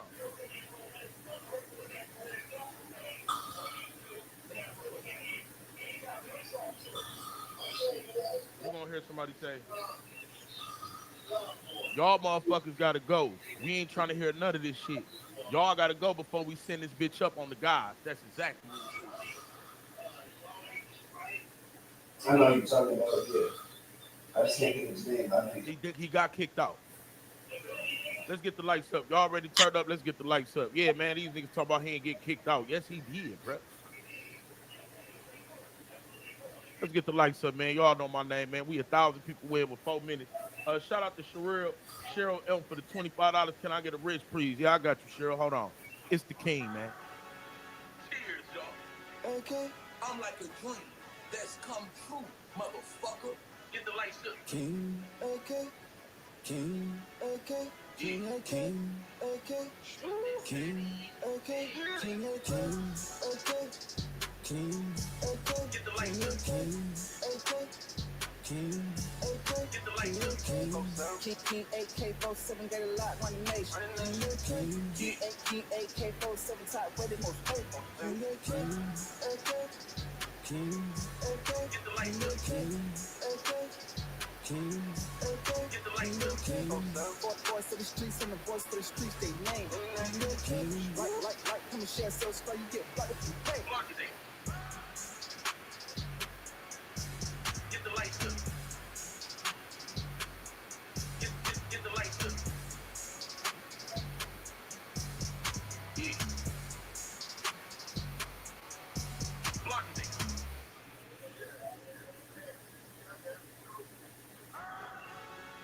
Cheers, y'all. Okay, I'm like a dream that's come true, motherfucker. Get the lights up. King, okay. King, okay. King, okay. Okay. King, okay. King, okay. Okay. King, okay. Get the lights up. King, okay. King, okay. Get the lights up. King, AK-47 got a lot, one nation. King, AK-47 top, ready, most paper. Let's get into it, man. Y'all get the lights up. Everybody type of 1, man. We ain't even got to wait. Y'all get the lights up. Everybody type of 1. We ain't even about to wait. We got 1,200 people in here in 6 minutes, man. The way I'm about to do this live, I'm about to spew everything that I feel in my brain and my heart. This is no disrespect to the O-Block dudes. This is no disrespect to J-Mane. This is no disrespect to nobody from 63rd, 64th, 65th, that whole community. This is how I feel and what I see. Now, I'm not perfect in no shape, way, or form. I got a lot of learning to do at 33, finna be 34 in 15 days. But at the end of the day, I feel I know enough and been through enough and synced enough where I could dissect clearly what I seen, what I saw, what I've been seeing, what I've been saw, and come with an honest, 100%, no bullshit, no kissing ass, dick riding ass commentary. I'm gonna be real. Shout out for that 10 from Daddy-O. Somebody else hit 10, 2, and a 5. Shout out to Alec Cowers for the $2. So that's 10 and 2. So far, 22, 24, 29, 54, 64, 69, 70. We made $80. All right. I'm going to start with the positives. Boy, watch your mouth. I got kids in this house. Nigga, fuck you and them kids. Nigga, I ain't J-Mane. We ain't pushing peace today. Block it there. Oh, yeah. Actually, when you go back to what you're saying about Flocko with the club, I respect J-Mane. The clubhouse room with Flocko, Rack 100, and Rockstar. You have Apple Pay, bro. I see you 100 for you. DM me. I see you the phone number. You got to DM me on Instagram right now. So I'm going to start off like this. I respect J-Mane. But for him to go to the O, shout out to Lex for the $2. Wow, broke boy, okay. Paid $80. Maybe use it to get that scribble off your face, homie. First of all, you blogging ass nigga. I made way more than that, and I've been taking days off. Shut your bitch ass up, nigga. Third of all, I ain't never getting this scribble off my face. I thought about it. I changed my mind. Shout out to Bill Santiago for the $50. Shout out to Bill Santiago. So, yeah, you can shut your bitch ass up. And third of all, since that nigga talking, everybody donate to the channel. And let's let this nigga cry because he mad that a motherfucker was your Apple Pay. I got 100, bro. I just told you. Instagram DM me, and I will send you the Apple Pay number. But J-Mane, let me holler at you, man. Let me holler at J-Mane first, man. Once again, I'm gonna start this off with no disrespect. Nigga, shout out to Kenny McCray for the $5. Nigga, don't ever go back to no motherfucking O-Block ever again in your motherfucking life, dude. See,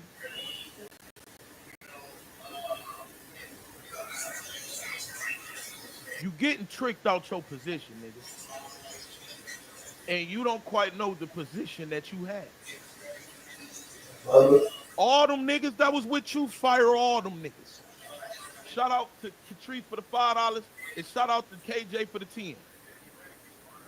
Every nigga with you that said that shit was a good idea, it wasn't no good fucking idea. I'm tired of biting my tongue. I don't want to see nothing happen. I don't give a fuck what J-Man has ever said, has ever done. I don't want nothing to happen to that nigga. That shit could have went left. And if it would have went left and something would have happened to J-Man, that nigga would have died and nobody would have gave a fuck in a month. The man is pushing peace for nothing. Shout out for that dollar from Mr. Parker. Shout out to somebody else who just hit that dollar. I'm going to say it again.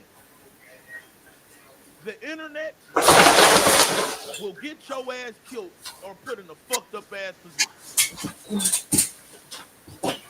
J-Man is pushing peace for absolutely nothing. First of all, how are you trying to push peace with the O-Block niggas when your own hood and homies ain't even 100% on board with you? You have to push peace within your group first.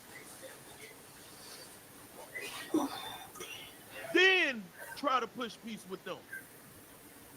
But you know why J-Man ain't pushing peace with them?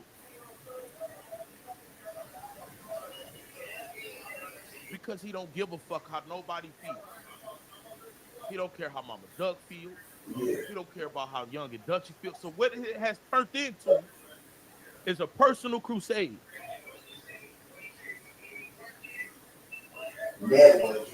It's turned into a personal crusade where now this man is trying to push peace by himself. It would never work. One man can't sit with 10 niggas and be the voice for them niggas when the niggas ain't even on board with you being the voice for them.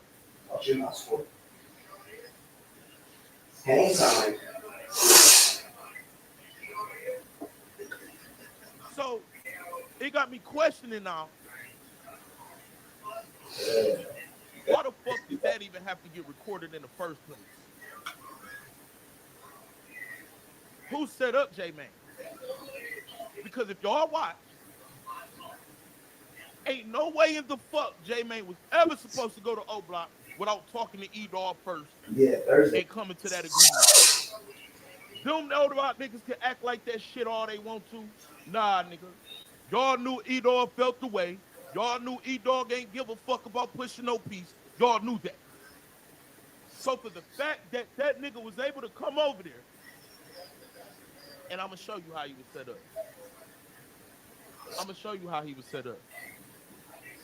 I'm going to show you how J-Man was set up. And that shit could have went left real quick. Listen. I want y'all to pay attention to a few things. I want y'all to pay attention to a few things. Fair use. Fair use. Fair use is in line. Fair use.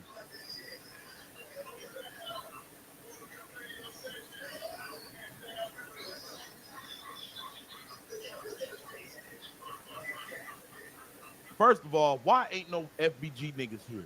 Fuck FYB, niggas. When the fuck has FYB ever been dissed by O-Block? When has O-Block niggas ever mentioned them niggas? So first of all, you pushing peace with the wrong niggas.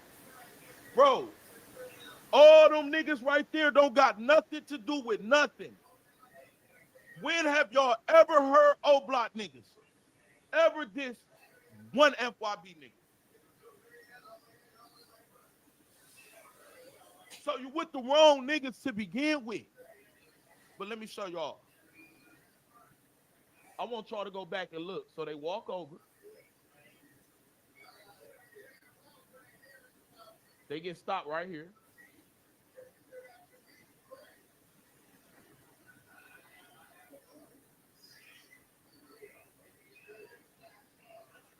You see Gleesh. If y'all notice, Gleesh ain't want to dap this nigga up at all at first. If you notice, this is all who's supposed to be here right now. Nobody extra, nobody else. This is it.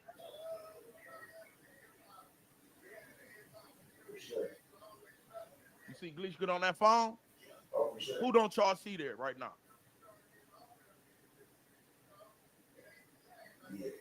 Mind you, they knew somebody at the beginning even said, we're Edall.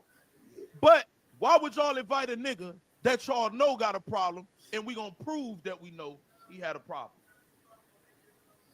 He get on the phone. Still going. Still going. Edall ain't nowhere around. He get off the phone.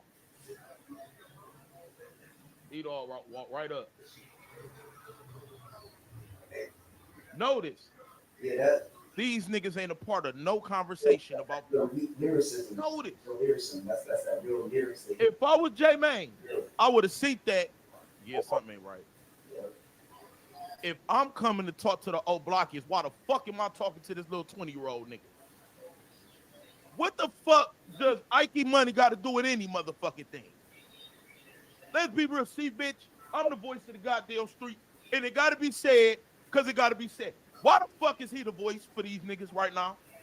What back and forth anything did J-Mane and Ike Money ever have? Why is the 30-something-year-old man talking to a fucking child to me? Yeah, I would have been like, get this little fat motherfucker out my fucking face. Fuck is this? So this how I know this was some Ike Money shit. This some Ike Money shit.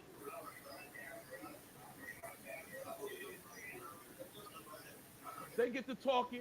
They asked J-Mane, why you make these diss? And this will kill everything, the whole Push and Peace movement for me. Mama Duck, I got you. This will kill the whole Push and Peace movement for me. So if y'all notice, and if y'all go back, it's clips. Them niggas knew, bruh, that Edall felt the way the whole time. They asked J-Mane, all right, so why we pushing peace? You know what J-Mane told these niggas, man?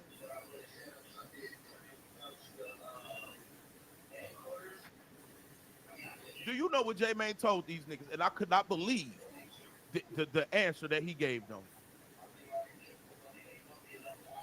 J-Mane told them, I never felt the way. I was just dissing dead niggas to provide for my family. Hold the fuck on. Then you the wrong nigga pushing peace, nigga. What the fuck is you doing this? What is this for real? Nigga. Them niggas was dissing dead homies out of hurt and pain, nigga. Both sides. Them niggas was dissing dead niggas because you mean to tell me this whole time you wasn't dissing dead niggas because you was hurt? You wasn't dissing dead niggas because you was in pain? You wanted you tell me you told these niggas you dissing dead niggas because you didn't mean no harm. You was just crouching. So why the fuck are you the one pushing me? That mean you shouldn't even. That mean for real? You nothing. Yeah, you could, I don't remember hearing them niggas ever bringing J-Mane up. And I'm saying this to say for a big reason. I don't remember anybody ever said J-Mane really did nothing, number 6, which is a good thing. 8 on Instagram. So yeah, how can you push people? So you the wrong candidate, nigga.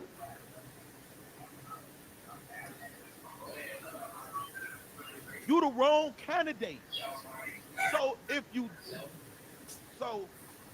was dissing, so basically what you doing is pushing peace between music. Yeah, that's it. So you pushing peace for music. And I couldn't believe he said this shit. Now everything he do went out the window. You had an opportunity to tell these niggas, man, I made this song because y'all was dissing my homies and I care and I was hurt. You tell these niggas, oh no, I just was saying shit to feed my family. What? So what are you doing this for? So if you never was hurt, you don't have pain, then what is you doing? The wrong candidate.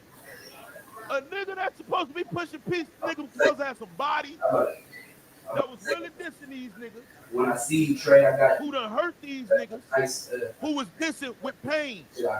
That's what it stopped. But if you telling niggas, if you telling the world, yeah, I only was dissing y'all dead niggas for the money, then what the fuck are we here for?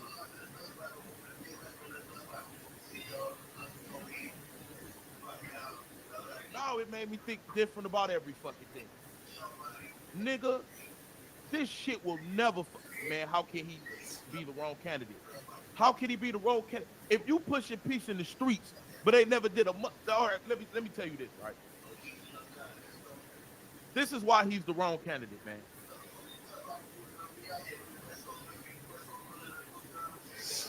I'm a detail why. None of these niggas got nothing to do with nothing that he with. Nothing. When have y'all ever heard O-Block ever diss any of these niggas when it come to FYB? Notice he not with no FBG niggas.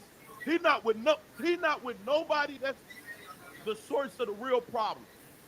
The source of the real problem between O-Block and 63rd and FBG and them is O-Block and 63rd and FBG and them. That's the source. So first of all, you're not with none of the people. That's one.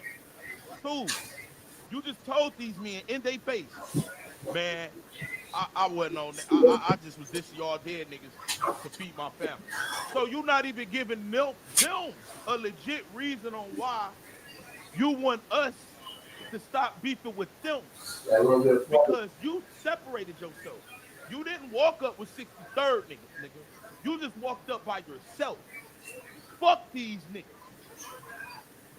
What the we don't give a fuck about these niggas. You was never our eye, and for real, you from over here. We never disrespected you. We never paid attention to nothing. The only problem that we have with you, it ain't shooting at nobody. It ain't killing nobody. It ain't nothing. The only problem we have with you was dissing our dead niggas. That's it. Yeah.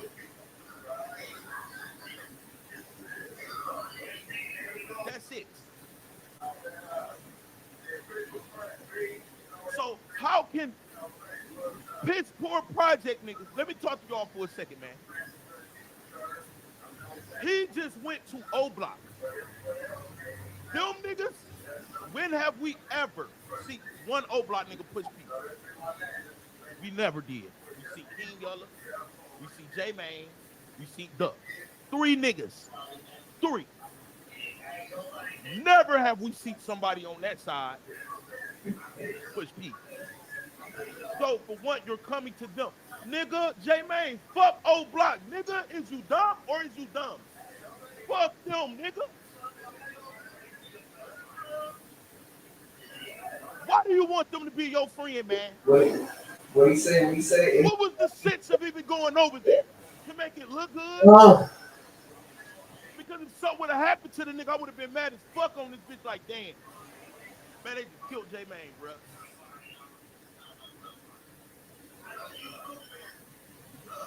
What was the point? Cameras rolling and shit, but I know why the camera's rolling. Because that conversation was supposed to be meant off camera. But the cameras is on there because it'll make a nigga feel a little bit more comfortable. All right, these niggas ain't gonna do nothing. The cameras rolling. Then as soon as that bitch said turn them cameras off, niggas got the fuck up out of there. When the nigga in the background said, yeah, before we turn this bitch up. So, J-Mane.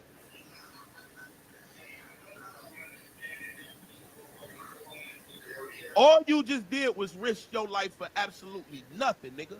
Right. They not gonna change. You can't do shit. Nigga, it's the music, J-Man. It's not you. You can't stop anything. As long as Q50 keep dropping. Bro, it's niggas in Cleveland snorting perks now. You think they give a fuck about J-Man, man? When these niggas homies get killed, they're not putting on J-Man. They're putting on Bloodhound Lil Jeff and Lil Scoon, bro. There's nothing he can do. I don't want to see a man risking his life, damn near finna get killed for nothing. Y'all can pump the nigga up to die all y'all want. I'm not about to pump that nigga up to get killed. Time to go to sleep. Fuck all that shit, nigga. Check on the car. Oh, let me go to the car real quick. Nigga, you got children, my nigga. They need you more than these I'm gonna come down today on Saturday because the reality. We living in the internet era. shit. Push peace online, I will tell them. You never had to go They're remove gonna have ever life. Melody Red. Get rid of them. On there. They're gonna they want everybody. Forget it was the baby shower. It almost just went up. That was Friday for some reason. It's Saturday, 23rd is Saturday. There's nothing you can do. I tell him I got a baby shower then. If we really want peace, we gotta get little niggas like Taro. Definitely not the same video. To sit down. Because these People probably like, what the fuck is this? 4 hours. Yeah, we can end it right here. Yeah. Go check the car real quick. I was really waiting up for this nigga CCG, but he still hasn't pulled up yet. Yeah, he said he's gonna pull up for 3 hours.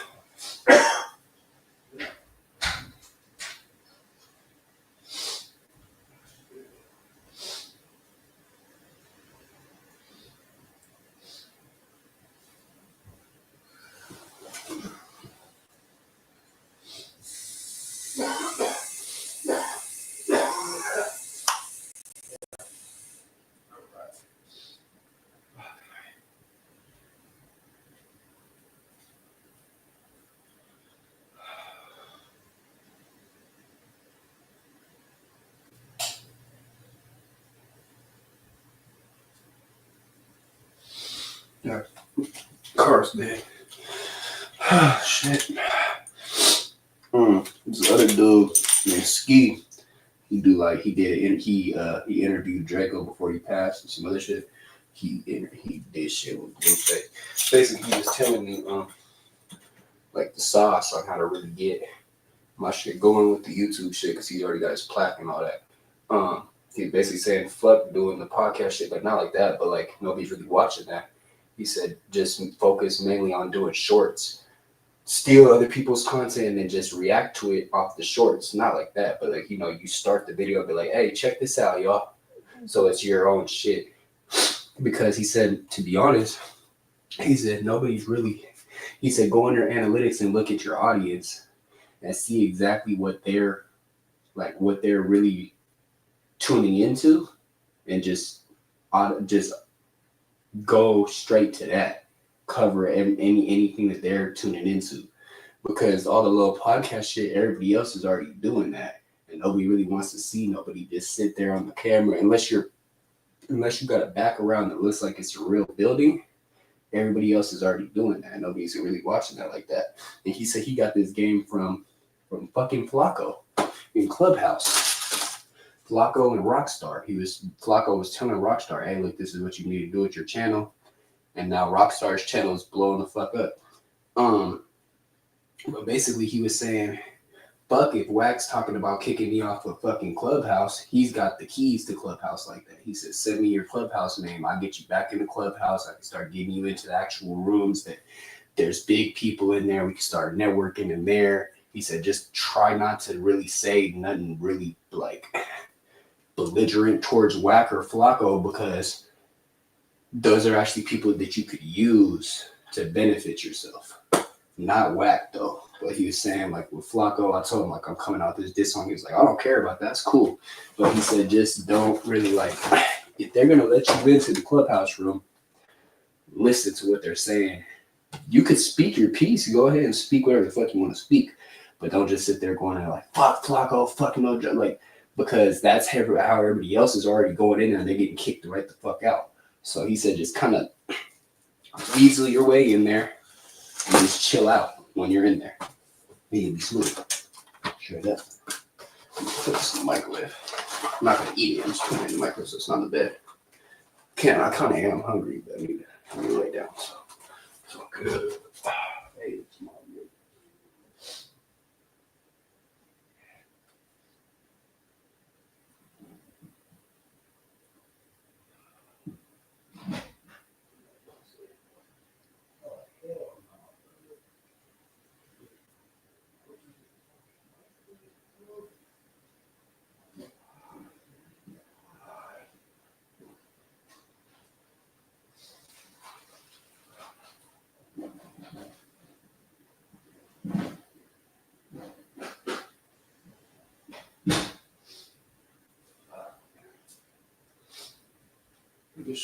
For sure gonna get some of that spray tomorrow, because there's roaches climbing behind the damn fucking microwave now.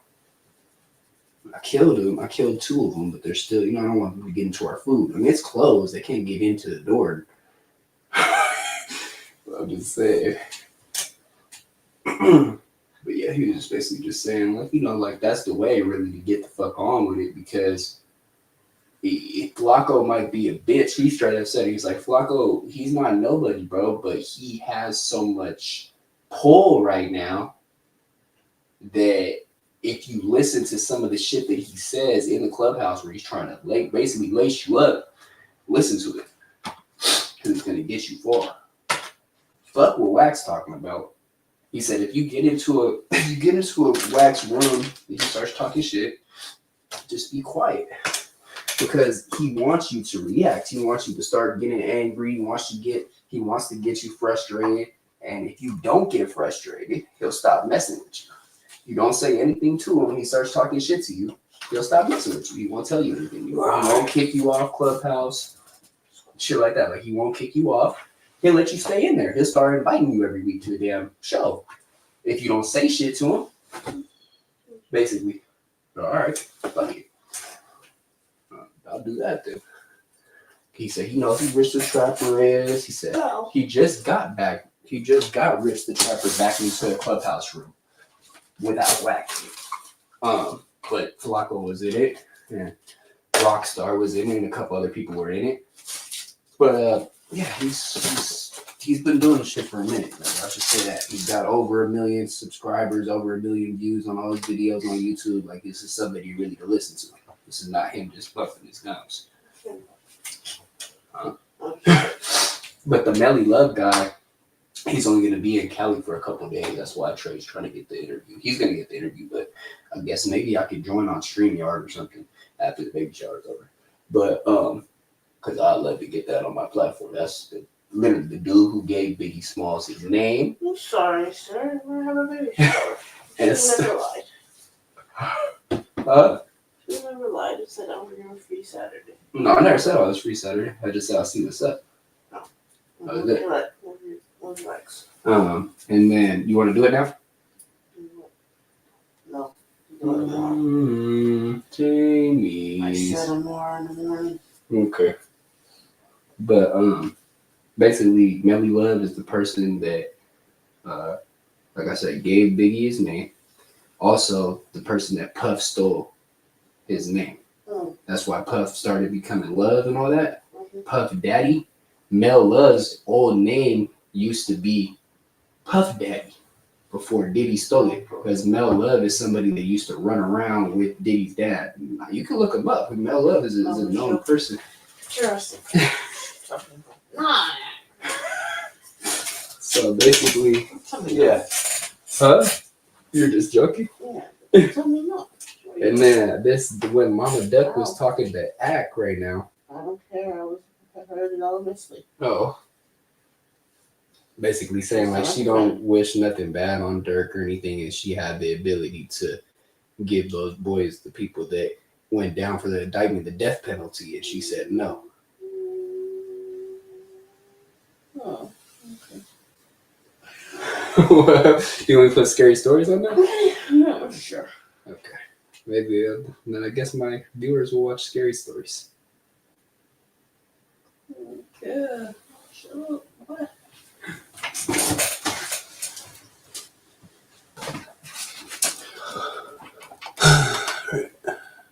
We're gonna stand it right here. Little kids. No. Little kid. What the fuck's going on? Oh shit.